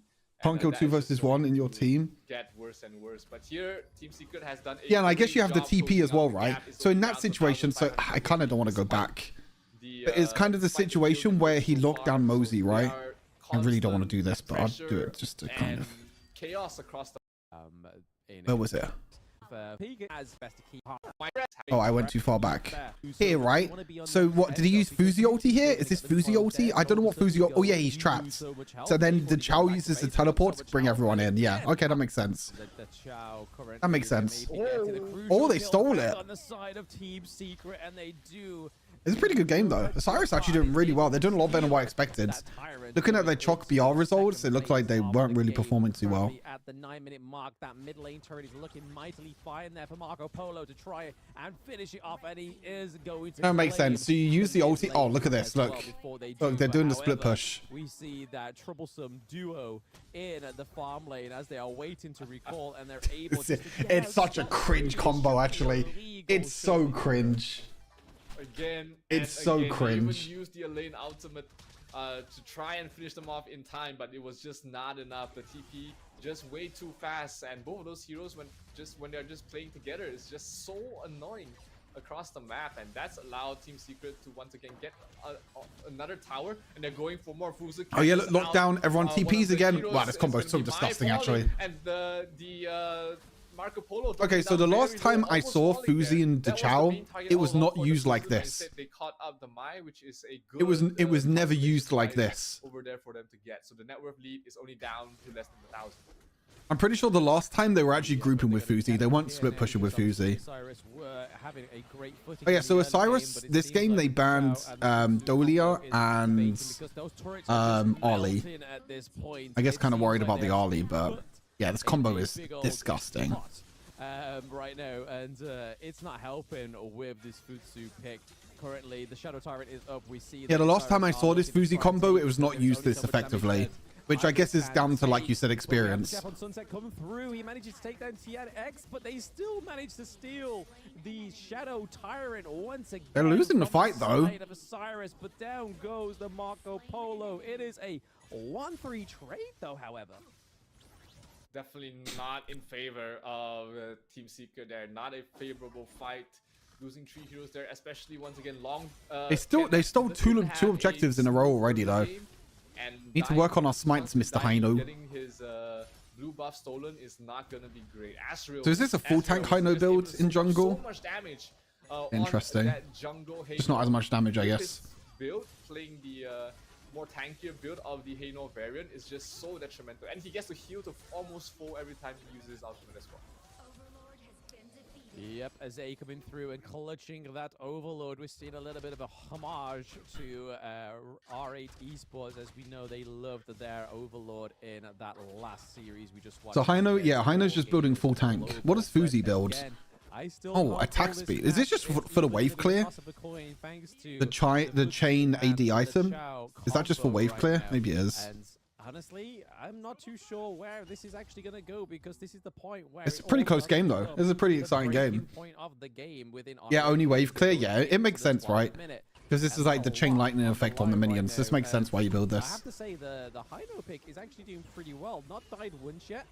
Tanking so much damage. I mean, yes, you auto attack a lot, yeah, but it's also for the wave clear, right? I mean, his main purpose is auto attacking, so he builds a lot of attack speed, but it's also for the wave clear at the same time.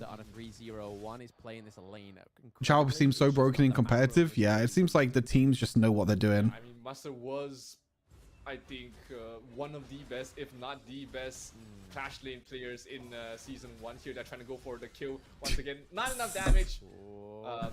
And they were able to just teleport away. Oh my god, this is so disgusting. I swear to god, this is so broken. Like, a lot more net worth right now. Almost back to 2,000 for the side of Osiris. It's so broken. Yeah, Mayin looking to freeze the lane boss. We've also got Haino doing exactly the same thing in the same lane as well. Pretty much just counter-reacting whatever tactic that team. Man, it must be so hard for Osiris to actually play against this. It seems. But maybe this is why they left it open, because they knew that Team Secret were going to do this and they have a counter strategy for it. Maybe. Goal different. Azay is ahead in that jungle, and it's neck and neck in that clash lane, and even closer in the farm lane. So knowing they don't have any range in that farm lane, the Futsu, because he's taken down so many turrets, is just up there with the Marco Polo. This is not stopping him at all. Yeah, and Team Secret continues to just play on the side lanes, continuing to put pressure from the side lanes, allowing the rest of their teammates to have much more farm in a safer position as well. So that allows them to slowly get back into the game, back to 1,500 net worth lead to Osiris as we're heading towards the late game. And what, in your opinion, Blam, which team has the better late game?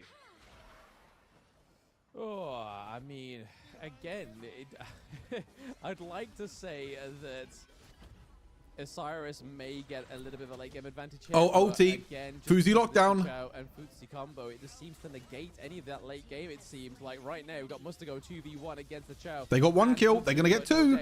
Futsi's popping off. He's flashing in. However, Yoink. that is already a 2-3-0 trade right God, now. I hate for this Team freaking hero. Secret, and This Fuzi hero only just like Hydra runs around and is just auto alive attacks. because Look at him. Starfox has had to retreat. Oh, lockdown again. There's your ultimate again.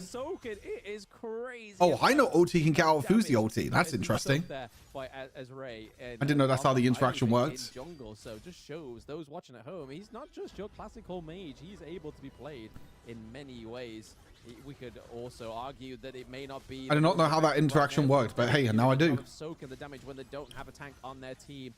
Futsu a little bit too far away from the Chao. He's able to be brought back there and was able to take the higher ground turret. I feel like this is ever so slightly edging towards. Yeah, Magnetic Blaster is the item you're thinking of. They managed to get that one for free, even though a lot of the members were low. But this is not a fight they want to That's, take. that's similar one you're thinking of, Cake. Pino goes for a kill. On towards long, gets the kill. Azri low on HP. This doesn't look good though for Team Secret. Goes into melee form, goes straight for. Oh no, the Dacia will be able to teleport back to base just in time. Fuzu is back for another round. But WinRJ is forced to defend the base because the crit waves were pushed out way too far. The big thing is at the moment is that Team Secret was able to take like every single objective. For the This game is doomed for Osiris. Maybe. I do agree with the whole thing. Hino ulti? Man, its Hino is so tanky. Where's the Hino ulti? Hello? Okay, it's fine. That smite, it seems. They're trying to lock down the Oh my god, Marco why is he by himself? Why is Marco Polo by himself? May's getting caught now as well. So it's already a 1-0 trade. Oh, now it looks doomed. Take a turret as well. Now it looks completely doomed for Osiris, but that is just Osiris. still not enough. They are still coming back for more. Yeah, we have that's just doomed. Team I don't know why Marco Polo's up here. Like, I don't know. They trade the Main for the Elaine, for the Hino, and the Marco Polo. All three of those heroes going down is troublesome at this point. They're on a 30-second timer as well, and the minions are rocking around, and Futsu has got nobody to contest the hero. Yeah, not enough damage to bring him down without the DNJ on WinRJ, and they will manage to take that top tier 3 tower, sending back Futsu, and he's back into the fight once again after healing up the full. Team Secret is ready to go once again. Yeah, no, the Chao pick is definitely... Yeah, the Chao's a bit difficult to play against. Maybe we could have been seeing a much better late game chance. Of course, ads run now because I forgot to add them before the game. Oops. As it stands, it's definitely looking like Team Secret are definitely have the recipe to victory in game 1, and it's all down to that teleporting gal that's been banned for the previous series. It reared its ugly head in Series 1, but Series 2, both of those teams was like, nah, that's not getting through.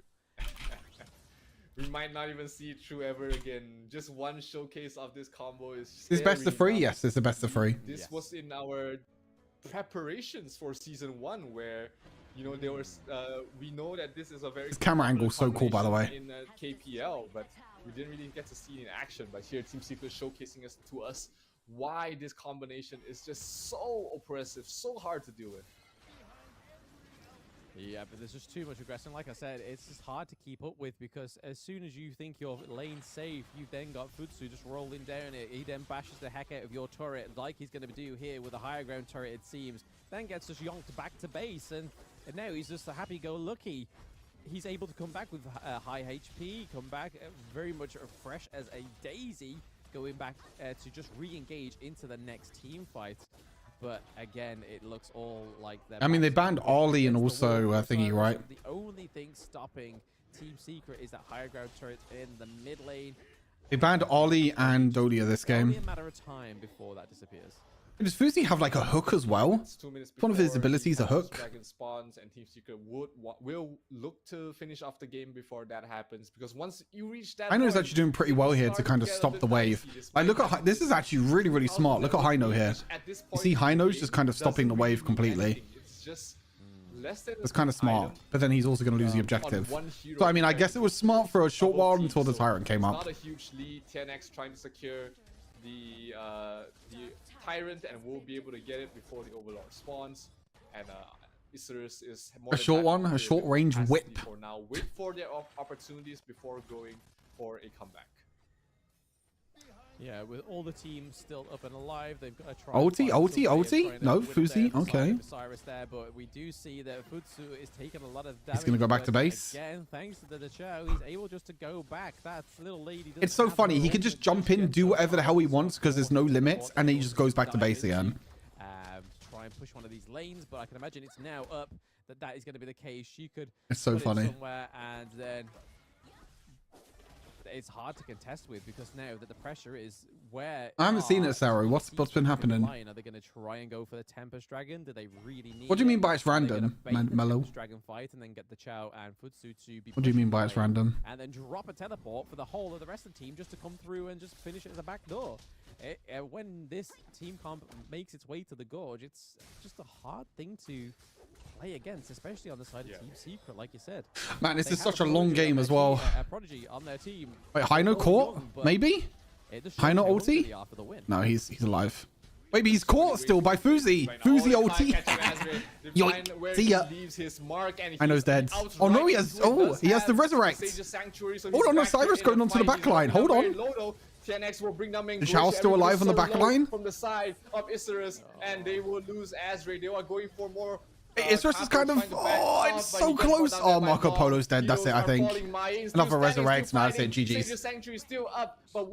So close. Look at Tian. And that's going to be a full 5-man wipe from Team Secret, and they lose. Damn, that was a close game though. That was a really, really close game. What we was expecting. GG's. I mean, it didn't actually go around the Tempest Dragon. It was literally just around the river there. And extremely close game. For Osiris, they do take game 1L there, unfortunately. But the resurrect kind of put me off guard there. I didn't realize that Hino had the resurrect. Actually, May was able to jump in onto the backline and do really, really well in the end. Yeah, DeChow's not being left open next game. That's for sure. DeChow is not being left open again against Team Secret. That's the last time we're going to be seeing DeChow. Yeah, DeChow was all the way at the back line, right? But as it's teleport, its way to the goal. I mean, I'm not too sure what Hino. Okay, so the strategy here from Hino from Azeroth is like basically because Fuzi and DeChow are going to try and push this top lane and try and end the game. Hino's like, okay, I need to kind of stop the lane from getting close enough that DeChow and Fuzi can push it. So that's what he tries to do, but he overstays his welcome. Look, he overstays here and he tries to steal blue buff for some reason. I don't know why he's trying to steal blue buff here. He survived with his ulti, but then he's like, oh, I'm right there onto Fuzi, and then gets caught. Catch up Azray. They find where he leaves his mark, and he's the resurrect kind of put me off guard, but then look at the counter engage well by Mai and Aline. Like straight into the back line. Look at this double knock up. Like they actually did really well. He's dropping down very low though. Marco Polo's ulti wasn't great. I just realized Marco Polo's ulti hit like no one. Yeah, it didn't really hit anyone at all. And he had to flash away as well. I was kind of close, to be fair. I mean, Hino going down is not that great, right? Wait, did Fuzi hit triple hook as well? Watch Fuzi. Look. Triple hook. Triple whip. It's a triple whip. In the fight, he's dropping down very low though. His ultimate's too close too, yeah. Everybody's so low from the side of Osiris, and they will lose Azray. Yeah. Kind of close though, to be fair. Damage items, so Doomsday for the basic attacks, and then Sparked Forge Dagger for obviously the chain light in the. Oh yeah, he has Doomsday and he has the Spark as well. So he has double attack speed items. I'm not too sure what these three do. They're probably defensive items, right? Damage for much longer, but I feel like the Hino jungle pick really put a spanner into the works of Team Secret in the early game, it seemed, because they didn't have a smooth as early game as they probably hoped for, because I feel like that was kind of like a throw off. There was kind of like, oh wow, this actually works, the tank in the jungle. Okay. Yeah, and Azray did a fantastic job as well towards the early stages of the game. Unfortunately, playing the jungle role on the Heino means that you're building tanky. You're not gonna be dealing a lot of damage as you would if you played it in the mid, where you tend to build more damage items like the time loss augur, like the Mask of Agony to provide more damage. But when you play in the jungle, you're gonna build just as much survivability as possible, just to make sure that you get more out of your ultimate. So Azure, despite that fantastic early game, wasn't able to really carry on a game for that moment because WinRJ was just constantly shut down. Yeah, I mean, the 184k damage taken just really shows how much damage this hero can actually Blue one is the MR item, yellow gives you armor and attack speed within reduction. whole Okay. game one, where it was just like, why is he not Yeah, I definitely need to do the dying? And item then all of a cheat sheet, sudden don't I? it's like, oh, he's still alive, and then he'll just teleport back. Yeah, maybe. I mean, maybe this game was just a matter of time. I don't know. I feel like it took a while for Team Secret to wrap their head Cyrus around was trying actually to doing pretty counter good that the game. Hino, I feel like they played pretty it did decently. falter, however, when it It's only came just to a high no ulti in the end, which was a little bit unfortunate. You just ulti straight onto the thingy, and that's it. You're dead. 3 Shadow Tyrants to 0, and then obviously 1 Shadow Overlord to 1 Shadow Overlord. And again, that goal. Thank you, Lucic. Thank you. You kind of see why the motion of the ocean was going in that entire match. But Let me guess, MVP is Fuzi? gonna Oh, go God. over to Sun there on the Futsu, because again, just detrimental to that actual victory. If it wasn't for this pick, would we be seeing a Team Secret Game 1 win? Definitely did his job playing that combination very well. Bought enough time for the Mayin as well as the Ukiyo Tachibana to come back from a absolutely horrendous early game, and Team Secret somehow managed to claw their way back into this game with a very well executed cross-map. Be interested to see what Cyrus do in the next game.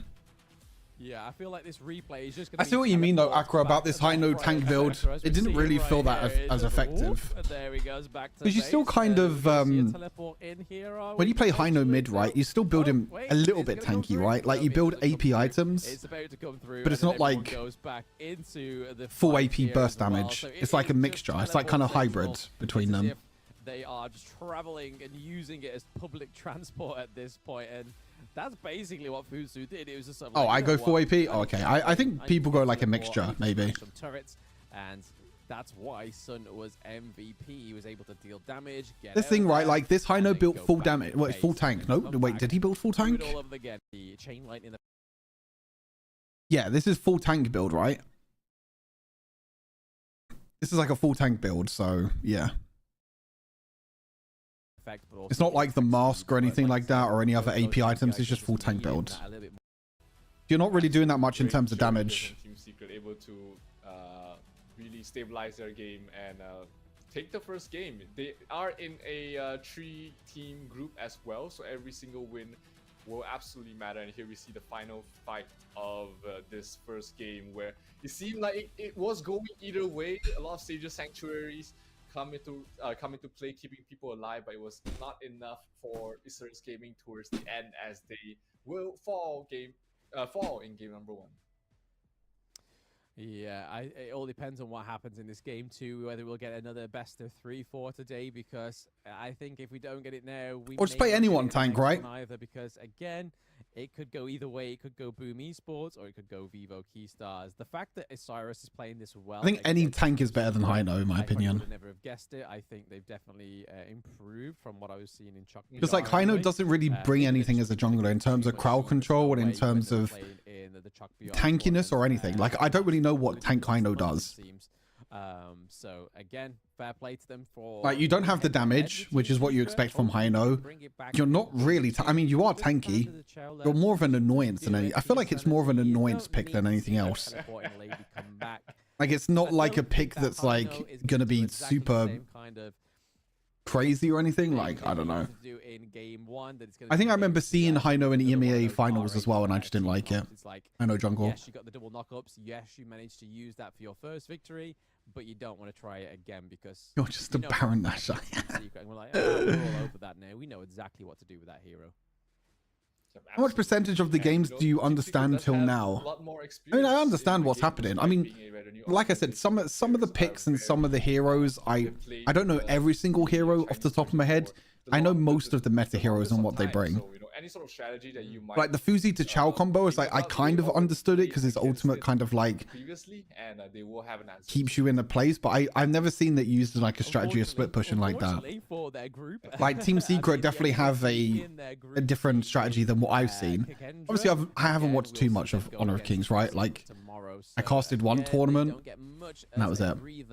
As the side of All Gamers Global, like I said, All Gamers Global don't have to play a game all the way up until 4th day, so they get to have a right little chill and do whatever they want to do in Malaysia. But however, my Team Secret have to come straight back to my I've seen it played before in pro play, but like I said, I just remember the Fuzi to Chow before that I watched, not really doing too much. Place within that seeding right now, because if you're in a group of 4, you've got more chances, well, less chances, obviously, after day 1 to try and get to that seed in number 2, or even trying to peep the ones right at the top, because again, you won't play them again. So you have to just this thing, right? I wouldn't expect a strategy like that to be played in like EMEA, for example, Cake. Yeah, it's like seeing something like that being played in EMEA is just completely impossible. Because like they haven't had enough time to actually play the game and actually know how the strategy works. I think looking at the early game, Osiris definitely had a better early game. I need to find some VODs, Aqua, for sure. Chibana as well as the Mayin. So they just have to be aware during the draft phases of cheeses. I wouldn't call it like a cheese. Right, ISG's blue side this time. Is the Chow going to be open? Ori, Lady Sun, is the Chow going to be? Yeah. So see, these are the standard bans. Lady Shen, Ollie, the Chow, Dolia. Like these are all standard bans. All these bans here are all standard. It's pretty much what we're going to get every game. I mean, they didn't have to ban it out. Team Secret just saw some kind of mercy on them. There's Is Jing not Pyro and Popray? No, not really. We will ban the Chow. She gets picked sometimes, but not a lot. Well, we know you don't like that one. That season 1 support ban is just not going to happen, but they allow Osiris to pick up the Mai. Again, we saw promising performance from Minginchi in the early game of game 1, but then obviously kind of came to a falter because he wasn't able to sort of get carried away, get his priority in his lanes, able to sort of like gank further into the enemy territory, because if he tried to gank, Futsu would have just been like, hey, hi, I'm at your higher ground, I'm taking your Lady Sun and Haino. He didn't do anything, but it are they running it back again with Haino jungle? So looks like they're running it back again. Could see that jungle Haino come through again. Yeah, and then we have Dun. Power of this hero, very flexible, doesn't really reveal a lot of your secrets. The only downside I feel like Haino's just going to be jungle again. Crowd control for his team. He can build the Horfrost staff to provide a little bit of slow, but it's not the optimum build for him. So let's see what they're going to pair with this, because they do need stuns when you're playing with the Mai as well as the Haino. Something to set up those skill shots to connect. Oh yeah, we get the Dun boy coming through again. It seems to be 66% win rate. It seems to be he just rears his head every series for us. It's kind of like they just know that we just don't want this pick to come through, but hey-o, Team Secret clearly knows something we don't know. But at least they go for something a little bit more conventional down in the farm lane anyway. They go for the DRNG, and then obviously taking Musta's DRNG. I thought Musta actually played pretty well if it wasn't for the pressure that we keep alluding to from the Futsu and the Chow. I feel like that Musta could have had a lot more free reign in that game. But again, Zhongfei, Liam Po both being banned, and then the Taiyan and Mutsu being banned on the side of Osiris. Team Secret picks up the Sun Bin. That's a great counter to both the Lady Sun as well as the Haino. Just the silence, absolutely huge in crucial moments. That also forces Haino to use his ultimate earlier than Sun Bin, okay. All Ming gets picked. And Charlotte, 2 new picks. Charlotte. So this is once again a jungle Haino with the Charlotte played in the Clash, or they can switch things up as well. Play the Charlotte in the jungle and play the Hano in the. Oh, Angela. Wow, we haven't seen Angela yet. I completely forgot about Angela as well. No Mosey? True. Charlotte, So true. With the Ming, I mean, I'm a little bit more excited with the Ming, especially with the likes of the Lady Sun as well. Again, it could just be a hyper carry scenario we're gonna go for. Fingers crossed that Osiris. So what does Ming do? To win a game I don't think I've seen Ming that Team much. Secret, but we did see the Team Secret do pick up that Angela, who has been a very favorable pick That's me. recently in any global Honor of Kings esports, it seems, because again, really easy to land combos. The CC comes through, but then she also, if she positions herself very well, she can just sit back, annihilate your squishy heroes. I need to figure out what Ming does. For the Where's Ming? Top lane? Okay, Ming's top lane. Because obviously she's not going to be. I mean, there's not really much CC, but then again, it's just to counter my Shiro. Oh no, it's Ming support. I'm trolling. Sorry, I'm just used to the right hand side being top. Sorry, Ming. Secret have this. Ming. What does Ming do? Like they have all the answers they need against the lineup of Osiris, but what does Ming do? Every 5 seconds, Ming's next base attack deals more damage and heals himself and the linked teammate. Oh, he has a linked ally. Okay. The healing is reduced as the enemy is not a hero. Okay. Throws his instrument, links it to a teammate, increasing the physical attack, magical attack, and attack speed. Whoa. Okay, it's like a buffer. So these players are definitely adjusting. And as you touch the link, take damage over time. Passive increases Ming's physical. Oh. So Ming just like kind of busts. So yeah, I believe it's kind of a buffer, kind of an enchanter. It seems like. Win rates. But yeah, it's gonna be interesting to see how. I mean, WinRG. He used Lady Sun to win with BKS in season 1, so maybe. Oh, so you could buff damage. You can also reduce damage. Early game rotations. He's so aggressive with it. Sends his health to his to damage them. Link to a teammate. He spends health to. Oh, he's a real enchanter. Holy moly, he's a complete enchanter. He buffs an ally. He also reduces damage, like he gives them resistance, and also his ultimate heals as well. Oh, first kill again. Okay, first blood again. There we go, Muster. Osiris going back into Muster fashion, picking up the first. Yeah, Ming seems like kind of an enchanter. Back-to-back first. It's actually crazy how much buffing stats he has. Showing major promise for them, so I'm rooting for you boys. I'm rooting for you. Hopefully you can get this into a best of 3, because we love a best of 3. We don't want just 2 zeros all day. We've got one. He isn't his brain dead. I love that. I love that. I think it's like Lulu, I would say. Yeah, it seems like it. Yeah, I've just read his abilities. He definitely seems like it. That was a fantastic 2v1 there. A nice rotation from Mengenshi in the mid lane. And again, don't want to get too far in that one because the Dun, the Sunbin, and the Direnji is there. But like you have heals. So your ultimate heals. You have a buff to give your team more damage or your linked ally more damage. You can also give them more resistance as well. Like quite a lot of things that you can actually do. Oh, Heino's dead. Heino's dead. He's dead. He's dead. He's dead. No! 1 HP. Oh my god, I thought he was going to die. I thought when he got CC'd, he was going to die. I thought we was going to get no more escape artistry from that game 1 main. So how do you link? Is linking not point and click then? We have it again. Mai was straight to the back of there trying to take out the Angela, knowing that she didn't have her ult. But oh wait, he's linked onto an enemy at the moment. Oh, you can link onto enemies? Basic attack there from Dun coming through, and there is a blazing brilliance. Wait, is there a Angela just been able to just sit possibility to link to a cinema and just blaze her enemy team? Yeah, that gives. It looks like he was linked to an enemy there. You gotta aim it. Oh, so there is a bit more skill involved. I see. I see. There's a little bit more skill involved. Hands of TNX as well, which is very important. Here comes the Sunbin ultimate long, dropping down very low. When Gucci not going to continue on with the pressure. Yeah, we're not really seeing much potential come from the Ming yet. I'm still waiting for this to go activated and just keep our Lady Sun alive and give more damage and just reduce the damage reduction as well. So it's going to be really interesting to see how Capox actually adjusts to this hero, because you've just gone from Mutsu, who's just literally stand back, use your first ability, knock back, use your ult, flash in, use your ult.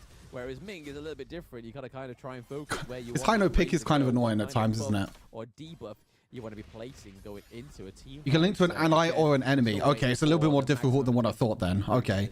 I thought it was as easy as buffing your allies and giving them resistances, but it doesn't seem like that. It seems like it's a lot more difficult.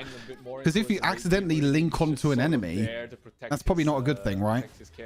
I'm guessing it's much better to link onto the thing. He's down very low. He needs to pop his ultimate right Link onto an ally. Too early. He's definitely more patient than I am. I would have popped it like 10 seconds. Hino scale, yeah, Hino scales pretty well, to be fair. Hino is super annoying. That's why he's playing there. Like I said, I don't think he's good with tanking, to be fair. Absolutely. I don't like him as a tank. I'm like him more as a mage, but...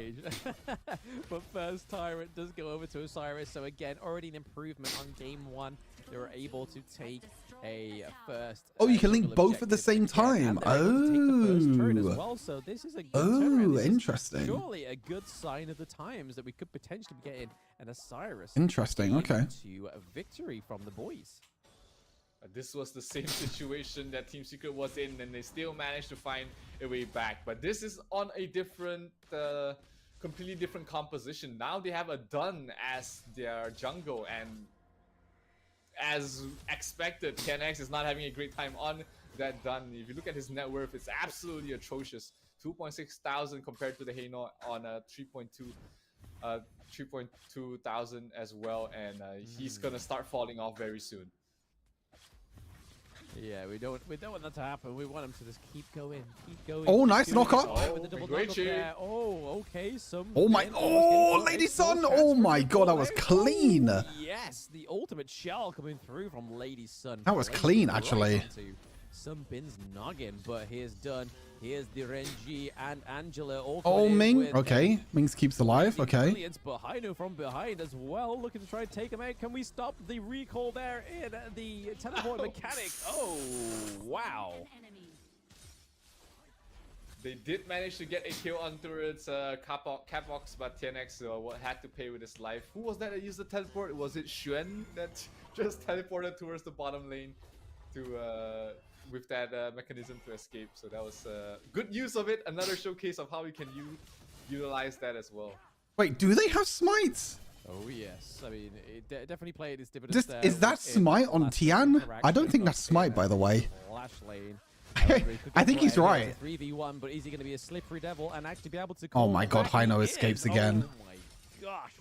I don't think this is smite, is it? A little bit too close for comfort for me. They don't have smite. Full of anxiety before Team Secret don't have smite. Am I gonna make it? Am I gonna make it? Just completely detach my hands from my mobile Hello? phone. Where's the smite? Again, Hello? Hello? Osiris, ammo that they Where's the smite? The mid game is not looking as sort of Where's the smite, guys? But they're still managing to stay ahead. I mean, the gold is just about 4K. They're only ahead by 1 kill. But however, they have a major priority in these lanes. The side lanes both losing their first tier turret, and they're able to pick up one of the jungle objectives as well. So Tyrant has been taken, but the Overlord has been left in its own corner. And the second tier turret goes down in the Okay, now I know why Osiris is pretty much winning this game. Much better and a much better draft it seems for Osiris. Well, yep, 4,000 net worth lead in 7 minutes. Not insurmountable, but definitely. Well, I don't think the cost is realized, but yeah. Oh, this is over. If you're Osiris. Well, we go game 3, I guess. We haven't seen the longevity join in this He's fight. playing with exhaust. Reaching his critical mass very soon, so that's gonna be. First mishap seen or say. Actually, no. To be fair, I saw Zen and flashed the wrong way, so there's also that. Yes, sir. Team Secret looking a little bit shaky, I'd say, even though the mid game is looking shaky for Osiris. Looking a little bit better after taking that second tier farm lane, giving some great pressure on these side lanes. We have Muster already trying to focus that clash lane, but absolutely perfect. Blazing brilliance. Oh, Angela, we have a Death on Sunset come through. There is the flash coming through as well. Okay, there's no way that Team Secret win this, right? There's just no way. In the mid lane on the side of Team Secret. There is no way. Shen definitely making up for the the lackluster early game and the perfect ultimate. There is no way that Team Secret win this, right? Oh my god, they are taking forever to take this down. Look at them. He's taking a good counter to the that is exactly. He'll eventually take this down. It might take him another few years. Just wait for it. Just keep waiting. Yep. Yes, sir. Keep waiting. So we've seen Dunn actually go he's got it. Okay, he did it. He actually's gone for I believe that's Intimidate rather than Smite, which is really interesting. Glad Moody just realized. There is no Smite on the side of Team Secret. XDD. Could be a mistake because there's not really a situation where you want Intimidate over the Smite if you're playing on the jungle role. So that might come back to haunt them. You know, if we ever get a post-game interview, I hope that Choo Choo is able to ask him that. If that was that's funny. That is funny. No Smite XDD. But I'm leaning more towards that not being intentional at the moment. Here we see the Charlotte being chased down, but not I wonder what their coach will say post-game. Stop her from backing up. I mean, Team Secret still might win this. I mean, That's a funny thing. Junglers have Smite, so I didn't even check until then. I was just like, wait, what? There's no Smite on the Dunn. But speaking of Schmitten, we have the Death on Sunset, and it's not going to be enough. We see the Lady Sun is dealing so much damage right now within these team fights. My god, the Sunbin movement speed you get is crazy, by the way. Yeah, it looks like they just wanted the game free. They wanted the entertainment. Trade onto the side of Osiris right now. The Overlord is up for grabs as well because they aren't going to be able to crucial kill theft if there is no Smite. They would have to be absolute perfection with the last hits from any of the side of Team Secret right now. But again, that Overlord does go down, so that's going to be a great pickup here for the side of Osiris. Hopefully getting the win in game 2. Please check your summoners. Yeah, they didn't check their summoners, did they? Like, nah, there's only so much damage that I can actually sustain. Jump out the frying pan before I get put into the oven by Charlotte. Yeah, man, we dubbed the Smite. That was just a right-click battle, and obviously Dunn doesn't do the best right-click. Oh, backline. Oh, hold up, Team Secret. Hold up. Barely managed to survive through all of that. And they did manage to take the tier 2 power. This is hilarious. This is actually hilarious. Team Secret is managing to stabilize at the now you know why the jungle is so far behind in gold. And it is going to come it's down so funny. Tian, you do not want to walk up to this. You take forever to take this objective. Team Secret needs to take this fight. Yeah, I mean, if that Tyrant goes... I mean, Osiris are just going to realize that they don't have Smite, so they can just take the objective. Hey, guys. Hello. They don't have Smite. Hello. Oh, good slow. Good stun. Okay. It's almost half an item. Charlotte almost getting caught out there, but was able to dash out and dodge all those attacks. Oh, no. That's funny. Angela. It just means that both of these teams are... all in into that is hilarious, honestly. Oh, Hino dead. Hino dead. Trade. Jungle trade. Actually a good trade for Team Secret. It's actually a good trade for Team Secret. Now both teams don't have Smite. More gold over to the Lady S that is that's funny. Sun. She is going to be almost at critical mass, I would say. Very soon, because she is quite far ahead of the Derenji right now. I mean, Derenji managed to get the kill, though, onto the Hino, so it could be not as far as we think it is. Yeah, the Lady Sun this is probably the only time that they have to take Vanguard. But Sun is also or to take, sorry, Tyrant. He has all his brawling items ready to go. So, very crucial kill on towards the Hino. I'll be more than happy to trade my Dunn for the Hino any time of the day and twice on Sundays as well. So, still a 4,000 lead for Osiris, but the lead has. Why is this game so so close? Yeah, you do not want to try and take this objective, guys. We do not have Smite. Hello, Team Secret. We do not have Smite. No Smite. We cannot. We're just going to give them the Tyrant. Hello, guys. Why are we posturing around Tyrant when we don't have Smite? Hello. Hello, Tian. Hello. We do not have Smite. It's not as confident as it used to be within the fight. The 13 minutes in. Oh, God. 14-minute mark. They just need to push these. Hey, chat. You know what? I'm counting this as if Team Secret still win this series, I'm counting this as a 2-0 and not a 2-1. This game does not count. This game does not count. Agreed? Agreed. I agree. from This the low game ground. does That's not the count. strength of this hero. He can be a brawler, he can go close range, but he can also chip away at you from a very far range. And Azrael has had a fantastic game for both series so far. And if this ever goes to game number 3, we might just see it banned away from the side of Osiris. Oh, the hook comes in. Silence coming. Are we doing stuff? Nope, Tian's not doing anything. Mine's trying on the go on the back line. Nope, can't do anything. They all live. They do not take any How do they all live? The team take any kills. Dunn looking very low in the health though. They may, however, take this higher ground turret. They do. So again, that Okay, high ground tower taken. Team Secret It's fine, right guys. there We don't have smite. They weren't able to pick anybody off, but they were. Counts because it's the biggest disrespect. No. Because I predicted a 2-0 for Team Secret. This is not fair if it goes to game 3. I'm just saying. Because if it goes over to the side of Osiris, I feel like this could just be the nail in the coffin for game 2. Basin also has a 2k goal lead as well. I mean, everyone has a crazy goal lead except for mid lane right now, so... Again, the Lady Sun is at critical mass. No more item slots for her. The only way to upgrade is to sell the boots and get like a Sage's Sanctuary or something to make sure that she doesn't die towards the late game stages of this game. And the Diren J isn't quite there yet. He still has one We're more just item taking slot the to fill. Overlord Without the for smite, free I don't see a because the chance enemy for him to team steal doesn't it. have Astra will smite. get blasted on it. Oh my god, man, this is so Yes, what a cringe. waste of time indeed. I mean, it's only a matter of time, it seems, until they can clear out one of these waves and just try and push this crystal because, again, it No seems smite. that the only thing that's really stopping the full front of Assault is this Angela pick because it's really being the anchor for the team of on the side of Team Spirit, shall I say, because she's just able to sit back, just unleash that blazing brilliance and just do so much damage. And by the time you've even got in there, you just most of your team, most of your front line is just demolished. And I think if it weren't for her, that Hainu hold up. survived more times than none, but don't want to knock up. They are We gaming? Hainu, Any not gamers? quite being able to kill. Wait, Secret,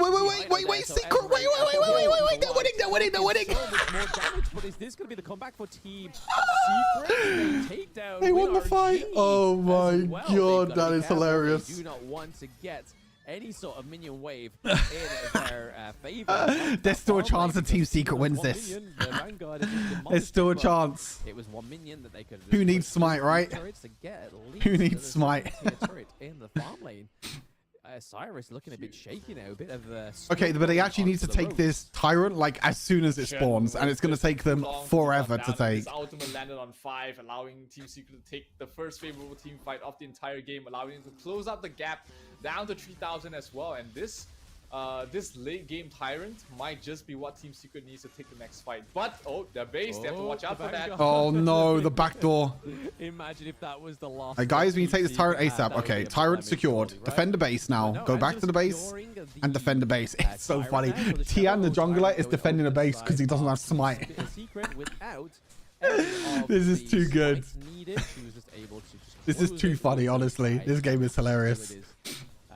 Again, this is going to be a lot harder for Osiris because if they just had that team fight and Hainu was able to stay alive for a considerable amount of time, that Shadow Tyrant is going to make that whole difference when Hainu tries to go for an engage this time around because they're going to have more power. They're going to have that chain lightning effect as well, so they got to watch out. Osiris got to tread carefully into this next team fight. Yeah, position-wise, they are in a good position to try and hold on to this. Team Secret This are a is bit too spread funny. out the lane towards the right side, trying to find. This is too funny. I love this. He finds the Charlotte. Not There's really no way they're actually winning this. Oh my god. Wait, do they still get the primal bonds even if they don't have smite? I'm pretty sure they do, right? They still get primal bond, I'm assuming.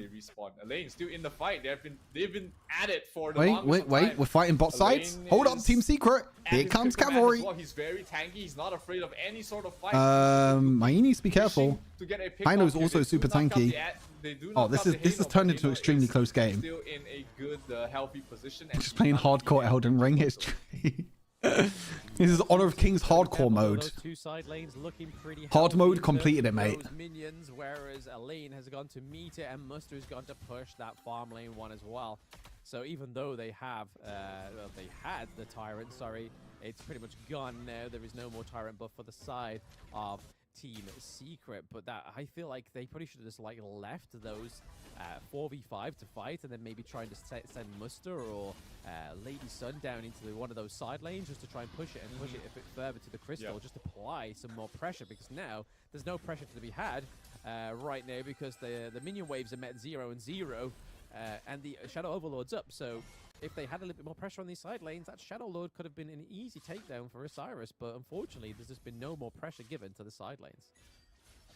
Yeah, Osiris not really. Hey, they're doing good. They're coming back. They're coming back. He's maybe afraid of being picked off at this point, but you know, you sometimes to win you have to make these game-winning plays. Oh, they're doing it in take EWC. these risks in order to be able to win. Sun in the front Yeah, this line, is the the Chinese teams are going to play in EWC. Well, it's not an actual Chinese team. It's a mixed team. Guys, we cannot take this objective. Oh, it despawned. Oh, the timer goes off. A little bit of a Actually, kind of smart. Time went off. Oh no, they're gonna die. Oh, they're gonna lose though. Oh, okay, they're fine. Guys, Osiris do not need, because they crumble. guys, we are the end game objective is spawning, and we do not have smite. I repeat, end game objective is spawning, and we do not have smite. That is not good. So again, this is creepy. lose that second tier turret as well, unfortunately, for the side of Osiris. Oh, there comes the Tempest. Guys, we do not have smite. I repeat, we do not have smite. What do we do? Team Secret are probably dizzy as anything right now. They need to force a fight. Yeah, they need to just do this. They honestly just need to fight. That's the only way they're going to win this Team Secret. Use this one ultimate already this early on. They weren't able to catch off the we are looking pretty doomed. Team Secret, do not let them take the objective. Oh my god, that damage. Mice took half the HP. They can't even contest the Tempest. This is the problem. Osiris should just force it, to be honest. Criticism of him not putting enough pressure in those side lanes. He's still going to go for it, even though he has no... Wait, did Lady Sun sell her boots? I think Lady Sun sold her boots. Guys, why are we doing the Tempest? Hello, we don't have smite. Oh my god, what is this game? Goal here for Osiris in game 2. They have the minion wave there. They've now had to force a lane to go and stop it, because if they Lady Sun got resurrect, I think. I think Lady Sun got resurrect. Charlotte is able to pick up that Sage buff as well, so we could be seeing Charlotte coming back onto the fight here. On the flank, the Hino, the Hino, the Hino. No way, the Hino lives again, man. This hero is so cringe. Hino goes back. Dunn is at the front of the queue to soak in so much damage, but now Lane is back into it. Nothing is happening. What is happening? What is going on? Hello? Does anyone know what's going on? Oh, they're going to take the Tempest now. They almost had enough damage. They're going to take the Tempest Dragon. Taking a bit of time. GG's. No smite. Long is in position. Try and go for the steal. Oh my god, that was 60 HP, by the way. I'm just saying. That was pretty close. GG's. Game's over now. They got Tempest Dragon. There's no way they win, right? Wait. Hold up. There goes the Sage Sanctuary. Sun. No, that's it. GG's. Sun's still alive, still fighting. Wait, hold on. They're actually not doing that bad. Angela damage. Hold up, hold up, hold up. Hold up. Hold up. To get one kill. That's going to be on the win RJ. That's huge. That's all your damage Angela Flash from the side of ISG. How is this game still going on? How did they not win? How did they not win the fight? Lady Sun's dead. They can still defend them. What is going on? What is happening? Did you think this would happen in day 1? What is going on? Hello. Invitational? Because I didn't see this coming, but now, I mean, how many Tempest Dragons are we going to see? Is this going to be the only one, or are we going to be in store for more? But 35 seconds is still on the board for ISG. I mean, Lady Sun, I think, kind of inted. I'm not going to lie. I think Lady Sun inted a bit. Oh, no. Elaine's caught. We see that Angela's trying to rotate. Death on Sunset, just trying to keep herself alive. Okay, wait, she's alive. Okay, she's good. Sunbin, be careful, please. He does not want to recall back onto that spot there, because he would just get caught out by the Dun. Only 10 seconds left, the Tempest. So be careful. There is a lot of and Team Secret can actually win. How have Osiris not finished off this game? Floating around as Ray right now, as we see that Muster is trying to force some sort of macro play up into the top lane, and also the mid lane looking to try and take that all important mid-high ground turret for the final time, and they do. They managed 3 to high wipe ground out towers all the taken. high Oh wait, ground they're going in for turrets, the fight. and Oh my dealing god! so much That was a damage. disgusting combo. Team GG, I think. Secret Wait, might be able to wait, bounce guys, back off guys, the road. hello, Same hello, sentry defend the coming base. through from Ming, Guys, defend the and base. Buster is able to Oh, deliver defend the Tempest base. Dragon Hello, to, the defend crystal, but the is it gonna be base. enough? Defend the crystal. Hello. Nobody want another fight. Hey guys, we need to kill this other Tempest Dragon, Tempest Vanguard. Kill that guy. Game. He had everything stacked up against him, even probably the wrong common skill, but somehow managed to find the perfect engagement. Paired up with Holy moly, that knockup engage was sets so clean, by the way. The Angela kill. ulti as well was so clean. I actually think they win. I think they're just going to YOLO and just try and end. If one cannon, they don't care. They're just going to try and end. They're going to YOLO and try and end. Regaining health. That was probably the only opportunity, the only window. Oh, they can't even end. They can't even end. We still go on. We still go on. There's going to be another Tempest Dragon. What is happening, please? They navigate around this Tempest Dragon because again, Yeah, it seems like they do it on ADCs. I mean, it's that late on into the game that I think it's worth it. 4 minutes in, guys. The rest of the games have been much quicker than this. So what makes this one so special? Probably the lack of smite from Dunn. And also, Team Secret's late game control. Their late game strategy seems to be a lot better than Master. They seem Man, to be it's able Team to Secret are winning team fight after team fight after team fight. It's brilliant. Versus late game. Team Secret doesn't feel like a team that you want to play against in the late game because their engagements, despite being what 6,000, 7,000 behind previously, they are now ahead in gold once again. Wait, they're ahead in gold. I didn't even see they're ahead in gold. I mean, gold doesn't matter at this point in the game. Everyone's full build. It doesn't matter. It's just about the strategy now. Oh, the flash in onto Lady Sun. They're going to try and pick off Lady Sun. I mean, Lady Sun's dead. Again, Resurrect. Lady Sun's dead. Knock up. It's not going to be enough for guys, Charlotte. Hello, Charlotte is up in top lane. Defend the base. Guys, we need to defend the base. Guys, defend the base. Guys, May is also going back. Guys, Charlotte. I mean, they lost. They lost. They lost.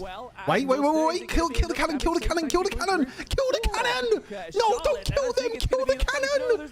Oh, they're going to be able to do it. What is going on? With the second win, with the opportunity of all. What is happening? They're not going to do it. They're just not going to do it. Unfortunately, there is 3 of them in the mid lane right now, and I feel like that is going to be Team Secret's ticket into a 2-0 Oh victory. my god, guys, how are we losing with no smite? I mean, how are we winning with no smite? How are we losing with smite with the enemies with no smite? Oh, that is a tilter. Just attack the Nexus, attack the Nexus, attack the Crystal. Wait, not yet. No way that they defend this as well, right? Guys, the Crystal. There's no creeps. Azure, can he survive? He does still have okay, doesn't matter. You just attack the Crystal here. For the win. And again, Team Secret somehow, against all odds, will be able to take the win and take this series 2-0. Oh my god, what did I just watch?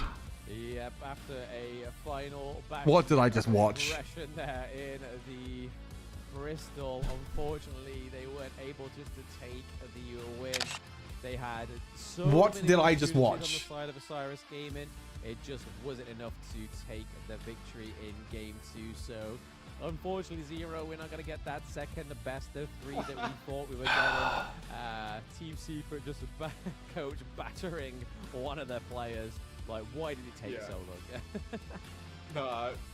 He was bashing 10x, so that is probably because of the smite. That is definitely because of the smite. That is a tilter for Osiris. That's a tilter. That is beyond a tilter. Like, what are you playing at? Why did you take smite? What was that about? Oh, I'm sorry, coach. I'm sorry. That Crystal was 1 HP. Yeah, the performance 1 HP.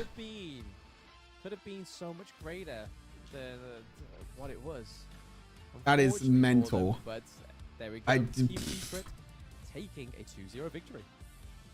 Thank you so much, casters, but we'll let them just calming down a bit. Come here, don't be shy, guys. Come here, next to me. Yeah, there you go. Congratulations for Team Secret Malaysia. My, oh my, that's a close one. I think we definitely have to give the mic first to Tian. Tian, we need to ask. Where's the smite? What happened with the jungler? Where's the smite? 10x 啊，对。你要中文还是你要国语还是你要英文？他要中文啊，对不起。你的讲了什么事情啊我队友讲他们全部都是打野。 ？OK， 为什么你没有 What do you say? smite 啊为什么你没有 smite？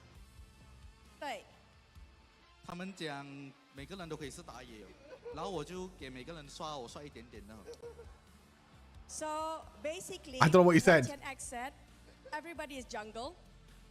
Why should we have smite? We don't need them. We play tanker as our jungle. Dun is actually known as a jungler as well these days, but not just he's not using any like normal jungler heroes. You even not using smite. So that was on purpose. 是故意的是吗？不是，真的不是。战术。I can tell he's nodding his head no. 真的不是 So it's not intentional.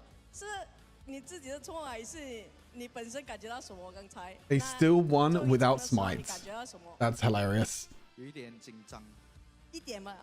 一点点。 So definitely 10x feels a bit panic.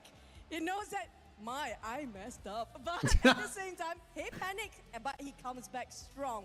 But coming out now, we have to just relive the moment when it comes to game number 1, Sun. Can we pass the mic to Sun? 你要用中文是吧？你要用国语中文还是英文？中文也是中文啊。OK， 你第一场用老夫子是吗？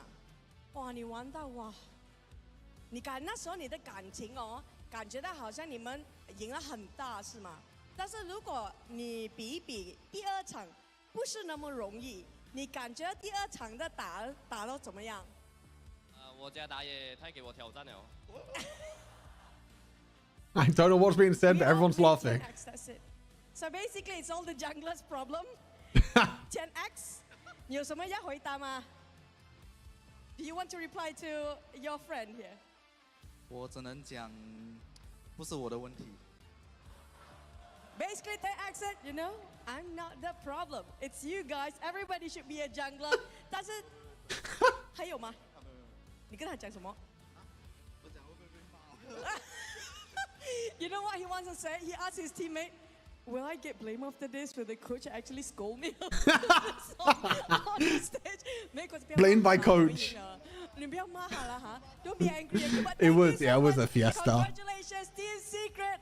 Finally, they won over Osiris. But thank you so much for both teams. But we're going to toss it What a back fiesta. to the casters. Take it away, casters. There we have it. So What an interview, by the way. TNX actually did not take it because it was a mistake.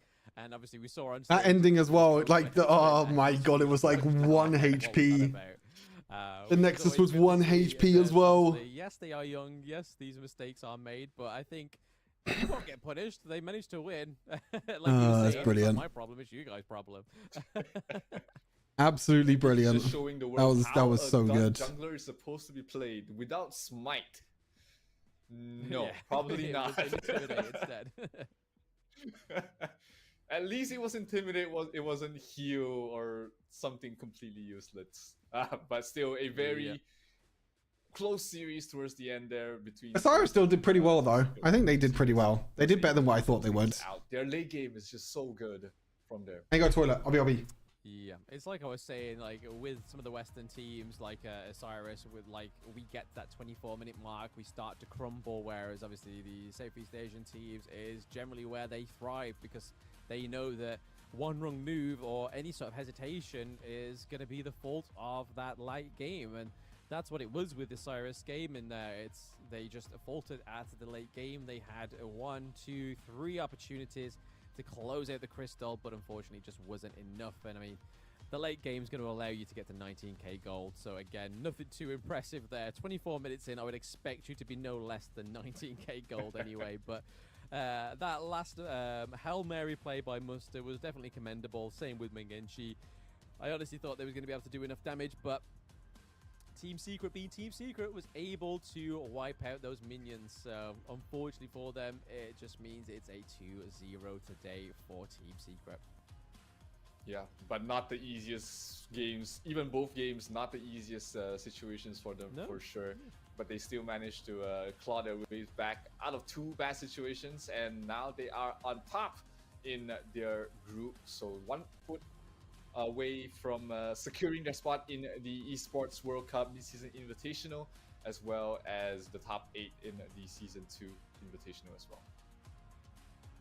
Yeah, just looking over those little numbers there, look at Sun's damage, 226k damage, shortly followed by Angela as well. So Long actually doing God's work. I mean, like I said, that pick to flavor out that team comp was probably the reason why they won, because you're able to put so much pressure, especially when you have the likes of Dunn and Elaine be able to dive in and start off the team fight, while she just sat back, absolutely obliterate with blazing brilliance, and then just kind of think, you know what, I may pop a first skill, may pop a second skill, let's see what goes on after the blazing brilliance, let's see what's left standing after my ultimate. And Hainu was sometimes left standing, other times not quite so much, but he did 2,100k damage, and then we saw that WinRG was able to do 166, and then Mingenshi with 128, so a lot more different vectors of damage coming from the side of Osiris. Yep, definitely. And this net worth graph definitely shows, you know, the roller coaster ride. It has been there for Osiris. They got off to a hot start. How will that ever be topped for the rest of the tournament? Multiple times, but towards the end, their late game just faltered, and they were not able to close How out, will that ever be topped? to come back in such a memorable fashion. The jungler without smite, able to smite you down, and Team Secret with that win is now on top. What a funny game, by the way. What a funny game. I mean, if that's not a flex, to be like, you know what? We went through the group stage. We got a 2-0 victory without Smite. And I think the fact that he didn't take Smite is the reason why he didn't get MVP. Because it was just sort of like, I don't like that. But there we go. The Elaine getting MVP. So there. funny, though. Again, I think this was a fantastic pick anyway. Because, again, that Death on Sunset really helped with those Excuse me. the backline of Osiris, and really helped Team Secret just open up the team fight even further. Yeah, and the beginning of the comeback was the play there from Xuan, getting a 5-man Death on Sunset, getting 5-man the damage from that skill is How is that ever going to be beaten? Whatsoever. Boom Esports time? True. Oh, true, we got Boom Esports versus Vivo Key next. That's also a banger.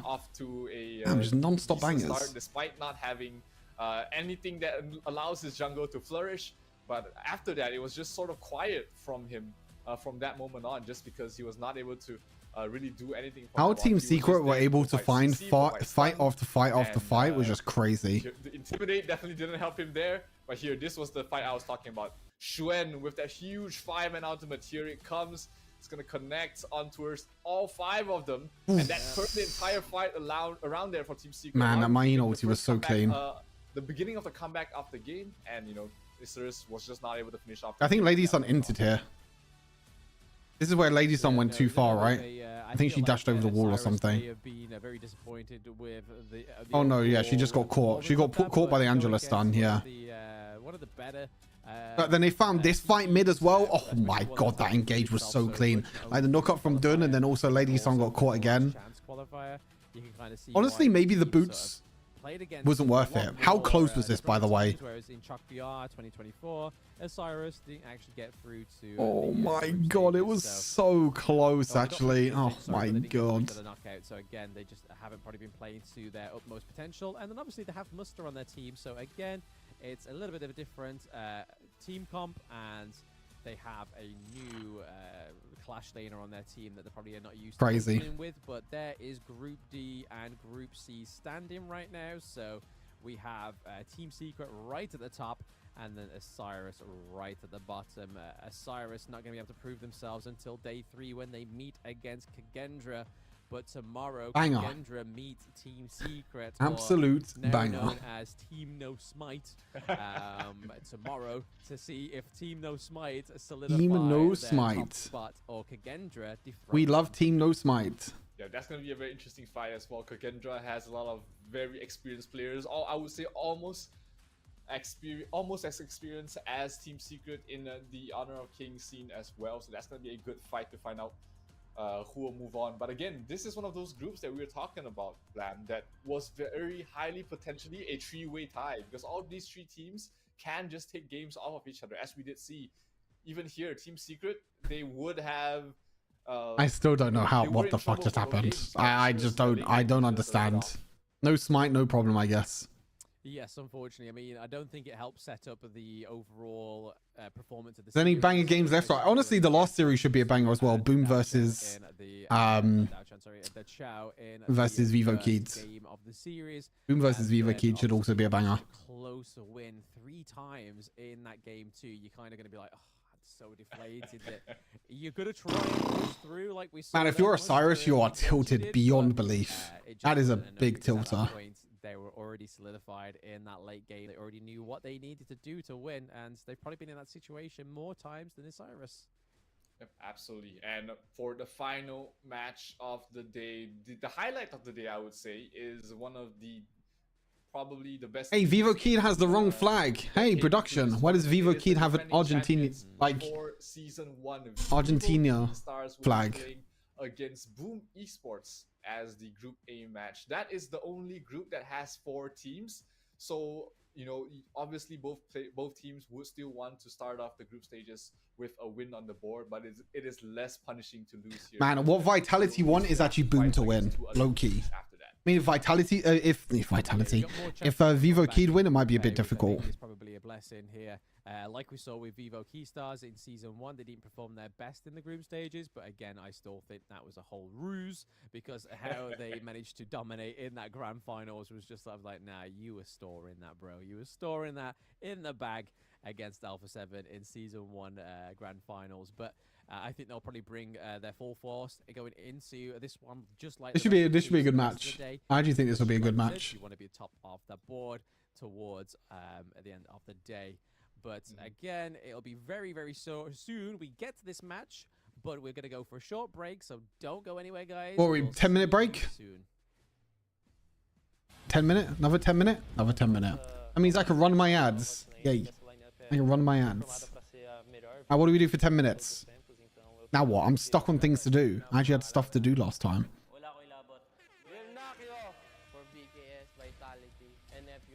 Be ready, because we will find you and we will crush you. Não quero dar recado para nenhum time específico, mas vocês vão conhecer o melhor top laner do Ocidente. Our best challenge is going to be beat them Asian teams. Team Secret, I guess, is a great rival for us. Should we go back and watch it again? How close were they? Know that she is on the way to the crystal.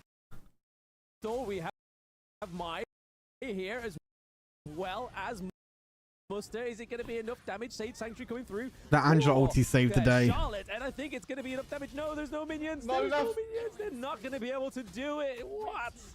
Oh, Osiris with the second win, with the opportunity of a lifetime, is not going to do it. Man, that is so close. They're not going to be able to do it. What? Oh, that is so close. Look at that. They're not going to be able to do it. What? That's sad. Oh, Osiris. And they just go and finish. Again, Team Secret somehow. Banger. Don't scare about it. Don't scare. Don't scare. Don't scare about it. 虽然你们老干爹很厉害，但是我相信我的队伍不会让自己失望。去年的 KW 决赛我们输给了他们，今年我要赢回来，打你们像喝水一样。如果遇到我们，我们会2比0拿下你们。无论遇上什么队伍，我们也可以打得有来有回。晋不晋级无所谓，但是一定要打出自己平时备战的训练状态，然后不要有遗憾。Let's just enjoy the game and give the fans a good time.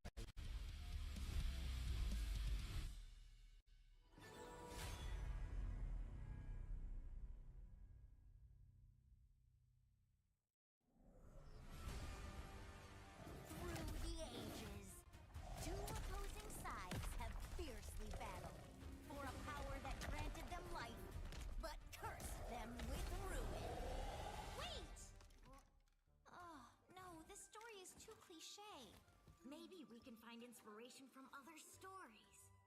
Hey, that might work. Got it. I know what.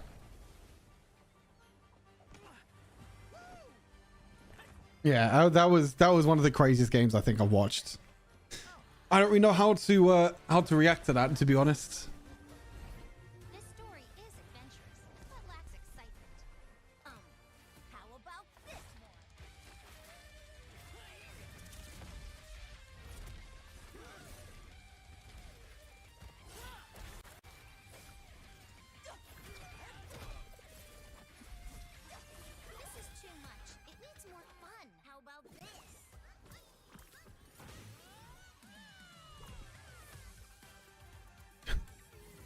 These adverts and these videos are so cute as well. I have to say the production in terms of videos are kind of cute.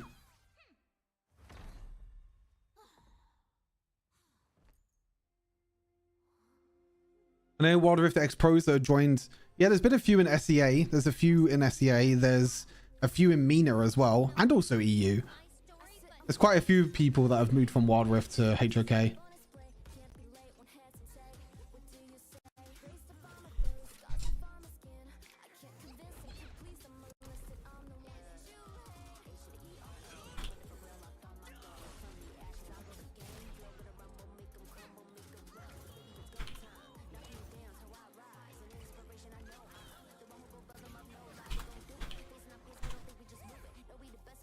Oh yeah, and also Tribe as well. Yeah, Tribe from NA also hired some ex-pros. There's quite a few from all around the world. Like, there's a few people going from Wild Rift, Honor of Kings. I mean, of course, because like the main, I guess the main drive for these players are esports, so there's kind of no surprise that they're moving over.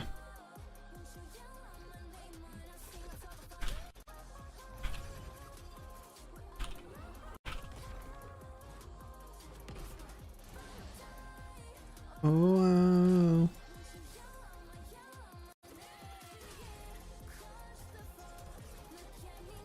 This is my story. A story of honor. A story of bravery. A story of heroes.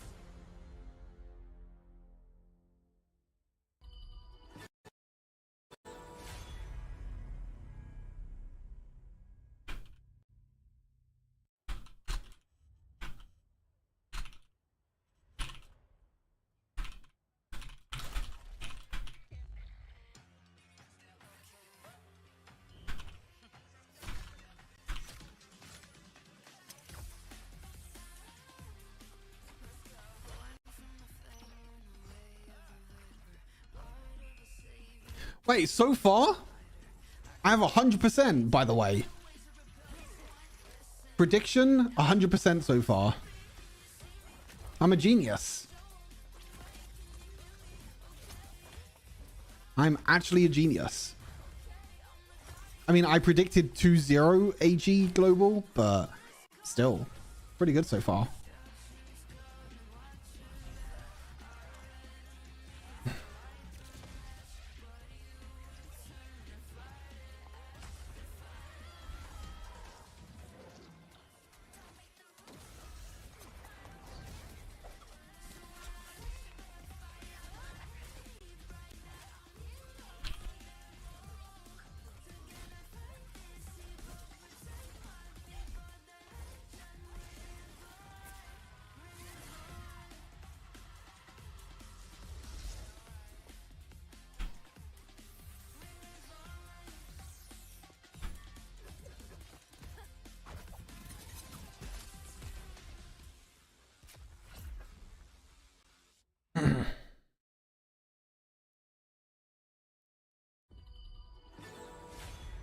Copium's on copium. Big copium. Big copium. Boom, boom, boom, boom, boom, boom, boom.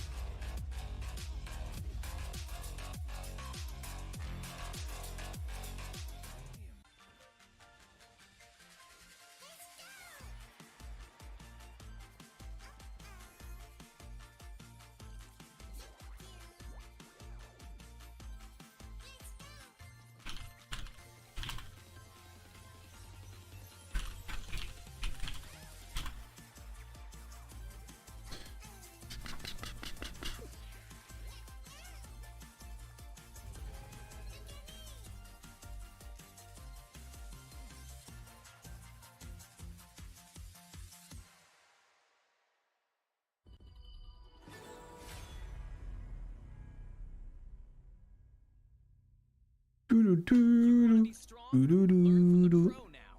you're attacking a tower, you might accidentally target an enemy, or when attempting a tower dive, you end up targeting the tower and minions instead. Professional players execute such impressive moves effortlessly.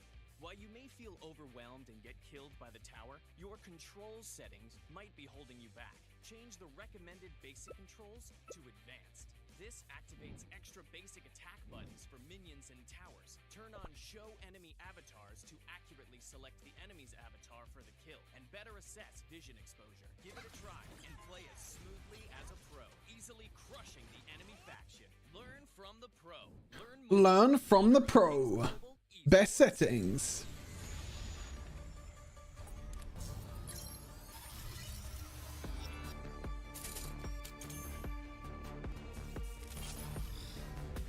Is there any esports tour for Wild Rift? No, not at the moment. Not at the moment. LGD looks strong. Yeah, LGD are pretty good. Is the hero Dune good? I think Dune's pretty decent. Pretty decent hero.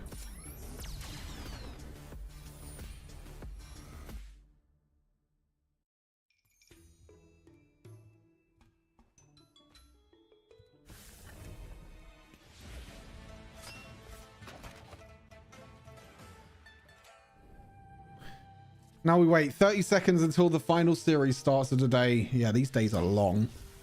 Went up since 7. How long has this been going on for? 6 hours? Holy. Well, I mean, the stream's been lasting for 6 hours, but I've been up for 7 hours. Long days. I need an early night. I got to do this to get again tomorrow, Sunday, and Monday. Oh, actually, no, tomorrow is Sunday. Well, tomorrow and Monday. And Tuesday. Tomorrow, Monday, and Tuesday. Hey, where's Laura, by the way? I want to see Laura. Is this a LAN event? Yeah, it's in Malaysia.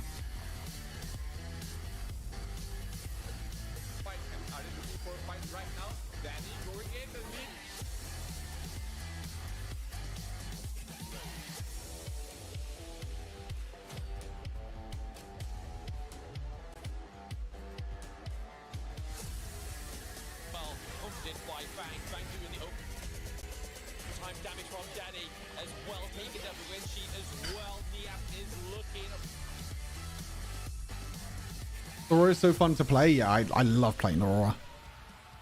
She's so incredibly fun. I want to play her. Welcome back, everybody, to the Season 2 Invitational Honor of Kings. Today, you have me, Blam, for the final match of the day, and Zero, as always, with me. What are we looking forward to most going into this last matchup of Group A? We get to see Vivo Keystars with their new roster. Not the first time we're seeing this roster in action, but on the biggest of stage, especially since they're coming back as the defending champions. They still have Niap, Danny, as well as One, but they've swapped out their farming lane as well as their roam. Absolutely, and obviously none of this would be possible without our first sponsor, that is Infinix, and all the players are playing on the Infinix GT20 Pro. So experience esports level gaming with the Infinix GT20 Pro, like all the professional players here at HOC Season 2 Invitationals. If you'd like to find out more, you can check it out on the Infinix official website. So when you see the devices get planned onto the cameras, this is the device that all the players are playing on. Yeah, not to mention, of course, the Esports World Cup will be the leading tournament after this Season 2 Invitational, which is what a lot of these players are fighting for. This collaboration brings our teams one step closer to the most anticipated esports event of the year. The top 8 teams from this Invitational will qualify for the EWC in July, so make sure you continue watching the Season 2 Invitational, because these are the top 8 teams. And you want next game prediction, I said 2-1. I think 2-1 boom.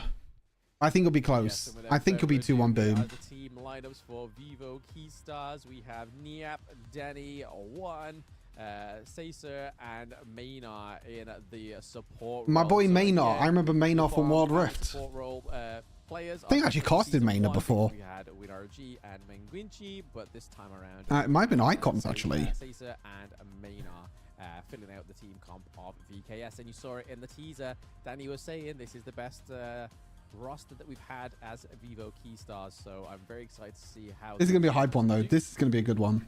Yeah. Meanwhile, their opponent. This is going to be a very, very good one. Game of their groups is going to be Boom Esports representing Philippines. We have Miggy, G6, Dragon, Toshi, and Impressive rounding up their lineup. And will KIC happen? Probably later on next year. Later on next year, later on this year. I don't know when it is. All I know that there's this. And after this is EWC, which is kind of the mid-season tournament. Then after that is the Open Series Split 2. And then after that is probably KIC. So probably sometime later this year. Coaches or players who played in the KPL. Thanks for watching, Homework. They decided to stick with their previous coach from a different game. So it's expected, Iman. He brings a little bit of the less of it's very much expected. Because if you get a phone sponsorship, then obviously the phone company are going to spend a lot of money because everyone's going to be playing on the same phone. And also it helps in terms of funding the tournament as well. So instead of the tournament organizer like Tencent, for example, having to spend money on their phones, they just get a sponsorship and they get money and also they get all the devices for free, basically. We don't have Juliano, but we do have what's the coach's name? Sorry. It is Joko as well. I believe they have some sort of history with this coach because I know that the big return for this coach within Chok BR was something special. So again, I'm very much looking forward to see how they pair with their new coach as well. But like I was saying in the introduction to VKS, Danny says that this is their best roster they've ever had as VKS. So again, that makes me super excited because, like Zero knows, Danny, Juan, and Niap, they were pretty much the all-stars of their team in Season 1 Invitational, and they've continued to go through, and there's a reason why they keep getting inside to VKS. Yeah, and a lot of, they have a lot of noise coming in towards this tournament, defending champions. How late is this event? What time is it in Malaysia right now? Is Cake still here? What time is it in Malaysia right now? Time in Malaysia. So it's going to be. Oh, it's 8 p.m. Oh, that's not that bad, I guess. That's not that bad. I thought it'd be later than 8 p.m. Yeah, because along with obviously Vivo Keystars and Boom Esports in the Group A, we also have Team Vitality, which, your boy, European representative, hello, cannot wait to see them tomorrow. And then obviously we have the Turkish team, one of the best Turkey teams from. Here we go. Oh wow, the draft has already come through already. Again with their long-standing roster as well, so be really interesting. Look at that, same bands again. But we are getting into draft 1. Same bands again. And we're already seeing the bye-bye to the support ladies. No da ciao for the Boom Esports. That's a no for the Frisco. I'm surprised how popular Dun's been, to be fair. Will be the ban of choice there from the side of Boom. They instantly snap up a lane on their side. But VKS again with the Dun. It's a 75% win rate right now. A surprising statistic, especially. Ooh, pay for Boom.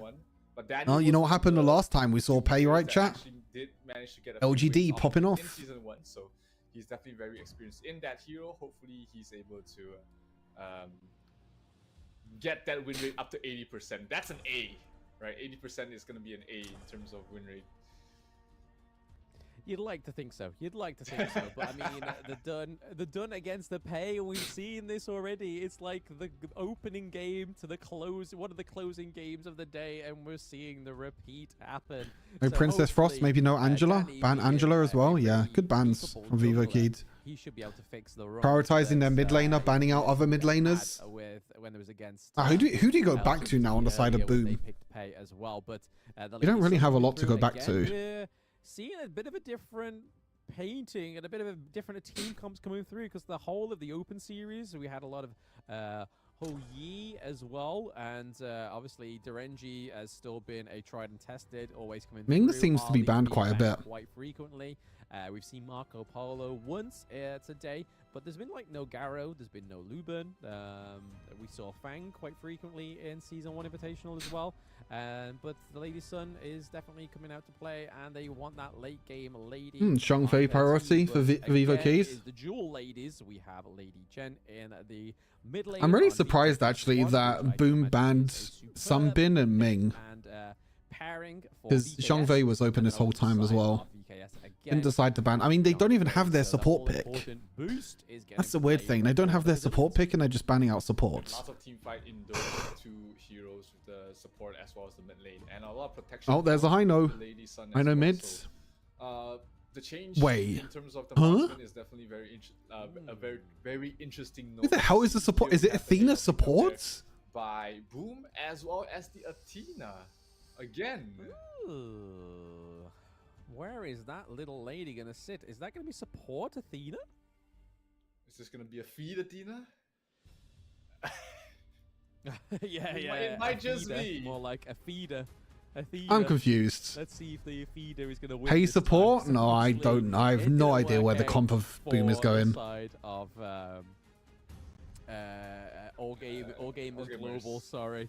So let's see how they do this time around. Boom Esports playing it into the yeah, I'm confused. Role. I'm assuming it's Athena support. They take the Hino as well. So again, maybe that's. I'm assuming it's Athena support. Danny was going to go for the Hino, but instead goes for the Dun, but the RNG as well. So seeing those two paired up in that mid lane, in that farm lane, sorry, is going to be really interesting. Wait, is that actually Golden Kite mids? All Gamers Global. I think two people say it now. Is that actually Golden Kite mids? Plenty of dashes, and then obviously when she comes back from her death, she on Boom. Victim that she is hovering over. So again, that could lead into Durenji being able to pick up a That's kill. his twin brother. There's no way he has a twin brother and he's playing in Hawk. What? There's no way. Tiger himself, or are we going to get a little? There is no way. Going into the jungle, and is VKS standing in the. Wait, he actually has a twin. That's so hilarious, by the way. That's going to be the benchmark of this game. Can Danny get a good jungle? Because Pei is one of the more aggressive junglers. They have the Athena to really just harass. I can see Athena did go for the smite. Wait, Athena went smite and stole it. Wait, Athena had smite. This was what they were planning about. Done. Yoink. If you don't have a good start, and if you use the buff, no, they give it over to she doesn't care. Which is better than giving over to Danny. So impressive already doing oh wait, Athena took, I didn't realize Athena took smite. That's brilliant. I suppose that losing the red buff is probably not as detrimental as losing that blue buff, right? So I suppose they played that okay, because the Athena getting a chance of the Athena for obviously a 1 in the mid lane is going to be huge. But our hero oh, Hino got a kill as well. Meanwhile, Hino got another kill. Oh, I don't think he stole. Wait, did he steal? He stole that as well. Wait, he stole it. I think he has blue buff. He stole it again. You fancy to be a little bit flashy lady in the Clash laney? That is. I think he actually stole the blue buff as well. There's no way he stole both buffs. Not really impressive so far for those who are not familiar with this sort of strategy. But it all has a bigger plan. There's a bigger plan behind all of this. It's just whether she stole red buff and blue buff. The mid game once they are able to shut down. Oh my god. Yeah, we would. How did she steal both buffs? How is that even possible? A feeder, but I can't promise anything, especially with the sprint being played onto the lane as well. This is a great mechanic for a lane because it's able for him to run in, get that death on sunset, or for a disengage, which is instantly remove slow effects and oh god. Seconds. While sprinting, half slow effects receive and grants an extra 20%. This is actually an in smite meta. Combat. So again, for somebody like this is so ridiculous. An integral common skill to pick on that hero. Yeah, not many heroes do pick this. I need to play Athena in support now. Yeah, same. Because, you know, I hate to give it a try. Useful most of the time, but look, it has its uses. It is very yoinking everything. And, like you said, this He's actually just yoinking everything. Oh, it's so funny, yeah, actually. Out there. Lane will be the one to get the kill. So That's so hilarious. Huge thing there for the side of Boom, who is just way too busy trying to get the done online. And because of that, they will have to sacrifice something. And What am I watching, by the way? What am I watching? Is this what Honor of Kings is like, chat? Function of the Athena this time around, she is there to disrupt Dun's jungle and farm, and then she's also there to sort of be the scapegoat. So everybody's focusing her, everyone's just dealing damage to her. With her being a support, it's not that much of a loss because the RNG is actually not doing too bad down in the farm lane on his own. Totally holding his own down there in the farm lane, and then obviously you have Pei there, so in the worst case scenario, you can kind of have either Heino or you In strategy to win, I guess. And help down into the farm lane if needed. But right now, it doesn't seem like it seems to be a detrimental thing, and it doesn't seem to be stopping the side of Boom Esports from aggressing and advancing in the gold lead ever so slightly. Impressive once again doing his thing, trying to get a steal. Did he steal it? No, he didn't steal it that time. He did not get it. No, he didn't get it.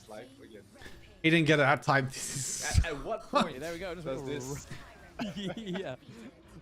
What am I watching, man? What is this strategy?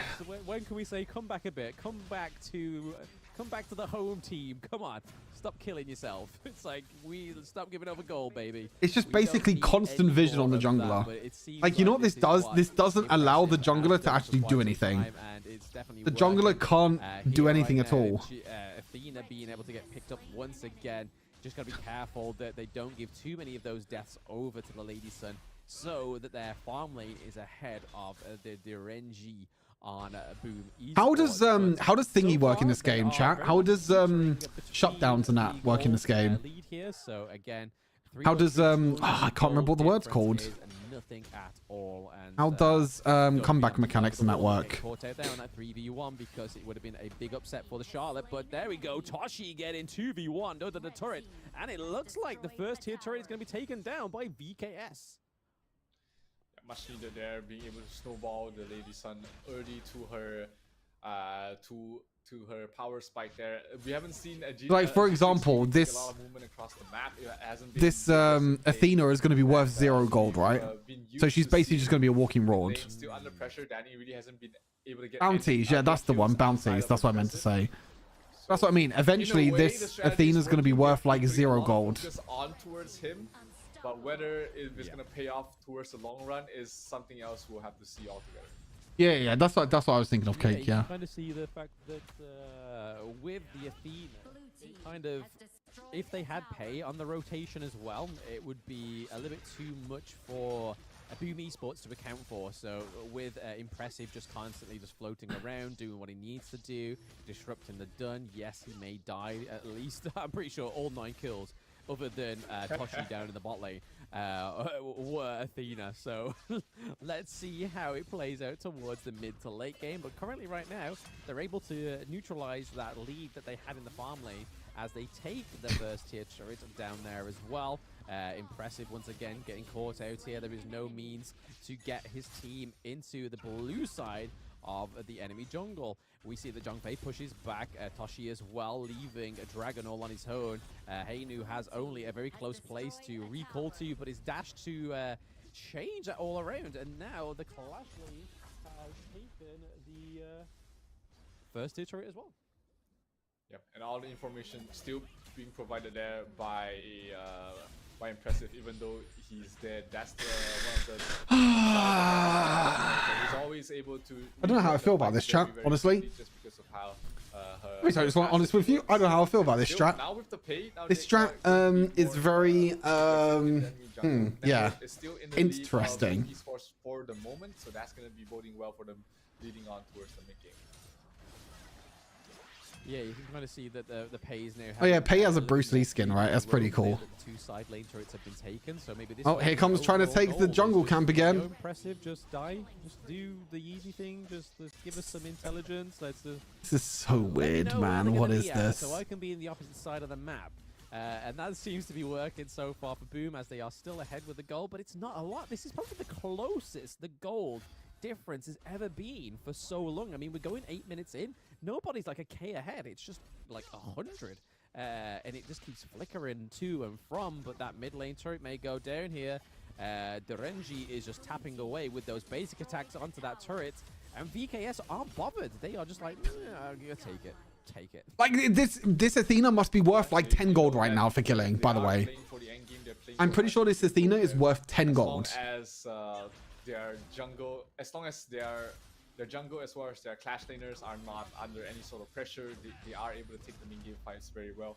Fei doing a lot of damage towards the Zhang Fei, but Zhang Fei still has his ultimate, not going to pop it yet, just waiting for the opportune moment, but that opens up the Tyrant to go towards the way of Boom. The second Tyrant for them to pick up.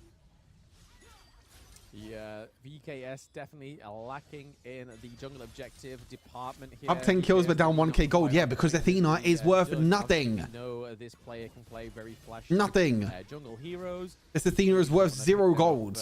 You're killing Athena. It's more worth to kill a minion than Athena right now. But currently, Boom is doing fantastic on both, all factors here. Other than kills, they are doing pretty great. Other than kills, no like shit, said, because they have a freaking inting Athena. Obviously impressive having to die. Who cares about kills? Means that the gold lead gets nullified. I suppose that's the only trade-off with the Athena pick, but not being able to close down the Hino there. We see the impressive jumps on to Ejix as well. So all in that mid lane, they've got to be careful. VKS, they don't want to get funneled in because they do not have a first tier turret to rotate back into safety. And nobody gets picked up. Yep, still a 400 gold lead. Essentially nothing here for the side of Boom. In terms of the map, they do seem to have a better control across the map for now. Danny, once again, trying to get that blue buff. Spread. Oh, nope, steal. No steal. It's gonna still go towards Danny. But at this point, 10 minutes in, has Danny really done anything on the done? No. Not Yeah, just getting free kills from. This is the thing, like, Danny is just like AFK. Like, Danny cannot do anything this game. He gave you those kills. It's like nothing. He's just constantly trying to stop in the jungle. But this could be the impressive part right now because they are at the Shadow Tyrant. There is a lot of team fight going on. Hey, oh, Pei! As well. Pei taking down Danny. That is not where big kill. You want to lose. Danny Might onto the back line as well. No smite. There is no smite. Oh, goodbye, lady son. See you later. Oh no, the kill went over to Athena. Oh no, she's worth gold again, chat. Which is just unfortunate as we see that is not what they wanted. The kill just went over to Athena. Now the Athena is actually worth gold. Priority down ouch. In the bot lane, and they do take the second tier turret once again on the side lane. So holding on to that second tier turret in the mid lane is not a healthy position for VKS. They're trying to take both objectives as well. Yeah, Boom Esports definitely, especially ending the kill streak of Danny means that they got both objectives right at the exact same time. That is so smart, by the way. They fed Danny. How smart is that they both take the same objective at the same time? Or both the objectives at the same time. They don't actually get affected by the primal bond. All that gold that Danny's farmed up has been given away, and now it's a 3,000 net worth lead going towards the way of Boom. Yeah, no, that's also a very interesting mechanic into the Athena pick is that you feed up that one person, then you literally create a pinata, and that's exactly what is happening to Danny. But we do get a kill onto Impressive. Once again, crucial engage, but the kill is going over to VKS. So dumb. Again, would be a great pickup for a kill for the mid lane, but it's just looking too shaky here for VKS. They do not have any dominance in those lanes. They're at the higher ground turrets on both of their side lanes as well. So again, there's just not much place to go back to. They are pretty much... I feel like this is kind of like maybe we should just try and play the best we can do in game one here and then just go back to drafting game two. Try and play a little bit better here. I feel like the Dun just isn't doing what it needs to do. Chat, what do we think about this?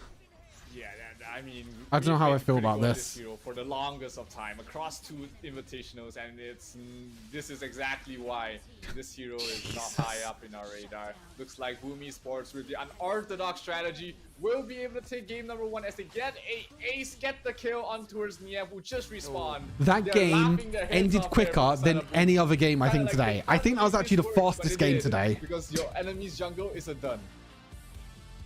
Yeah. That was the fastest game today, chat. Outdone, and clearly that's what happened there.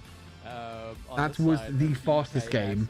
Unfortunately, but like you said, I don't know how to. Yeah. Pick up that going forwards is that the Athena pick is literally just to fatten up somebody on the enemy team, just so you can then deny them towards the end of the game, so that then all that gold spills out of that one hero, and then you kind of like, oh, we're now 3k gold ahead, and your enemy team's just sort of like, oh no, like what are we gonna do now? We were pretty much neck and neck with gold. We got Athena, all the way to the 12th minute, and now they're way ahead of us. Athena, really great. Pays dividends. Instant strategy on Honor of Kings, great. But just That's as fun. a disclaimer, you want to do this when your opponent's jungle is someone that doesn't scale towards the late game. He doesn't get additional stats when he gets kills. You don't want to feed a Dian Wei 15 kills before the 5-minute mark. No, that is the worst hero to do it against. But against Dian Wei, against Dun, More disgusting than Fuzi de Chao. Maybe. Yeah, you could say that. Maybe against just only Dun that you don't really want to let him snowball. Yeah, maybe that was the reason why Boom was just like, hey, the pick done. We know exactly what to do. AG Global may not know how to do this, but we definitely So disgusting, actually. Plenty of times, and it's definitely worked. But Boom Esports finishing that with a 12-minute game is definitely setting a good pace. Oh, I just don't know, man. I do still believe that it's All Gamers Global that have taken the fastest round yet, but just look a little bit at these stats here. So as we saw, Danny got 7-5 after or those 7 kills, no, it's not even Inthena, because the T from Int is also the T from the Danny was basically turning into Athena. sort of like Danny Coin for that entire game, and then they were just like, yep, let's get to the peak of the market and let's cash out, baby. Kill Danny. Well, how would you even say that then? But just looking at that, In 13 kills Inthena, or maybe is is it just Inthena? But still taking the dub.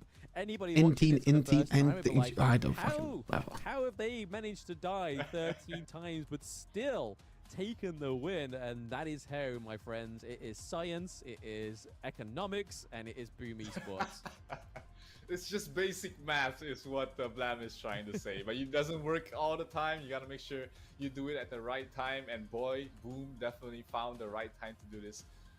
Taking the first game, definitely not the situation where VKS expect themselves to be, because remember, they are the defending champions of the Honor of Kings Invitationals, and losing against basically a no-name team is not great for your morale. Inthena. Yay. Yeah, I mean, this is the thing. We love in season 1, they were able to make Inthema. Oh, that's maybe better. Inthema. Inthena. Knowing that they would go. No, but then you don't have the word anyway, int. Whereas this one, you can't really make that mistake. You can make it once. So if they make it once with Boom Esports, knowing they don't have to face them again, but then go through the rest of the days just completely destroying the other teams, is still yet to be seen. But here we go. Look at that. The 107k damage on the side of Boom Esports for Haino. Pei actually taking a back seat there as well, whilst Toshi on the Professor Boom Boom. 77k. I guess Inthena as well, but you kind of want the obviously int to be in there, no? Stat there It's like on the side of Inthena. the Key Stars is that 68k damage, and then the 50k on the ladies. So, Yeah, double T is kind of weird. Yeah, you're right. You're right. 111k. But Boom, impressive. Didn't even mean to take 102k damage. It was just like, yeah, bro, don't worry about it. We will get you. We will get exactly what we've come for in this game. And the fact that you've chose Dun. GG's. Right, that was a fun game. I mean, you saw that Athena. Oh, I say fun. It's kind of fun to watch. Oh, really? At times it was fun. It's telegraph from that moment on, and At times it was okay to watch, I guess. And I mean, you kind of have to take the kill when it comes towards you, right? But unfortunately, when you get it on the Dun, is not the best here to get it to. If they got it on maybe the Lady Sun or even on towards the mid lane, then it might be completely different. What a disgusting strategy, though, by the way. Okay, my predictions is still on. If a Dun gets 10 kills, Actually, no, it's not really. What if Boom 2-0? Yeah, I suppose the only reason Boom Esports had that privilege to do so is because of those side lanes being taken pretty easily as well, so they couldn't afford to get the Lady Sun out of the lane or else they would lose it. And there we go, 13. Oh, God. Who would have known? 13 deaths can get you MVP, so Boom, impressive, taking the Nah, MVP, production did this on purpose. There's no way. Vivo Key Stars taking that 102k damage taken. Production did this on purpose. There's no way. 183 gold. I mean, hey, a beggar's belief, isn't it, that you can die 13 times to get MVP. Oh, God. My top games are going to be in shambles. They're gonna watch this stream and they're gonna tell me I'm feeding tactically. So when you get the kill, you get, you get all the gold. No, it doesn't work every time, guys. It has to be very situational. It has to be against a dun. That is disgusting, by the way. It doesn't scale well, and if you feed anyone else, it's gonna be in shambles. But impressive, still did his role, did his job very well. Created so much havoc that every other lane was just basically uncontested. Yeah, I mean, that's the thing with this strategy, right? The thing with this strategy is more to do with just distracting the enemy jungler. So if you distract the enemy jungler, the enemy jungler cannot gank, cannot make an impact on the map. Shockwave, it's a ripple effect. It was the true. He tanked 102k damage and that counts? Not really. Who cares how much? He could have tanked 200,000 damage and it doesn't matter. The only reason he tanked so much damage is because he played int strat. He just died every single time. Get into that late game, but that's all it was. Most of this highlights, he's like, oh yeah, death, death, death, death, death, death to Danny, then fed. And then it was just sort of like, yeah, Boom has now taken this game one. Now that they have cashed in their crypto Danny coin. Yeah, all according. Definitely had, they prepared this. It wasn't something that they haven't had prepared before the match. They definitely, Danny has been playing the jungle Dun for the longest of time. Dun is still in the meta as a jungle for I don't know what reason. So it's great that they have this prepared in their back pocket. Yes, absolutely. But I feel like if they are going to try and pull what a disgusting game into a best of 3, then I think this next game is where they want to do that. What a disgusting game. Are they going to ban Athena? Chat, what do we think? Game analytics that Vivo Keystars are happy to take this L against Boom Esports just so they don't show enough of their cards going into the knockout stages, but then just go on to beat Foot Chaos, go on to beat Team Vitality. But then you've got there's a lot riding on that, thinking, you know what, we can beat Foot Esports before because we. That Blacklist didn't make last chance qualify. Yeah, I would have liked to watch Blacklist. To be fair, I don't know if we're gonna beat them, but we'll. I would have liked to watch them. But I think I would have liked to watch all my Wild Rift boys, but they didn't make it. That they will take back to the drawing board. Yeah, definitely. They are a very experienced team. They were the best team from Brazil for the longest of time, so they definitely have. Yeah, if they had another jungler, then maybe it wouldn't work. They have the mentality to try and bring this back. So at this point, it's a one game at a time mentality that they have to really take up, because the game is not over yet. They still can take this series, and it all boils down to this next draft. Next draft indeed, and I don't think they'll try the Athena again, especially if they don't go for the Dun. If they go for Athena first pick, then it's kind of like, yeah, no, they're inting, bro. You don't know what they're going to pick in that jungle, and it might be just something that needs that thirst and that gold. Golden Kite got stomped by his twin brother. That's funny, by the way. Oh yeah, they must have played against each other in the Philippines. Wait, that's hilarious, by the way. Brother against brother. It's like we've been saying for the whole of match content. Day one. Lamb has not been banned. Lamb has not been picked. And I don't quite understand where this huge focus from Lamb in season 1 nerfed. Series he got nerfed. And it's not like he's been nerfed. It's just flitted off. Oh, he did get nerfed. I don't think Lamb knows that Lamb got nerfed. A lot more better junglers now that fits into different roles. Lamb sort of had to fulfill all those roles back then, when you had to both tank up and then. Yeah, they can't ignore her because she's taken smite, right? So she's just gonna steal all your camps. Form of your outs, but right now there's better heroes for more specific roles. So the saying goes, jack of all trades, master of none is still better than the master of one. That is why you choose Dun. That's why exactly you don't choose Dun, because it does absolutely nothing at all. Yeah, I can't remember what the nerf was, but I'm pretty sure it was. Wait, is there a website? 60% win rate at the moment. Hold on. It is still at a 60% win rate. Where are patch notes? Is there a way to look at patch notes? Yeah. Is there like a website? You know how like You don't even need to ban it. They didn't even They banned Athena. That's a waste. They could have banned like John Oh, Fay, the they could Chow. have banned, Ooh. Elaine, they could have banned something a lot more integral. Ooh, Even the pay, Chow. Unless they decided they're going to go for the pay this Chow time first around, pick. But looking at the Their Chow website is for gonna be patch interesting notes. here for VKS. You don't really see them pick up this hero that much. But paired with we're in for a treat. Oh, Fuzi to Zero. Chow. Here we The go Fuzu again. And the Chow comp comes How, through where do I with the see? Princess Frost as well. Oh, patch notes. Boom is gonna take a, Here we take a go. leaf out of their Where's the boat. lamb Hey, nerf? Athena is banned. You know what that sets up perfectly for? The Dun jungle. Oh, God. Yeah. Oh, why? I'm pretty sure Lamb got nerfed somewhere. Oh, there it is. Game of the day, 9th. 8th game of the day, Yes. and we've seen, what, 5 Duns? I've seen too many duns to even like consider. Like if I get Yeah, Lamb's duns tomorrow, Lamb's I'm enhanced literally basic attack got nerfed by quite a bit. done. I'm absolutely Base damage got done. nerfed. I want to see my Jing come through. I want to see the Lamb come through. I want to see more pay. Pay's come through twice, and that's it. But there's so many more fruitful jungle. Yeah, Lamb got nerfed a few months ago. And just we're not seeing them. Just stop picking the dun, please.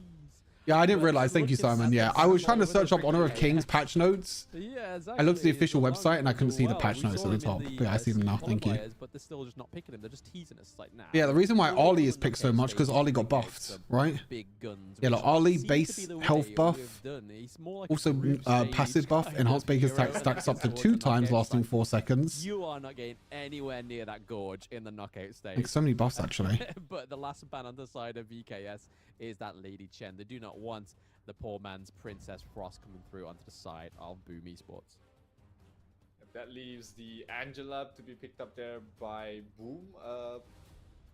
I wouldn't say a replacement, but sort of a different role, more focused on doing damage than providing.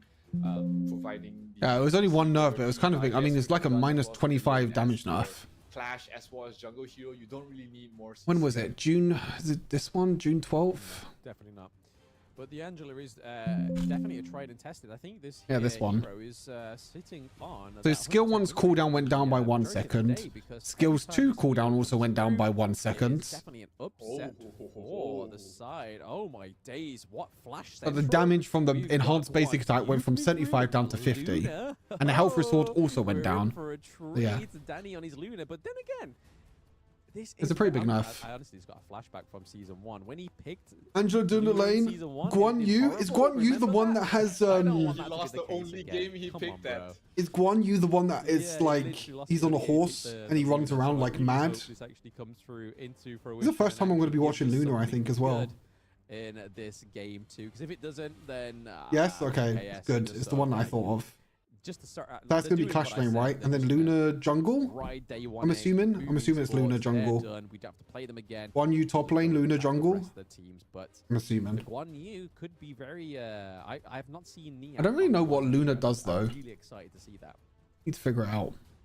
It's not an easy hero to play. Niap definitely can play it. He definitely has already played it previously, or else he wouldn't be picking it up at this crucial stage. They are 1 game away from losing up in this group stage match. Not the highest of stakes, seeing that they are in a 4-team group, but obviously you would still like to be in a comfortable position leading on towards the later stages of the group stage. So this is going to be a very interesting match. We see a lot of new heroes in this match. Luna. And the return of the Da Qiao Fuzi combo. Who will take game number 2? Would it be Boom with the Arlie, with the Angela, with the Sunbin, or would it be VKS with the Luna and the Guan Yu with their debut performance?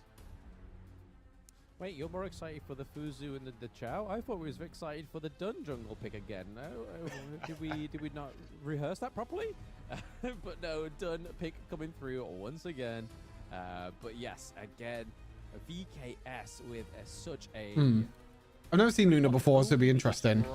She dashes a lot. Okay.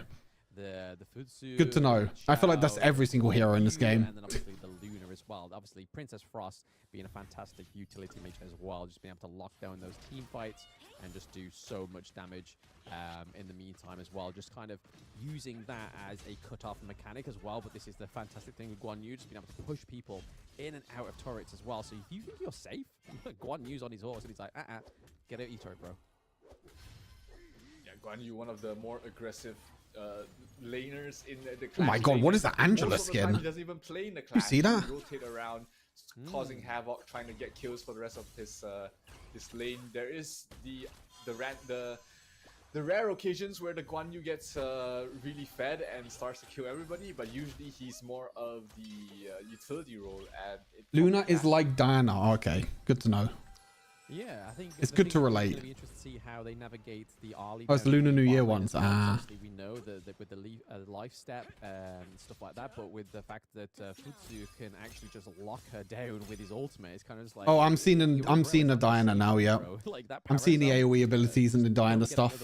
It's not going to work when you lock down in my lantern. So it's going to be really interesting to see how Sasia plays against Tashi in the farm lane, because God, what are them sounds as well? What the? Pew pew pew pew. Not first blood, but first kill was over to Tashi between the two ADCs, but this time around, obviously, very much close quarter combat, high attack speed. It's going to be really interesting to see if we see more of a tanky Futsu, or they're just going to go full out sort of attack speed, attack items, unlike what we saw on the side of All Gamers Global. Wait, Guan Yu has sprint as well. Yeah, and God, that skin is so good for Angela. Holy. Haven't really been able to get any. Do you think they have access to all the skins when they're playing in tournament? In a tournament realm like this? Who's trying to find someone off the I don't know, but she gets the marks to reset from ulti, from S1, S2, and BA3. What, resets to dash, you mean? Which hero is Boom's clash laner? A lane. It's a lane. Yeah, I don't like the fact that Miji is just hiding in the bushes. Lane. I've got to wait for the optimal moment, knowing that Princess Frost and Guan Yu are here. I can't just go 2v1 against that combo. But speaking of combos there, Dragon with the Angela taking a lot of damage onto Sasia Close. as well. So this is not being Fuzi 1 HP. as effortless as it Yes, was to reset the dash. Okay. Just right there. So she just has more ways to reset the dash. For the side of VKS, the Death on Sunset coming through, just not going to be there to close the gap onto Guan Yu there. Yeah, still a lot of good damage being dealt there. Maggie with his had to use his ultimate, like you said, but not a big deal early on. Maggie doesn't really want to join fights earlier on anyways. He wants to get his farm up. Walk attacks can prot your passive from Luna's ulti. I don't really know too much about Luna. I need to kind of see Luna more. Just really start to cause havoc later on. But here, yep, trying to put pressure. Princess Frost drops the ultimate.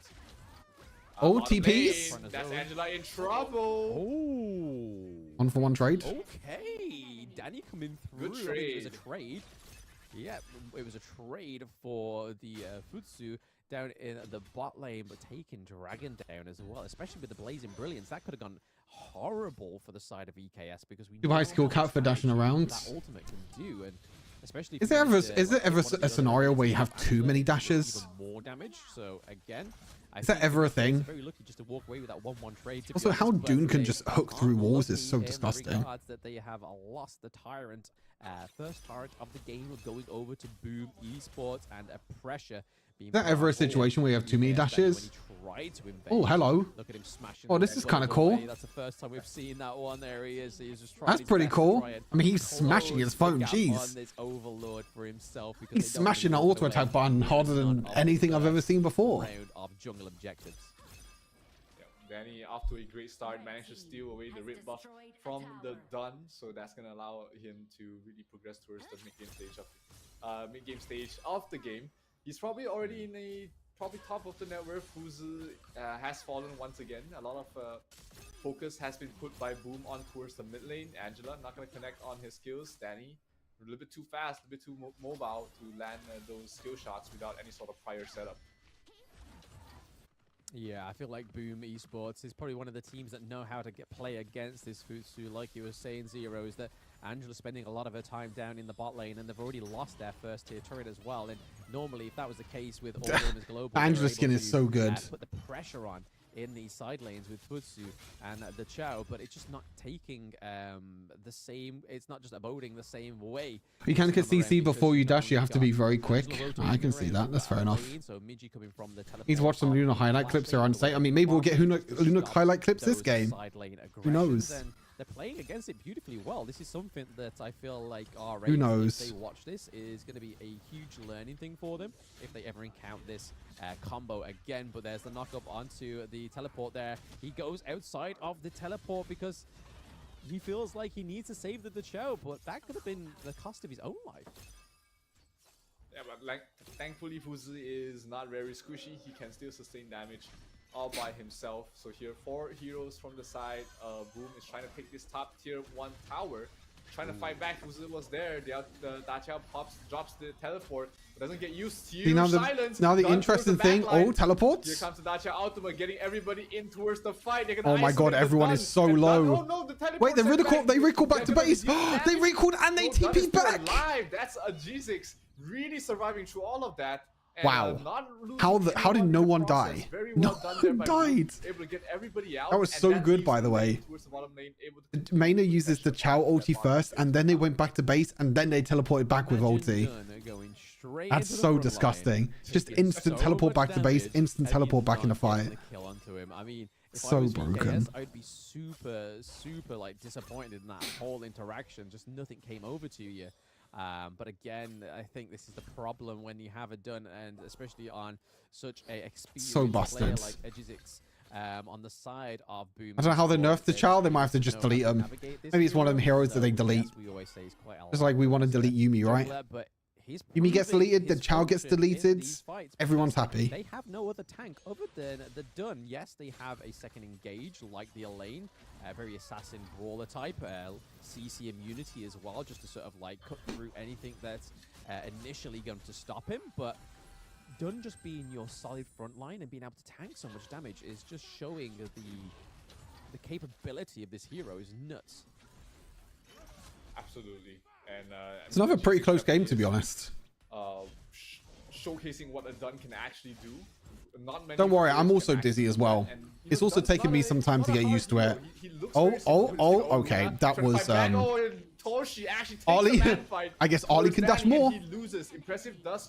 Ollie dashing is more important than Luna dashing. Any day. Toshi might be in some trouble. Guan Yu locking back. Can he get the fight? Oh, she TP'd! Teleport? No, Toshi gets away to safety.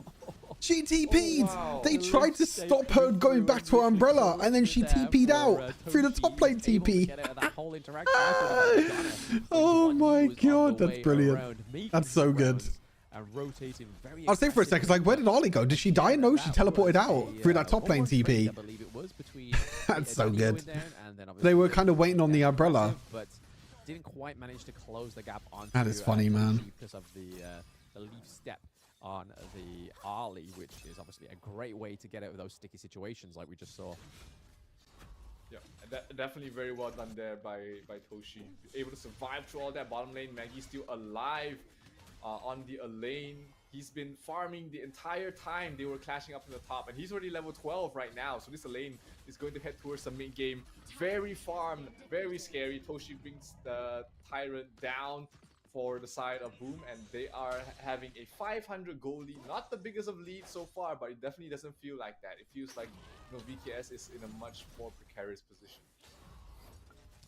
Yeah, I mean, in terms of goal, again, it's not the worst thing that could be happening at the 10-minute mark. They're only like a K behind, but again, Ollie's dead. Also close. Yeah. Teleport coming through. Guan Yu coming down and actually managing the Fuzi ulti onto Ollie there is too good. We're gonna get another kill here. He's back of the queue onto the and Guan Yu is such a cool hero, actually. CC as well, but him just riding around on a horse is so good. I love it. Out of that team fight, but that was a solid 1-0 trade there. Guan Yu coming through that teleport. That is not one hero you want to be seeing, and that horse all up in your face when you realize there was no horse there to begin with, and then all of a sudden it's like, oh, yep, I didn't order that. That was a drop ship that I did not want to be seeing. Yep. Dragon almost got nuked down there by Danny with one single combination, but managing to survive for Oh, now. Luna. Oh, hold up. Cooking. Danny continuing going for impressive. There's no way he doesn't die. Oh, he does die. He's gonna get I bet he's dead but himself, Angela though. damage way too much. Danny falls once again. That was a cool hand cam, by the way, of Luna. That was a cool hand cam. But this opens up the Tyrant for Boom to I try mean, 1-for-1 and trade, take the though, fight is because not they a good know trade. that the Guan Yu isn't here. He's not here for the I feel like fight. that is not a good Ultimate trade. coming from the dash out. Yes, there is. And here comes Oh, back Fuzi's up. gonna come back. One dropping very low, trying to This get a champ kill is on so Dragon. broken, man. How does Fuzi survive on 1 HP, gets teleported back to base, and comes back 100 HP within 2 seconds? Will not be able to get How broken is that, by the way? This done. So disgusting. Rack still alive, puts up the shield. He has his ultimate, but here comes back up, knocking him back in. Guan Yu's And he's gonna unstoppable fall as well. Finally, towards the end. Jeez, man, that Dunn was holding on for his life. Like, we thought he's healthy. So and disgusting, so actually. low, and then all of a sudden it was like, boop, and then. Oh, this Luna is mana heavy, isn't she? Damn. Then they managed to take. This it Luna out. just But half my her mana's gosh, gone. What, like the effort you have to go through to just eliminate such a simple hero is crazy. But I think that's going to put VKS into a better spot than they were literally a minute ago.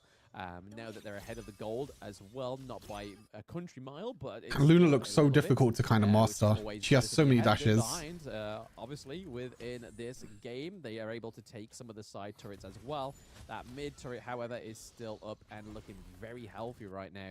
They're able to take the Shadow Tyrant as well. Not too sure that they're going to go and get the Shadow Overlord just yet because of that Primal Bond. Silence does miss from Impressive, so that means that Boom has to back off. They can't really take the fight for now. Guan Yu still pushing up towards the top lane. They will rotate a lane over there. Guan Yu, not the easiest of heroes to gank. They don't know where he is as well. And yet, playing very well this Guan Yu. Oh, here we go. They catch him out. Here comes the Jizzix TPs. is caught out. Can he survive this? How long can he stay here? He's still alive. He will fall only towards the back line, trying to knock everybody out. Does get a 3-man knockup. Wait a Where's the second. follow-up? Wait, this looks kind of Silence good. coming through. Angela, not gonna be enough. Ultimate coming from the Angela. And still Angela's everybody's coming. still alive, but Arlie is here. And Oh, the dashes from Angela's so clean, actually. Oh, he got shut down as well. That's a big fight for Secret. Snipe getting Guan Yu down. Oh, not Secret, sorry, Boom. My bad. It's a big fight for Boom, sorry. Yeah, what looked like a promising engage. The TP was pretty clean, though, to be fair, by Vivo Keys, but they just couldn't kill the Dune fast enough. Okay, that kind of This Dune is kind of tanky. Kind of difficult to kill. But then, to be honest, Ali's just been buffed as well, so I believe it's her attack damage, base attack damage has been buffed, and then obviously there is a buff on one of her skills as well. I believe it's to do with max damage also, but again, this was a farm lane hero that was pretty much always contested in these tournaments, and this time around, in day one, we've seen this hero being banned. We've seen it being picked up once or twice, but I think this is a reason why she needs. Pretty to be sure banned. Ali has a 100% pick ban rate at the moment. Or even on JR, it's a lethal pick, but once again, a huge teleport coming in. Oh, here. Can they TP? survive long Maybe enough? again? Because there's no done to focus on all. Wait, they that TP'd. They damage, just so TP'd out. again, Hmm? There is Oh. no teleport coming through. It was just a little bit of a. What's It was a bait, I guess? a bait That was from interesting. VKS. They baited the ultimate and then they just kind of went knock back them out of instead. teleport. Very Interesting. Good attempt, but ultimately was just not enough to stop them from. I don't know why they did that, to be back honest. base. So all that effort gone to nothing. Still a 1,000 net worth lead being taken there by Boom. Angela ultimate not gonna finish off the Maina, and they're gonna be able content with just taking away the jungle and also taking the top tier 2 tower. Yeah, a bit of an interesting situation that's going on in the team here. Obviously, VKS have traded the second tier turrets in the Clash lane for potentially the one down in the farm lane, and they're able to do it. Guan Yu and Luna are still in that lane, but Elaine and Angela are looking for a rotation as well. Dune potentially coming through here. Oh, yep, there we go. Linked straight onto Danny, but again, Guan Yu going in for the backline knockup, both onto the Angela and onto Right, Guan Yu's not bad. the Ali that was locked down, but still able to do Hold up, so TP much didn't damage redo too much. in that team fight. Oh, What is Boomer going winning this. on? Fuzi Fuzu going back there as well. I mean, we were doing pretty well. A lifeline from the Chow. The fact that it was able to get out of there was probably a Hail Mary for it's going to be interesting to see like SEA versus SEA, right? That's going to be the fun part. Absolutely. The VKS is just, I'm speechless, man. It seems like their engages are going to go in the way of VKS, but then all of a sudden it's like, Toshi come through and we'll win. I thought Toshi was dead from that engagement. I thought there was no way he was going to be able to get out of Fuzi's ultimate, but somehow he survived through the lifesteals, through the damage he was just dealing, just standing there. Fuzi needs to make sure he ultis like Ollie or something. If Fuzi doesn't ulti Ollie, then there's nothing he can do. Well done there by Toshi. Oh, top lane. Danny trying to run away. He does still have his combo. He can continue chasing a lane. Drops the ultimate to try and give chase. Danny is Who wins done this? running. I want to fight. Where's the backup? Backup's a bit too far for now. And the recall from where does she go? Oh, she TP'd. Of Dachau gets Danny out to safety. I actually don't know who wins that. It looks like Luna was winning that. Not the 1v1 you want to be committing on there, especially with some Mim rotating around, because as soon as that turns into a 2v1, it'd be the slim chance of Danny getting out of that one alive.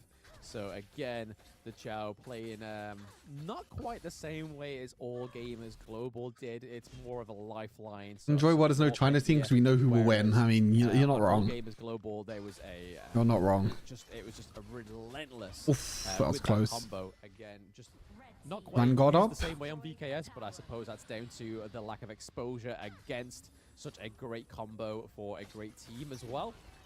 Luna looking to still push this higher ground turret here in the farm lane while she's away from that overlord. She's got to be careful because if they're able to pick it up, they can just nullify that minion wave in the farm lane, and you've just pushed for no reason, and potentially your teammates going down here. So I feel like Danny needs to start focusing and playing around these jungle objectives a little bit more, because Boom Esports are currently ahead with the jungle objectives. Yep, so you have to make sure they don't lose this. G6 is kind of stuck between a rock and a hard place. All stuck. Oh, that is not good. Oh, the silence does come true. He's still alive, still fighting. Wait, how is Dun still alive? There's no way he lives. He lived. And no one's bringing him down. How did Dun still live? A lane towards the back line, doing so much damage. Mine. On his own as well. The shield does come out. He's trying to survive. Bro, how is no one on Boom Esports dying? How? Like, can someone explain to me how? They did have to teleport the Princess Frost. How does no one on Boom Esports die? But in the end, it was holy moly on both ends. Nobody falls. But does that mean that Toshi will be able to bring down this Overlord? It might just be enough. Yeah, I feel like there's way more damage on the side of Boom Esports here. That's crazy though. He survives like all that burst damage, which is mental. Just have Dun tanking all that, Dune taking all that damage, it seems. But then on the side of VKS, it's kind of like these heroes, like the Guan Yu, like the Luna, have to get in there, do the damage. We always see Dun's world. They have such a short shelf life in those. It's another close game though, to be fair. Another really close game. They just know that Ali or Angela is going to come through and just clean up, because as soon as Dune is in the interaction, it's going to be a lot harder. Absolutely, and I mean, I'm impressed by G6 so far, making the Dun look like a tier 1 hero. Just being able to soak out all that damage. Sure, he's not doing a lot of damage on his own, but the focus that he's been able to attract to himself has definitely allowed the Boom Esports to play a lot more aggressively. How they want, whenever they want, and they get that bottom tier 3 tower for themselves. One high ground tower, can they get 2? I think they're going to try and take the top lane high grounds. Oh, they also have the Shadow Vanguard as well. Without the feeder on the enemy team. But I just feel like Boom, this is just a... Even though we've gone for flashier picks on VKS, it's not really served much in terms of when we have these huge fights, because Dune is able to just soak up so much damage, and then once he's done soaking all that up, you've then got the Death on Sunset come through, and then by the time that comes around, Toshi's there just wiping out these low health heroes on the side of VKS, and it's happened multiple times, but the past 2 interactions have been really rare that nobody's died. So again, you've been going full, bashing your basic attack buttons, spamming your spells, but then nobody dying. Just seems like one of those sort of like mental... Here we go. Here comes the Tempest. Oh, on, wait, there's a flank here from Fuzi and... Fight, but the fact that wait, hello, camera? Can we see top? Oh, wait. Oh, they went back to base. Back in, but again, I don't think it's been as effortless. They're trying to catch out Main bot side, but I don't think they're going to pick him. He might actually be caught himself. Guan Yu? Oh, that's close. Absolutely. I mean, Danny... They need to be careful because they can just get TP'd. It doesn't feel like he has 17,000 net worth. It feels like... See, this is the thing, right? Danny can be anywhere on the map because the Chow can just TP her whenever she wants. The magic resistance cloak, reducing the damage. And it's a scary thing for Boom. Like, Boom can't start this objective because they can just all get TP'd. Which makes Danny's life very, very interesting because he cannot stay in these fights for too long. Luna's It's not so a tanky. tanky. What the hell? Also, I feel like Fuzi does no damage this game. But you see what I mean about this Fuzi the Chow combo? Like, we have not seen any split pushing this game at all. What are they having in their food? This has been completely different to the Fuzi de Chow game we saw a few series ago, or like last series. Completely different. Like, they have not really used this combo to effectiveness, in my opinion, in terms of like the split push that we saw before and how strong it was. But you can't see my face because of the cam. Hello.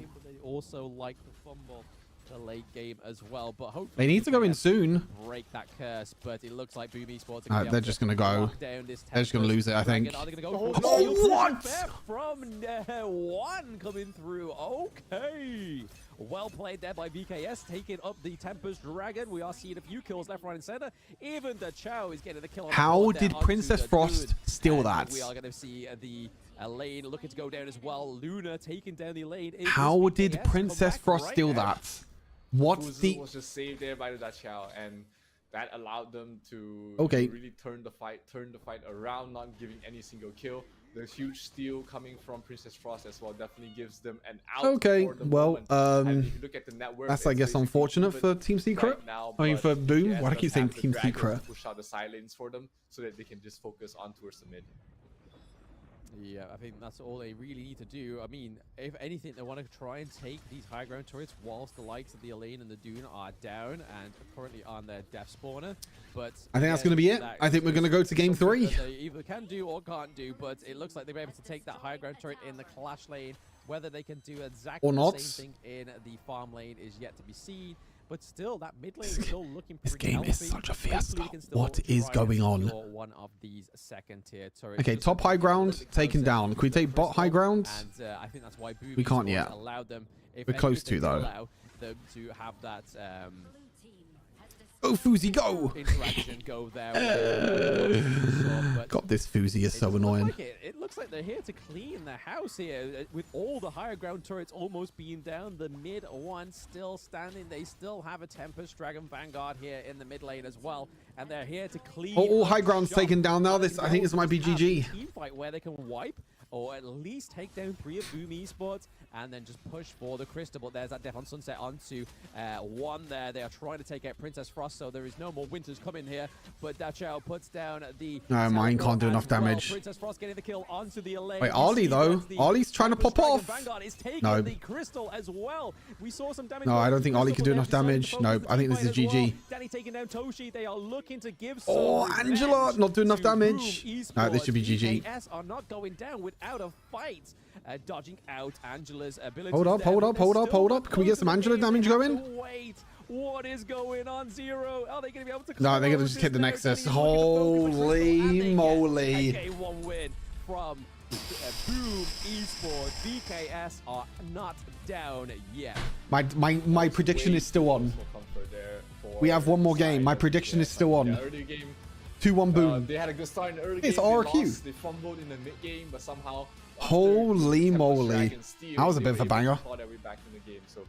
That steal on the Tempest from Princess Frost. Up because Luna was... Yeah, that Dragon Steal was the big one. Tempest Dragon Steal was huge. It didn't look like you had a very farmed Luna in that jungle. Alright, chat, I'm going to go toilet and I'm going to run ads. I'll be right back in a few minutes. Let me go toilet. Again, I'll be right back. Waste a ban on Dune, but I also have food here, which is good. Pick it because then they go for the Athena again. We're planning to ban the Athena, so there's a little bit of a mind game going on here with Boom Esports. But like we were saying, in the whole of that game there, it was just seemed like even though Danny was ahead in terms of the economics of the jungle, it just didn't seem like it. There just wasn't enough damage coming through. I'm just not too sure what happened other than obviously Dune being able to soak up so much damage. It's like what do we do? It's just that when you have two of your heroes focusing on magic damage, then it makes the itemization for your opponent much easier, right? We can just when we buy a single magic cloak, it reduces damage from 2 of your cores. That's huge. And if you look at the item builds from the side of Boom, nearly all of them have some form of magic reduction or another, which really makes the life of both the Luna and Princess Frost hard. And of course, Guan Yu doesn't do a lot of damage. The Da Qiao basically provides almost no damage. So it's all that you have 2 magic damage dealers. You've got the Fuzi, which kind of deals a mix of both with the lightning, and of course the Guan Yu, not the best damage dealers towards the end. Yeah, no, at least VKS was able to break that curse between Osiris and VKS, where it seemed like the end game just wasn't quite their end game, but towards the end, that upset over One last game of the day. We saw that Boom Esports were really focusing it, but then VKS won with those Season 1 Invitational steals. If there's any crucial kill thefts that you need, it's definitely that Tempest Dragon. That Tempest Dragon still, like, game of objectives, not crazy run over the game. If they didn't steal that Tempest Dragon, that was it. It was GG's. 100%. On the opportunity that Tempest still kept Vivo keyed in this game. Now they're going to be ready to prepare for game number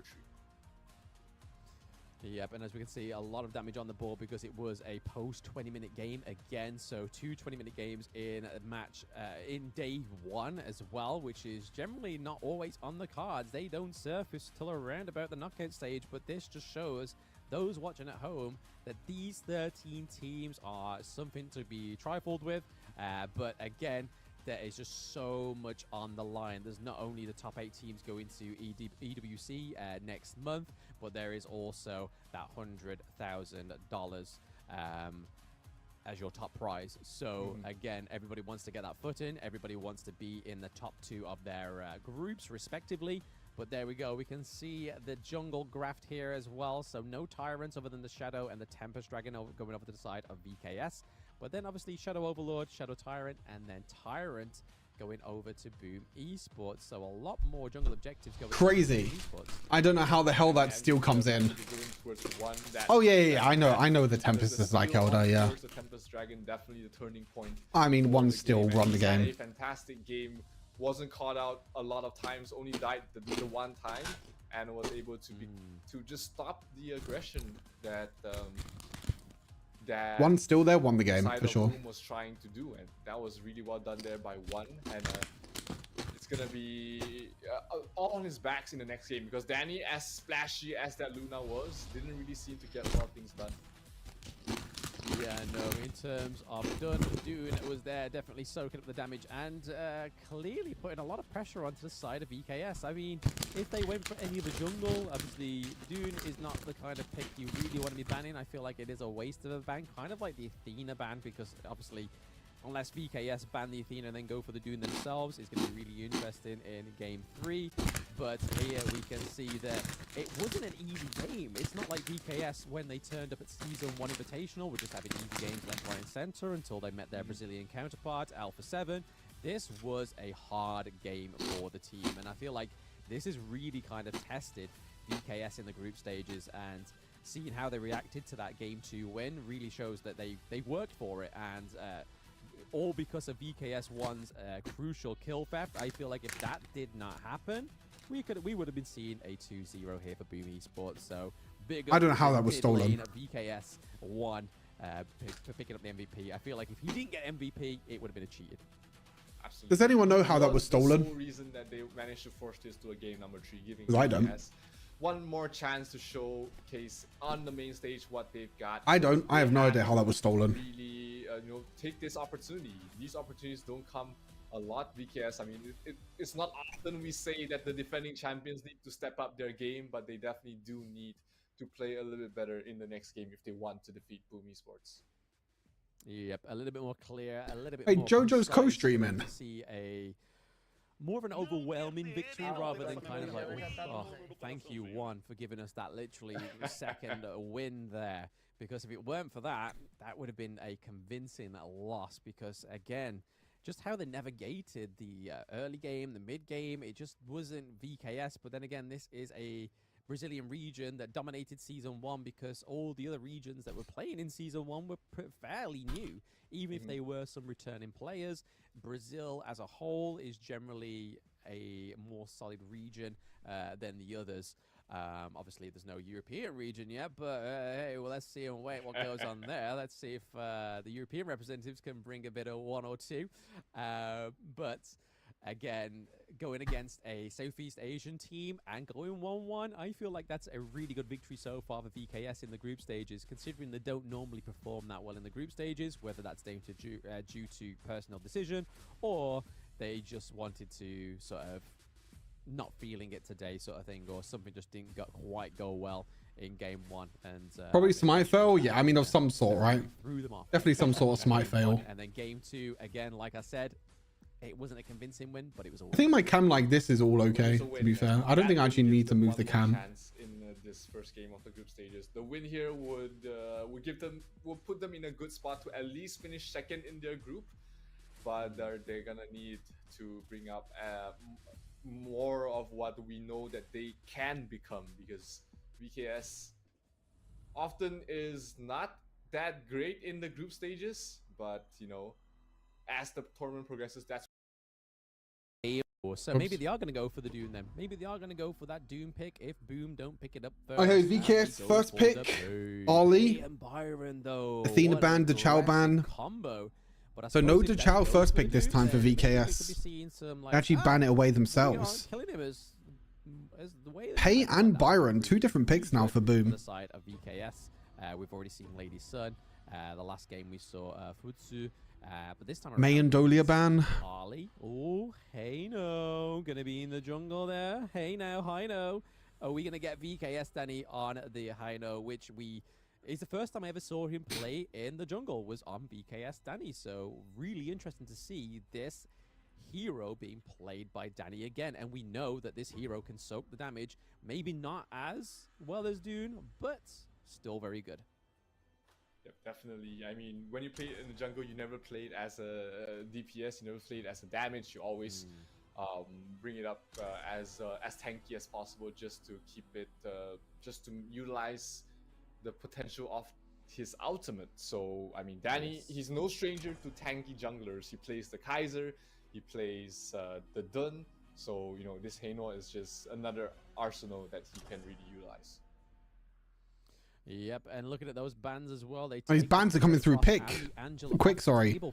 Princess Frost, Angela ban, Sunbim. We may get Gang Mo, but Princess Frost, Angela, and Lady Shen has already been picked. So it looks like we may actually get a new mid lane. Zhang Fei, okay, they're leaving the mid lane pick till last. Boom Esports, but they do locking the Zhang Fei. So again, massive. Honestly, I think Byron, I'm surprised Byron doesn't get picked more. I feel like this hero is pretty strong. Paired with the Pei, but we did get it with the Byron, and it worked favors for the recent teams as well. But it's gonna be really interesting to see who Boom Esports picks up in that mid lane. Yeah, there's not many. It's gonna be a Ming pick maybe for VKS. Utility mage, you know, Princess Frost is out Zoyu's not great in this matchup. It's hard to stun the Arlie as well as the Heino. So maybe just go for Mosey. The best option, or if you want not Mosey again. I've got to watch another game of Mosey. So again, I think this is why they're taking so long to pick the ban, because Gana Mo is literally the only one on the table unless they decide to go for something a little bit different. Oh like no, not the Mosey again. Something like that, something that doesn't particularly. Shit, here we go again. Know that some of these players play those heroes, but it's come on. So what else will can't play against Kikaito? Pretty easy to kill. He's pretty strong during the early game, right? In the Zoyu. They go for the show you. Interesting. Poor man's Lady Zen is on the field. And first time we've seen Zhou Yu in this tournament.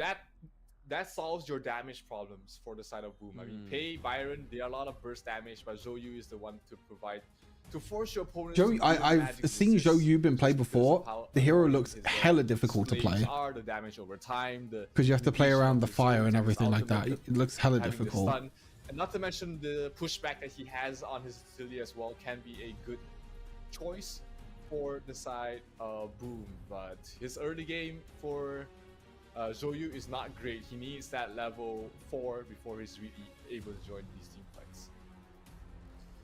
Yeah, I mean, obviously he does have the Mosey is the best hero in the game. Nope. I am a known Mosey hater. So again, that's always a great thing.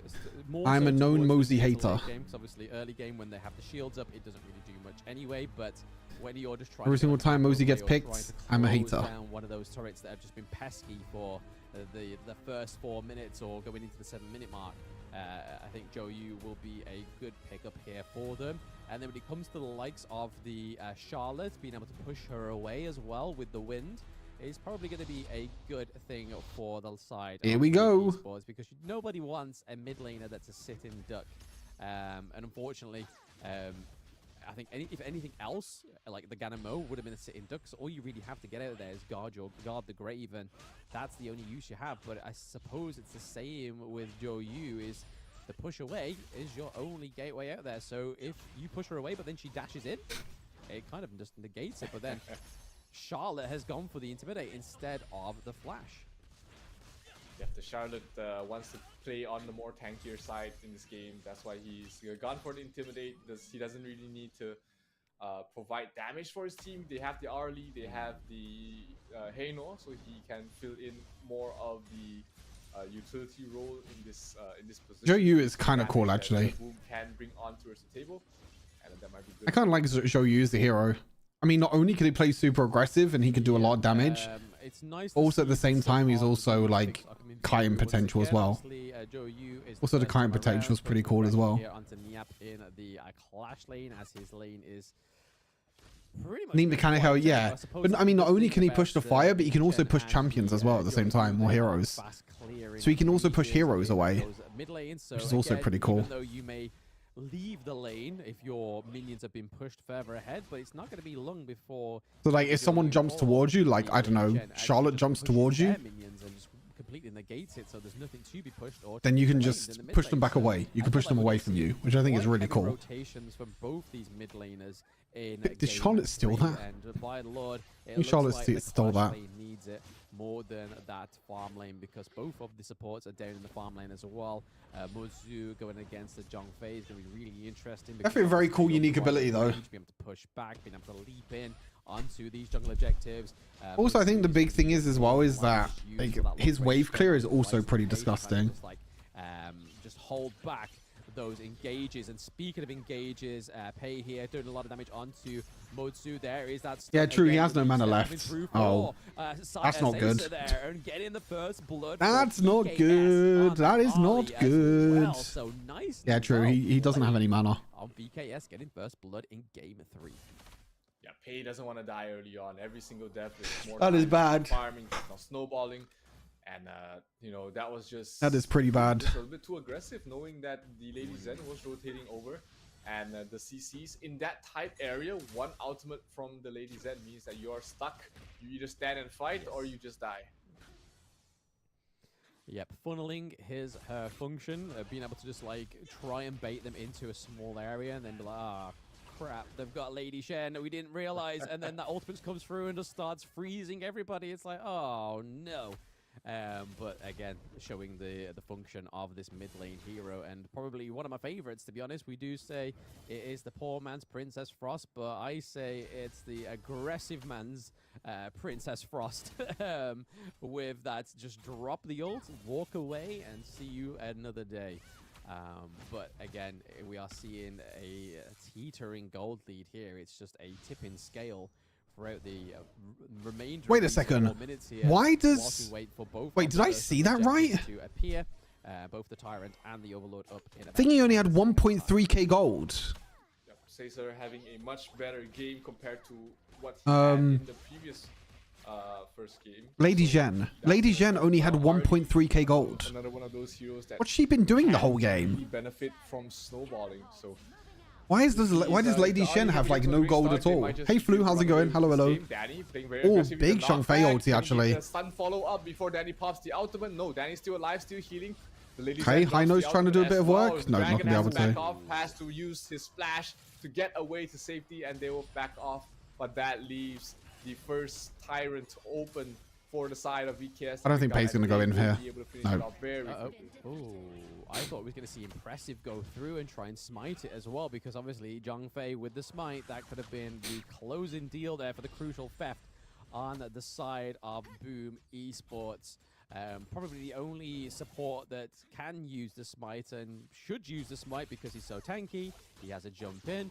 It enables him to steal these crucial jungle objectives as well. But I feel that's really well played by the side of VKS this time around, getting that Tyrant for themselves. Obviously going to boost the damage of the Ali. We already know she hits pretty hard in the early game, and it just gets even worse and worse throughout the game. As we saw there, what a nice little gank under the safety of his turret. We thought that Duranji was safe, but not the case. VKS dominating this early This game. is bad for Vitality, by the way. If VKS win this, I feel like. On Didier wasn't able to back away from that. I feel like this is pretty bad if VKS win. Man fighting against Danny. Danny does have to heal. He's in melee form, so he's gonna be constantly healing up. G6, can he really do anything about this? He's trying to use his life and defend the best he can, but Heynor is just gonna get the hell out of dodge once he's done with the tower. Yep, so that's the first side lane turret taken by the side of VKS, which again is going to put them in a great position going into this early game. Have VKS got Boom Esports number here? So far, it's looking like they have. I mean, the stun going on to Ali. Very close. The life step keeping herself alive. She manages to dash out as well. But we see Byron coming through. Oh, wait, Ali went back in? Wow!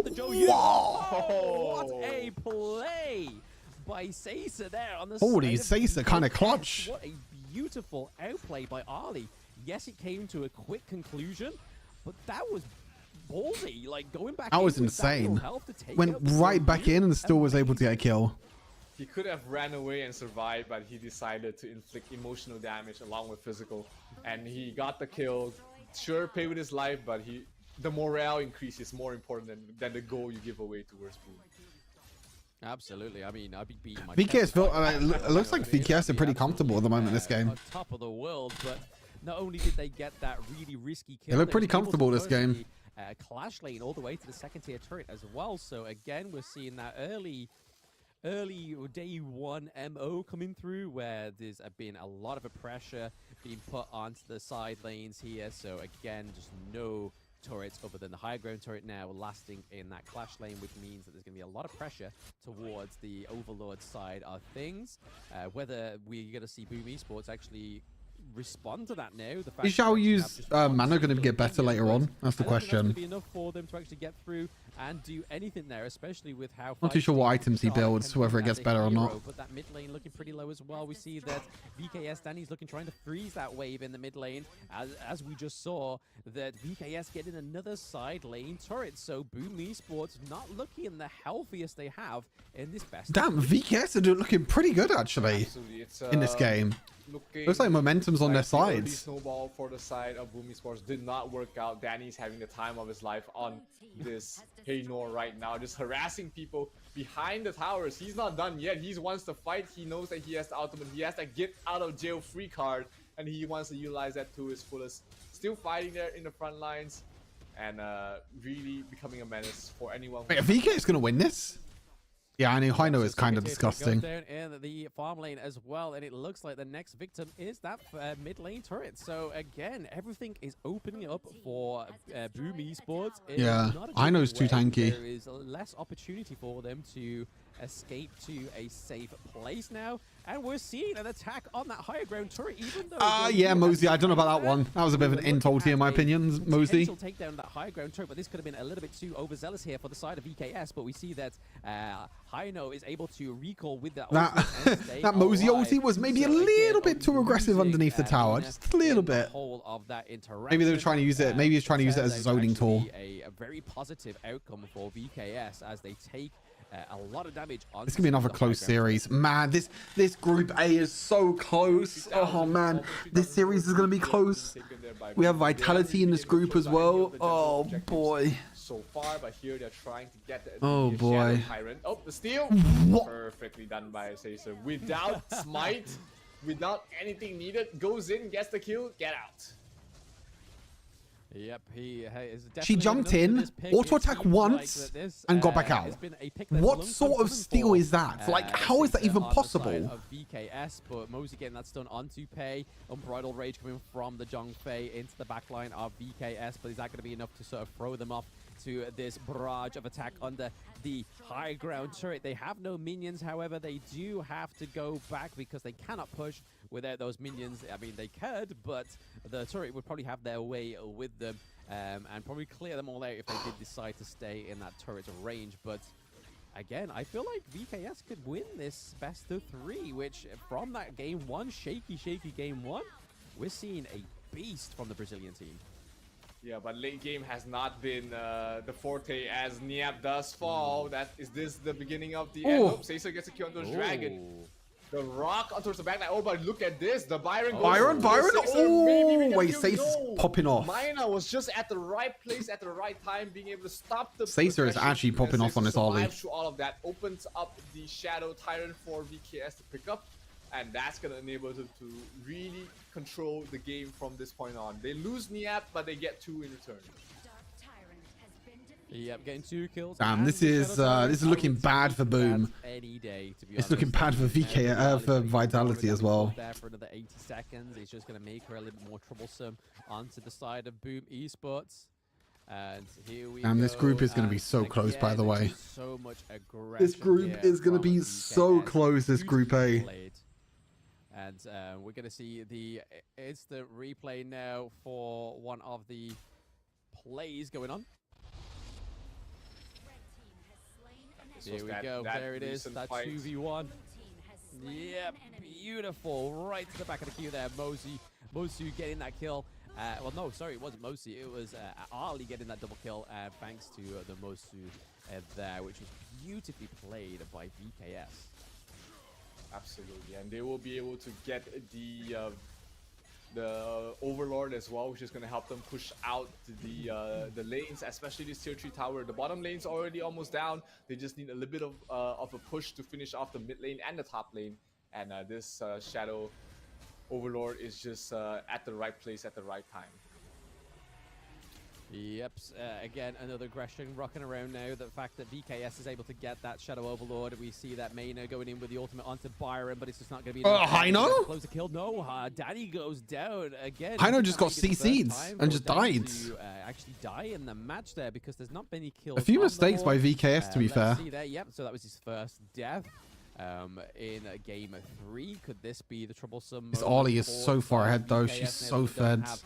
Danny there to soak up a lot of the damage because the only other real tank that they have is the Mosu, but again, it's not going to tank as much as Danny's Heino. Yeah, having 4 in one group is kind of weird. Heino has been coming through this tournament. We've been talking about Heino getting banned every single game, and you know this is one of the showcases of why this hero needs to be dealt with in the draft, either banned out or have some sort of counter against it because of how having 4 in one group is kind of tough. Annoying can be. It's tanky. It makes it a lot more difficult to actually get out of the group. Full health every time it drops low, as long as it's not bursted down. So if you have no answer to that, you are better off just taking that off the board. Yeah, honestly, I don't know what Lady Shen has done this game. Especially now that they're ahead. Like Zhou is actually so far ahead in gold. Again, it's nothing huge, but like I said, like early game, Lady Shen had like 1.3k gold. I think they just funneled all the gold onto Ali. And then obviously the more items Byron gets. Okay, Zhongfei Omega flank. These team fights he will have, but Zhongfei going for the wide flank. It's an Omega flank. It's not even a wide flank. It's an Omega one. But this might be kind of good. Predict the Heino's recall there, but he's already placed it somewhere else. So whether this is kind of good actually. Can Zhongfei go in? Oh no, they're all 1 HP. Okay, they can't really do much. They're all 1 HP already. But Nothing comes of it. There is no kill. Nothing came of it because everyone on Boom was basically dead by the time Zhang Fei even came. Focus that high ground turret so they can get those empowered minions in the bot lane, and they are going to get that now. Farm lane means that it is all completely wiped out. Oi. This game looks pretty tough now for Boom. Crystal in the farm lane. Yep, that is going to open things up here for VKS if they want to finish this game anytime soon. But I think it's too hard now. I think there's so much momentum in VKS hands right now. Sure that they have everything ready. Everyone's full health. They have all the ultimates. This Ollie is so fed as well. All the buffs that they can get before trying to end off this game, and rightly so, because this being the last game of the series, they want to make sure that they secure the win instead of maybe just engaging a little bit too early. Yeah, I think the only thing that VKS need to sort of just watch out for is the fact that they don't get sort of like too overconfident with this one, because again, if you just show a little bit too much overconfidence, I feel like Boom Esports is a team that could punish you for it. So just playing the way you have been, but just making sure you take those extra careful steps when it comes to these engages is probably the safest way that Ollie? VKS kind of solidify this 2-1 victory. Hello, Ollie? Like, what is VKS doing? Reggie is now melting the health of the heroes on the side of VKS. Niap looking pretty low there. What is VKS doing? What is Ollie doing? Down goes one. There is only two members. What is remaining VKS doing? VKS, Danny and Maynard. Did you see that? Ollie like dashed forward and then just took like 2 tower shots. They're going to try and go for this Shadow Overlord. They should be able to take it with. That's a huge mistake for VKS. Response from VKS, and I think rightfully so, because if they started to trickle, that's a huge mistake. It would be the means of the end for VKS in this potential 2-1 victory for the Brazilian team. Yeah, only a 2,000 net worth lead. Where are they going to use this Shadow Vanguard? Any way necessary. Oh, spawned where? Mid?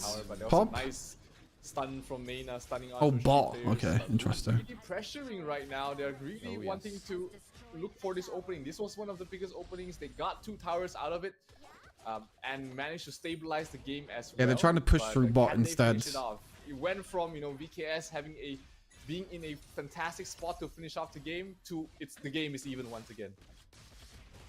It's all because of the mistakes from VKS. All the mistakes this game.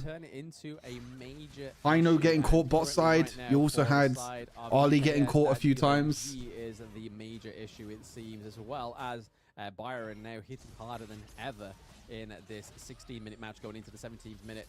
But again, all of Boom Esports onto the bot side of the map, looking to take that second tier turret in the farm lane, looking to get ever so closer to that higher ground turret because they want those enhanced minions. They have them on the side of VKS, and Boom Esports want them themselves. But I feel like VKS is only one team fight away to clear this and win this. However, game's pretty close. This series has also been really good, to be fair.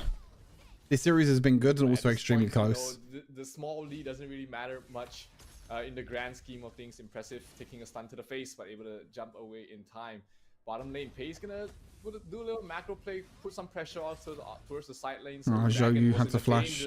Ollie? Forced to pop the flash, just get away to safety. Danny playing the front lines, keeping everybody. Game is so close. I feel like one more mistake for either team and the game's over. And that allows Boom to just regen and prepare for the next fight. Yeah, that farm lane minion wave definitely gave him a little bit of time just to give it a bit of a breather, just to sort of recuperate and then go back at it again. But we're seeing at this point that it's not only the damage dealers that are doing God's work on the side of Boom Esports, it's that Zhang Fei, just that intense engages from this hero, the fact that he can get so much health, so much shield as well, and not only that, just try and get those 3-man. This is it. This is the next big team fight. I think this is going to decide the whole game. Pei's top lane at the moment. Has a massive capability to do so. But then not only that, maybe he needs a little bit more gold for an item. The game that he's got so much health that he could dive these jungle objectives. Pei on the rotate around onto the Shadow Tyrant fight here. What is Pei doing? Yep, Not going to commit to He's that, though. crazy. Osiris is still poking I mean, and I still watch prodding. Mobile TC, but I At this guess. point in time, Yeah, Zhou is kind of working. the I think it's just all the fire damage, right? It's just so insane. the board. Impressive. On towards the sidelines, gets spotted out there by Niep. Like, look at the fire damage. It's actually kind of disgusting. The bird damage is crazy. Tyrant already down, very low. Oh, this is The kind of ultimate close. is impressive, trying to fight back. Can get a steal. No, Oh, impressive. Zhang Wei got it! Oh, it doesn't matter though. Oh my god, VKS cleaned up backline. Charlotte cleaned up backline. Is it enough? Renji's still alive? Oh, Renji! No, it's not enough. VKS win. Can Toshi clean up all by himself? No, he cannot. Oh my god, Charlotte completely clutched in the backline. Impressive, still alive. Toshi. Charlotte got like 2 kills in the backline. That was huge. Probably should not end the game here for the side of VKS, but they are. I don't know. It might end the game. Here in this game. I don't know. They have quite a few minions. Yeah, 4 against 2. This might end the game. Right here on the side, in the middle lane here, I feel like this could be crucial for them. But then again, we have Ali looking Oh, to Ali? Derenji. This could be Derenji dead. Oh no, resurrect. Oh no, they're just gonna end it. They're just gonna hit the Nexus. Hoping for the Sage Sentry come through, but it's not enough. Wow, what a win for VKS. They take a 2-1 What a win. From Boom Esports, day 1, they are atop of Group A. It's VKS. Wow, what a win. Not an easy victory. What by a any win. means. That was a tough fought battle. Boom definitely brought the intensity. They definitely brought the pressure on towards the defending champions, but VKS manages to hold on and take the series 2-1. But Boom definitely showcasing that they have what it takes to play against the best in the world, and the rest in Group A have to be looking out for them. Yeah, I mean, we could probably argue, I mean, even though we don't know much about Team Vitality, and I'm going to be pretty reserved with this comment next, but we can honestly say that Vivo Keystars could have probably potentially played the best team other than themselves in Group A.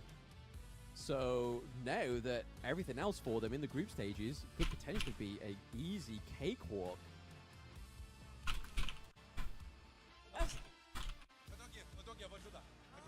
Oh my god, it's a bit chaotic here. You guys, can we move a bit? That'd be nice. Yep, it's gonna be a lot of crowd this time on the stage because we're joined by Mr. Andrew, our translator here today. Thank God. I can speak back English finally. Congratulations to Vivo Keystars. You guys okay? Ready for the interview? Yeah. You guys winning? It was a hard win, by the way. Okay, I think you can put up the mic as well. So, okay, congratulations for Vivo Keystars. Now, first and foremost, I need to ask your jungler, which is going to be your captain as well. Can we pass the mic? Now, the jungler and the captain, game number 1. How does it feel going against Boom Athena? Bom, primeiro que tudo, parabéns, né? Tudo muito bom. Queria saber como que se sentiu nessa primeira partida aqui, jogando contra o Boom. A primeira partida foi um pouco difícil. A gente tomou um pique que não esperava. You're asking Que foi a Athena. about Athena. Bom, pela dificuldade a gente decidiu. I don't know. This group just got a whole lot more difficult for Vitality. Honestly, No jogo convencional a gente era time melhor. this group just got a whole lot more difficult for Vitality. If Boom win this, then I think they're okay. Now Vitality have won this. It's a tough one. It's a tough one in my opinion. Sim, com certeza. É pique muito estressante de jogar contra, principalmente quando se é jungle. All that because VKS stole the Tempest Dragon. It's true. It's true. If the Tempest Dragon doesn't get stolen in game number 2, it's GG. I'm very upset about it, but we managed to make a comeback because we knew we had what it takes to come back. If the player or impressive is actually right in front of you right now, the way he plays, even on second game, what would you say to him? To impressive, the one that actually played the Athena. Se você tivesse impressive aqui em frente de vocês, o que vocês falariam para ele? Impressive. Bom, que com pique convencional ele não tem chance contra o nosso time. In a traditional match, he'll have no chance against us. Oh, wow, Boom! Ouch! Ow! I mean, that's true. Okay, but you guys had so much. That is true. The only game that Boom won was with Athena. You had that massive, very Oh god, what a day. exhausting game. What a day. You turn the things around when you go to the second map. 230 I've been up since 7 a.m. Como é que vocês fizeram essa remontada? The only time that Boom Esports won. Que a gente não esperava, é um pique que, It's so good. bom, a gente não achou que eles iriam executar. Então a gente só manteve o nosso mental, a gente focou na próxima partida, porque sabia que era muito possível virar a série e foi o que aconteceu, né? As I mentioned, they just caught us off guard on the first match, but we knew very well that we could make a comeback if we focused. So that's what we did. We just played to our strength and we focused and we made it. Really? Really? I saw that tug of war, boys. I mean, like, that was definitely not an easy. I'm like, you like, are we losing? Are we winning? You know? But speaking of which, last question from me. Of course, for tomorrow's map, and for tomorrow's matches, for all the teams that you might be watching for tomorrow. Crazy. Who would you hope to join, or who would you hope to win for tomorrow's matchup and series as well? As partidas de amanhã, o que vocês queriam que ganhasse amanhã? Eu acho que a Loops, que tá assistindo a gente, porque eles também são representantes do Brasil, eles são da nossa região. E aqui no Mundial, os dois times são amigos, são parceiros. A gente é Brasil, a gente quer... What a game. What a day. What a series. I don't know, like I said, I don't think personally that's good for Vitality. Because Boom Esports were probably the favorites in this group. And now Vivo Keed have taken them down and show Vivo Keed is also very strong. Because I feel like that second match, or that second place, is between Vivo Keed and Vitality. This is Brazil, guys. Yeah, but that's going to be the wrapping up. We could toss it back to the casters to just finish our day. Casters, back to you. I don't know, crazy. What an explosive last game, or at least last match to finish off day one. I mean, that only the first series was an Ultra Stomp. Yeah, we kind of expected that though, right? LGD are like the heavy favorites. But the rest of them are all like super close. They're all super fun to watch. Excited for the most, and they did. Want to see more European teams hopefully next season? Yeah, I mean maybe with the Open Series 2, there'll be an EU qualifier, because this is like Vitality, which is one of the invited teams. So there weren't really, there wasn't really a qualifier for EU. But hopefully now that the global launch has happened in EU, hopefully there'll be more tournaments and more qualifiers. And taking that crucial kill theft on the... But hey chat, that will do it for today's Costream. Back again tomorrow at 7 a.m. What games we got tomorrow? Between BKS and Boom, we thought that it was going to be... What games we got tomorrow again? Let's have a look. But then they was able to bring it back, so... Tomorrow we have... There's no way, there was nothing better than that match could have done. Team Secret's playing again tomorrow. Team Secret are playing against Cage. Then it's Foot against Vitality. Of course, we're going to be watching our boys. And Loops versus R8 and RRQ versus LGD. Like, some really good games. SEA versus SEA. Indonesia versus Malaysia. Wait, there's two Indonesia versus Malaysia games tomorrow. Brazil versus Mina, which R8 looked a lot stronger than what I thought. And then we have Vitality's first match tomorrow as well. Yeah, another banger day tomorrow.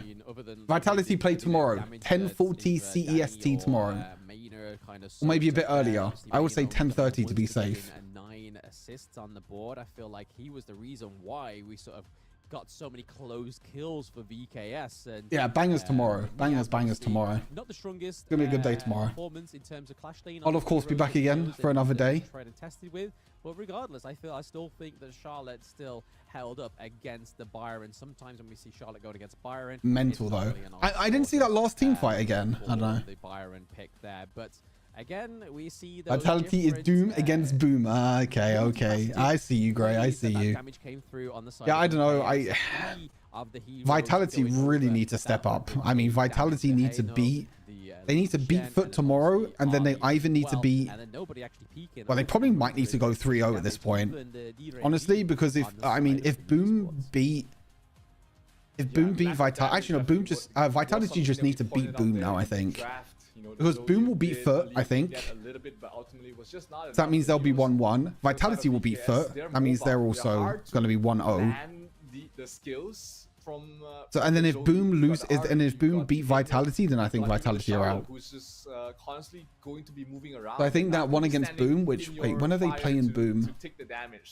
without any form of direct.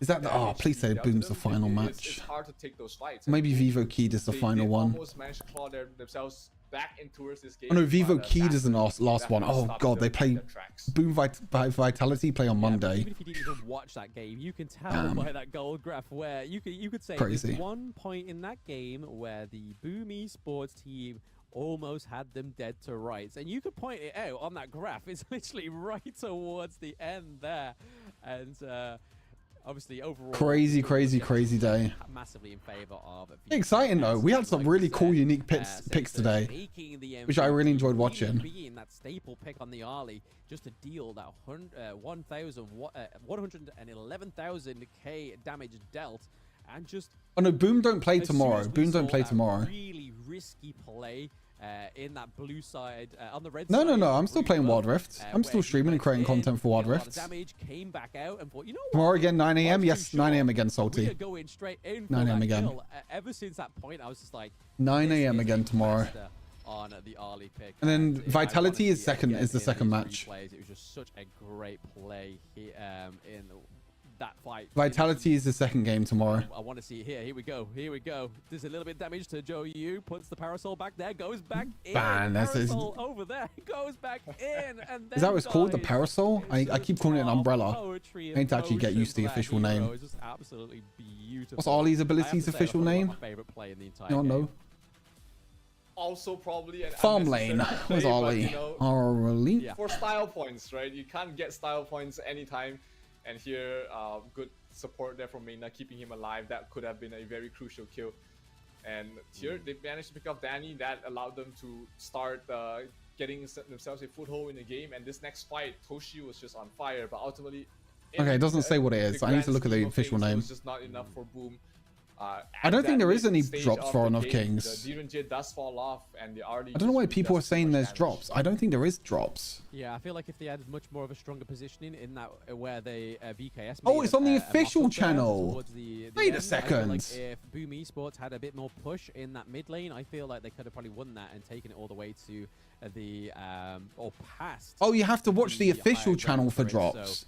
Wait, I didn't know there were Twitch drops. Focus in the lanes. I think we probably would have been seeing Boom Esports at the top of Group A, where we see Vivo Keystars right now. Wait, I'm gonna have to do that tomorrow. I'm gonna have to keep the stream open tomorrow. The entire of the day, even regardless, obviously within Impunity. I'm gonna have to get the. I'm gonna have to open the main stream tomorrow. I didn't know there were drops. Southeast Asia, other than that first game, and obviously it's nice to see that Brazil came out on top and at least did one for the lads within the Western Hemisphere. So it was nice to see the Vivo Keystars and obviously Season 1 Invitational champions not showing that they completely just fluked that whole tournament, that they actually have the prowess, the skill to go against some of the Southeast Asian teams. Yep, still has been an action-packed. So what do you have to do then to get the rewards? So many heroes that we probably were not expecting. I mean, Dun for the 5th time in 9 games or something. That is 5 too many Duns in my book. But hey, we've seen some great performances on that hero, so I'm more than happy to be proven wrong. Watch to redeem. How long do you have to watch? So I can see why teams. We have to watch an hour and 30 minutes. Random hero chest, skin selection chest. Hey, there's my drops on my channel. Hey Green, what's up? Yeah, they're on there. Yeah, Maybe I'll ask if I can get the drops enabled for me tomorrow. I felt like it was just sort of Wait, maybe I need to activate them. And again, I think that was just thanks to Dune. I don't know if they only got it on the official channels. Maybe they only have it on the official channels. So again, I think if I want to see a Luna come through, I want to see like your enemy team is made a slip up, they've chosen all switched heroes, and you're just going to punish them with this pick because again, that is the perfect situation. Oh no, see, like, I have drops enabled, but against the tank, that's hard to melt, especially. It's not on. But yeah, like you say, oh it's no, day one. no, it's not on Honor of Kings. I'll ask them tomorrow. You as well. Ganmo has reared his head, but it I'll ask them. I'll ask them today. Agudo again. Not the greatest fun pick, but I suppose it's like a tourney or a league. What rewatching? It's a tournament. It's a whole tournament. It's a LAN as well. Green. It's a LAN in Malaysia. Next Brazilian team, which is Loop Esports. So again, really excited for tomorrow's schedule. But again, is there anything you're looking forward to for tomorrow? Even though obviously you won't be with me, I'll be with a different caster. But if you're watching, what would you be more excited for? Oh, it's gonna be interesting to see how the groups, especially the groups with only 3 teams, pan out. You know, they are potentially in danger of being eliminated, or may have their slots secured. So it's gonna be very important to see. Hey, there's a boys tomorrow. But for tomorrow, we're gonna open up with Team Secret against Kagendra, Foot Esports against Vitality. That's gonna be the first time we're seeing them on stream. Loops versus R8 Esports, and RRQ going up against LGD. Yep, I mean, I'm not going to say where I think my match is going to be the most excited, but by the flags, I'm pretty sure you can tell itself. But I think across the board anyway, these are just some banger matches regardless. I mean, from what we saw from LGD, finish it off with RRQ at the end of the day is going to be awesome. But then obviously starting up with Team Secret again after what we've seen from Team Secret today, again, is going to be really interesting. To know that Team Secret almost failed one round against Osiris makes me think that Kagendra could have them against the ropes tomorrow, to be honest. I mean, yes, it was because of the smite, and we can probably allude to that, and with it being the Doom pick, but I think Kagendra may go and take them to a full best of 3 tomorrow, and that'd be a great way to start tomorrow's matches, to be honest. Absolutely, a lot of banger matches tomorrow. Unfortunately, I won't be able to cast it. I'll be able to watch it without any issues. So yeah. Team Europe hype. Tomorrow. Yep. Tomorrow's gonna be a big day. Big day for Europe. Big day for mobile esports tomorrow for Europe.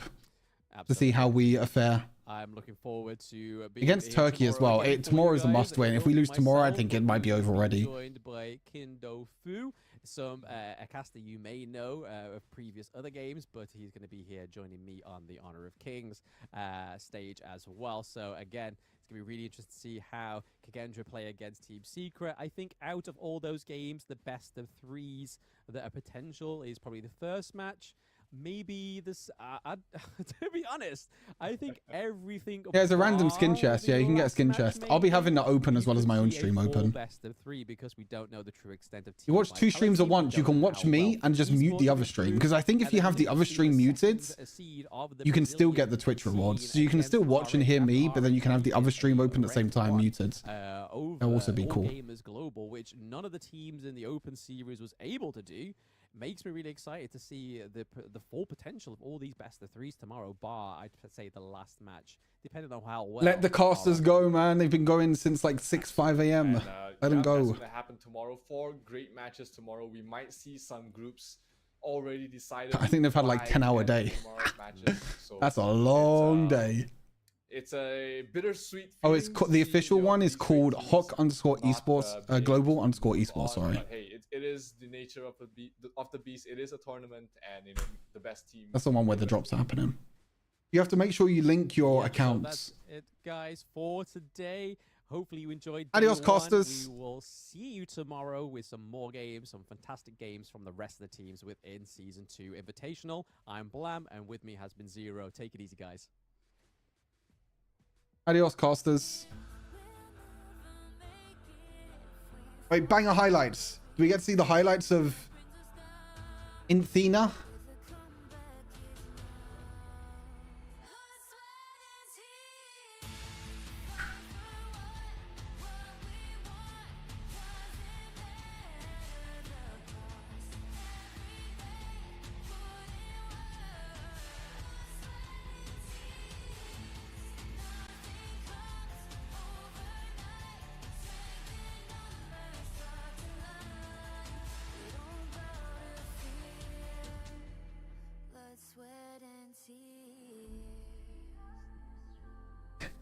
They smash their phones so hard. I don't know how you can play like that, honestly.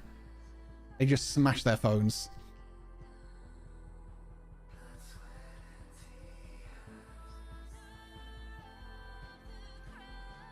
Vamos! You can hear him say it.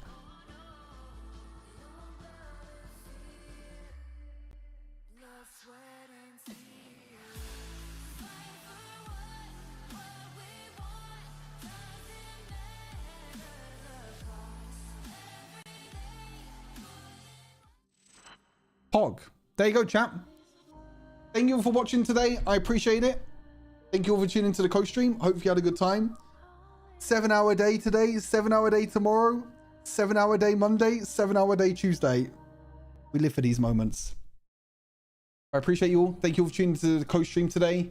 I'll see you all tomorrow for Vitality. Big game for Europe. Big day for Europe. Let's see if we can take it home. Yeah, see you all tomorrow, chat. Have a good rest of the day or night or evening, wherever you are in the world. Bye-bye. See you later.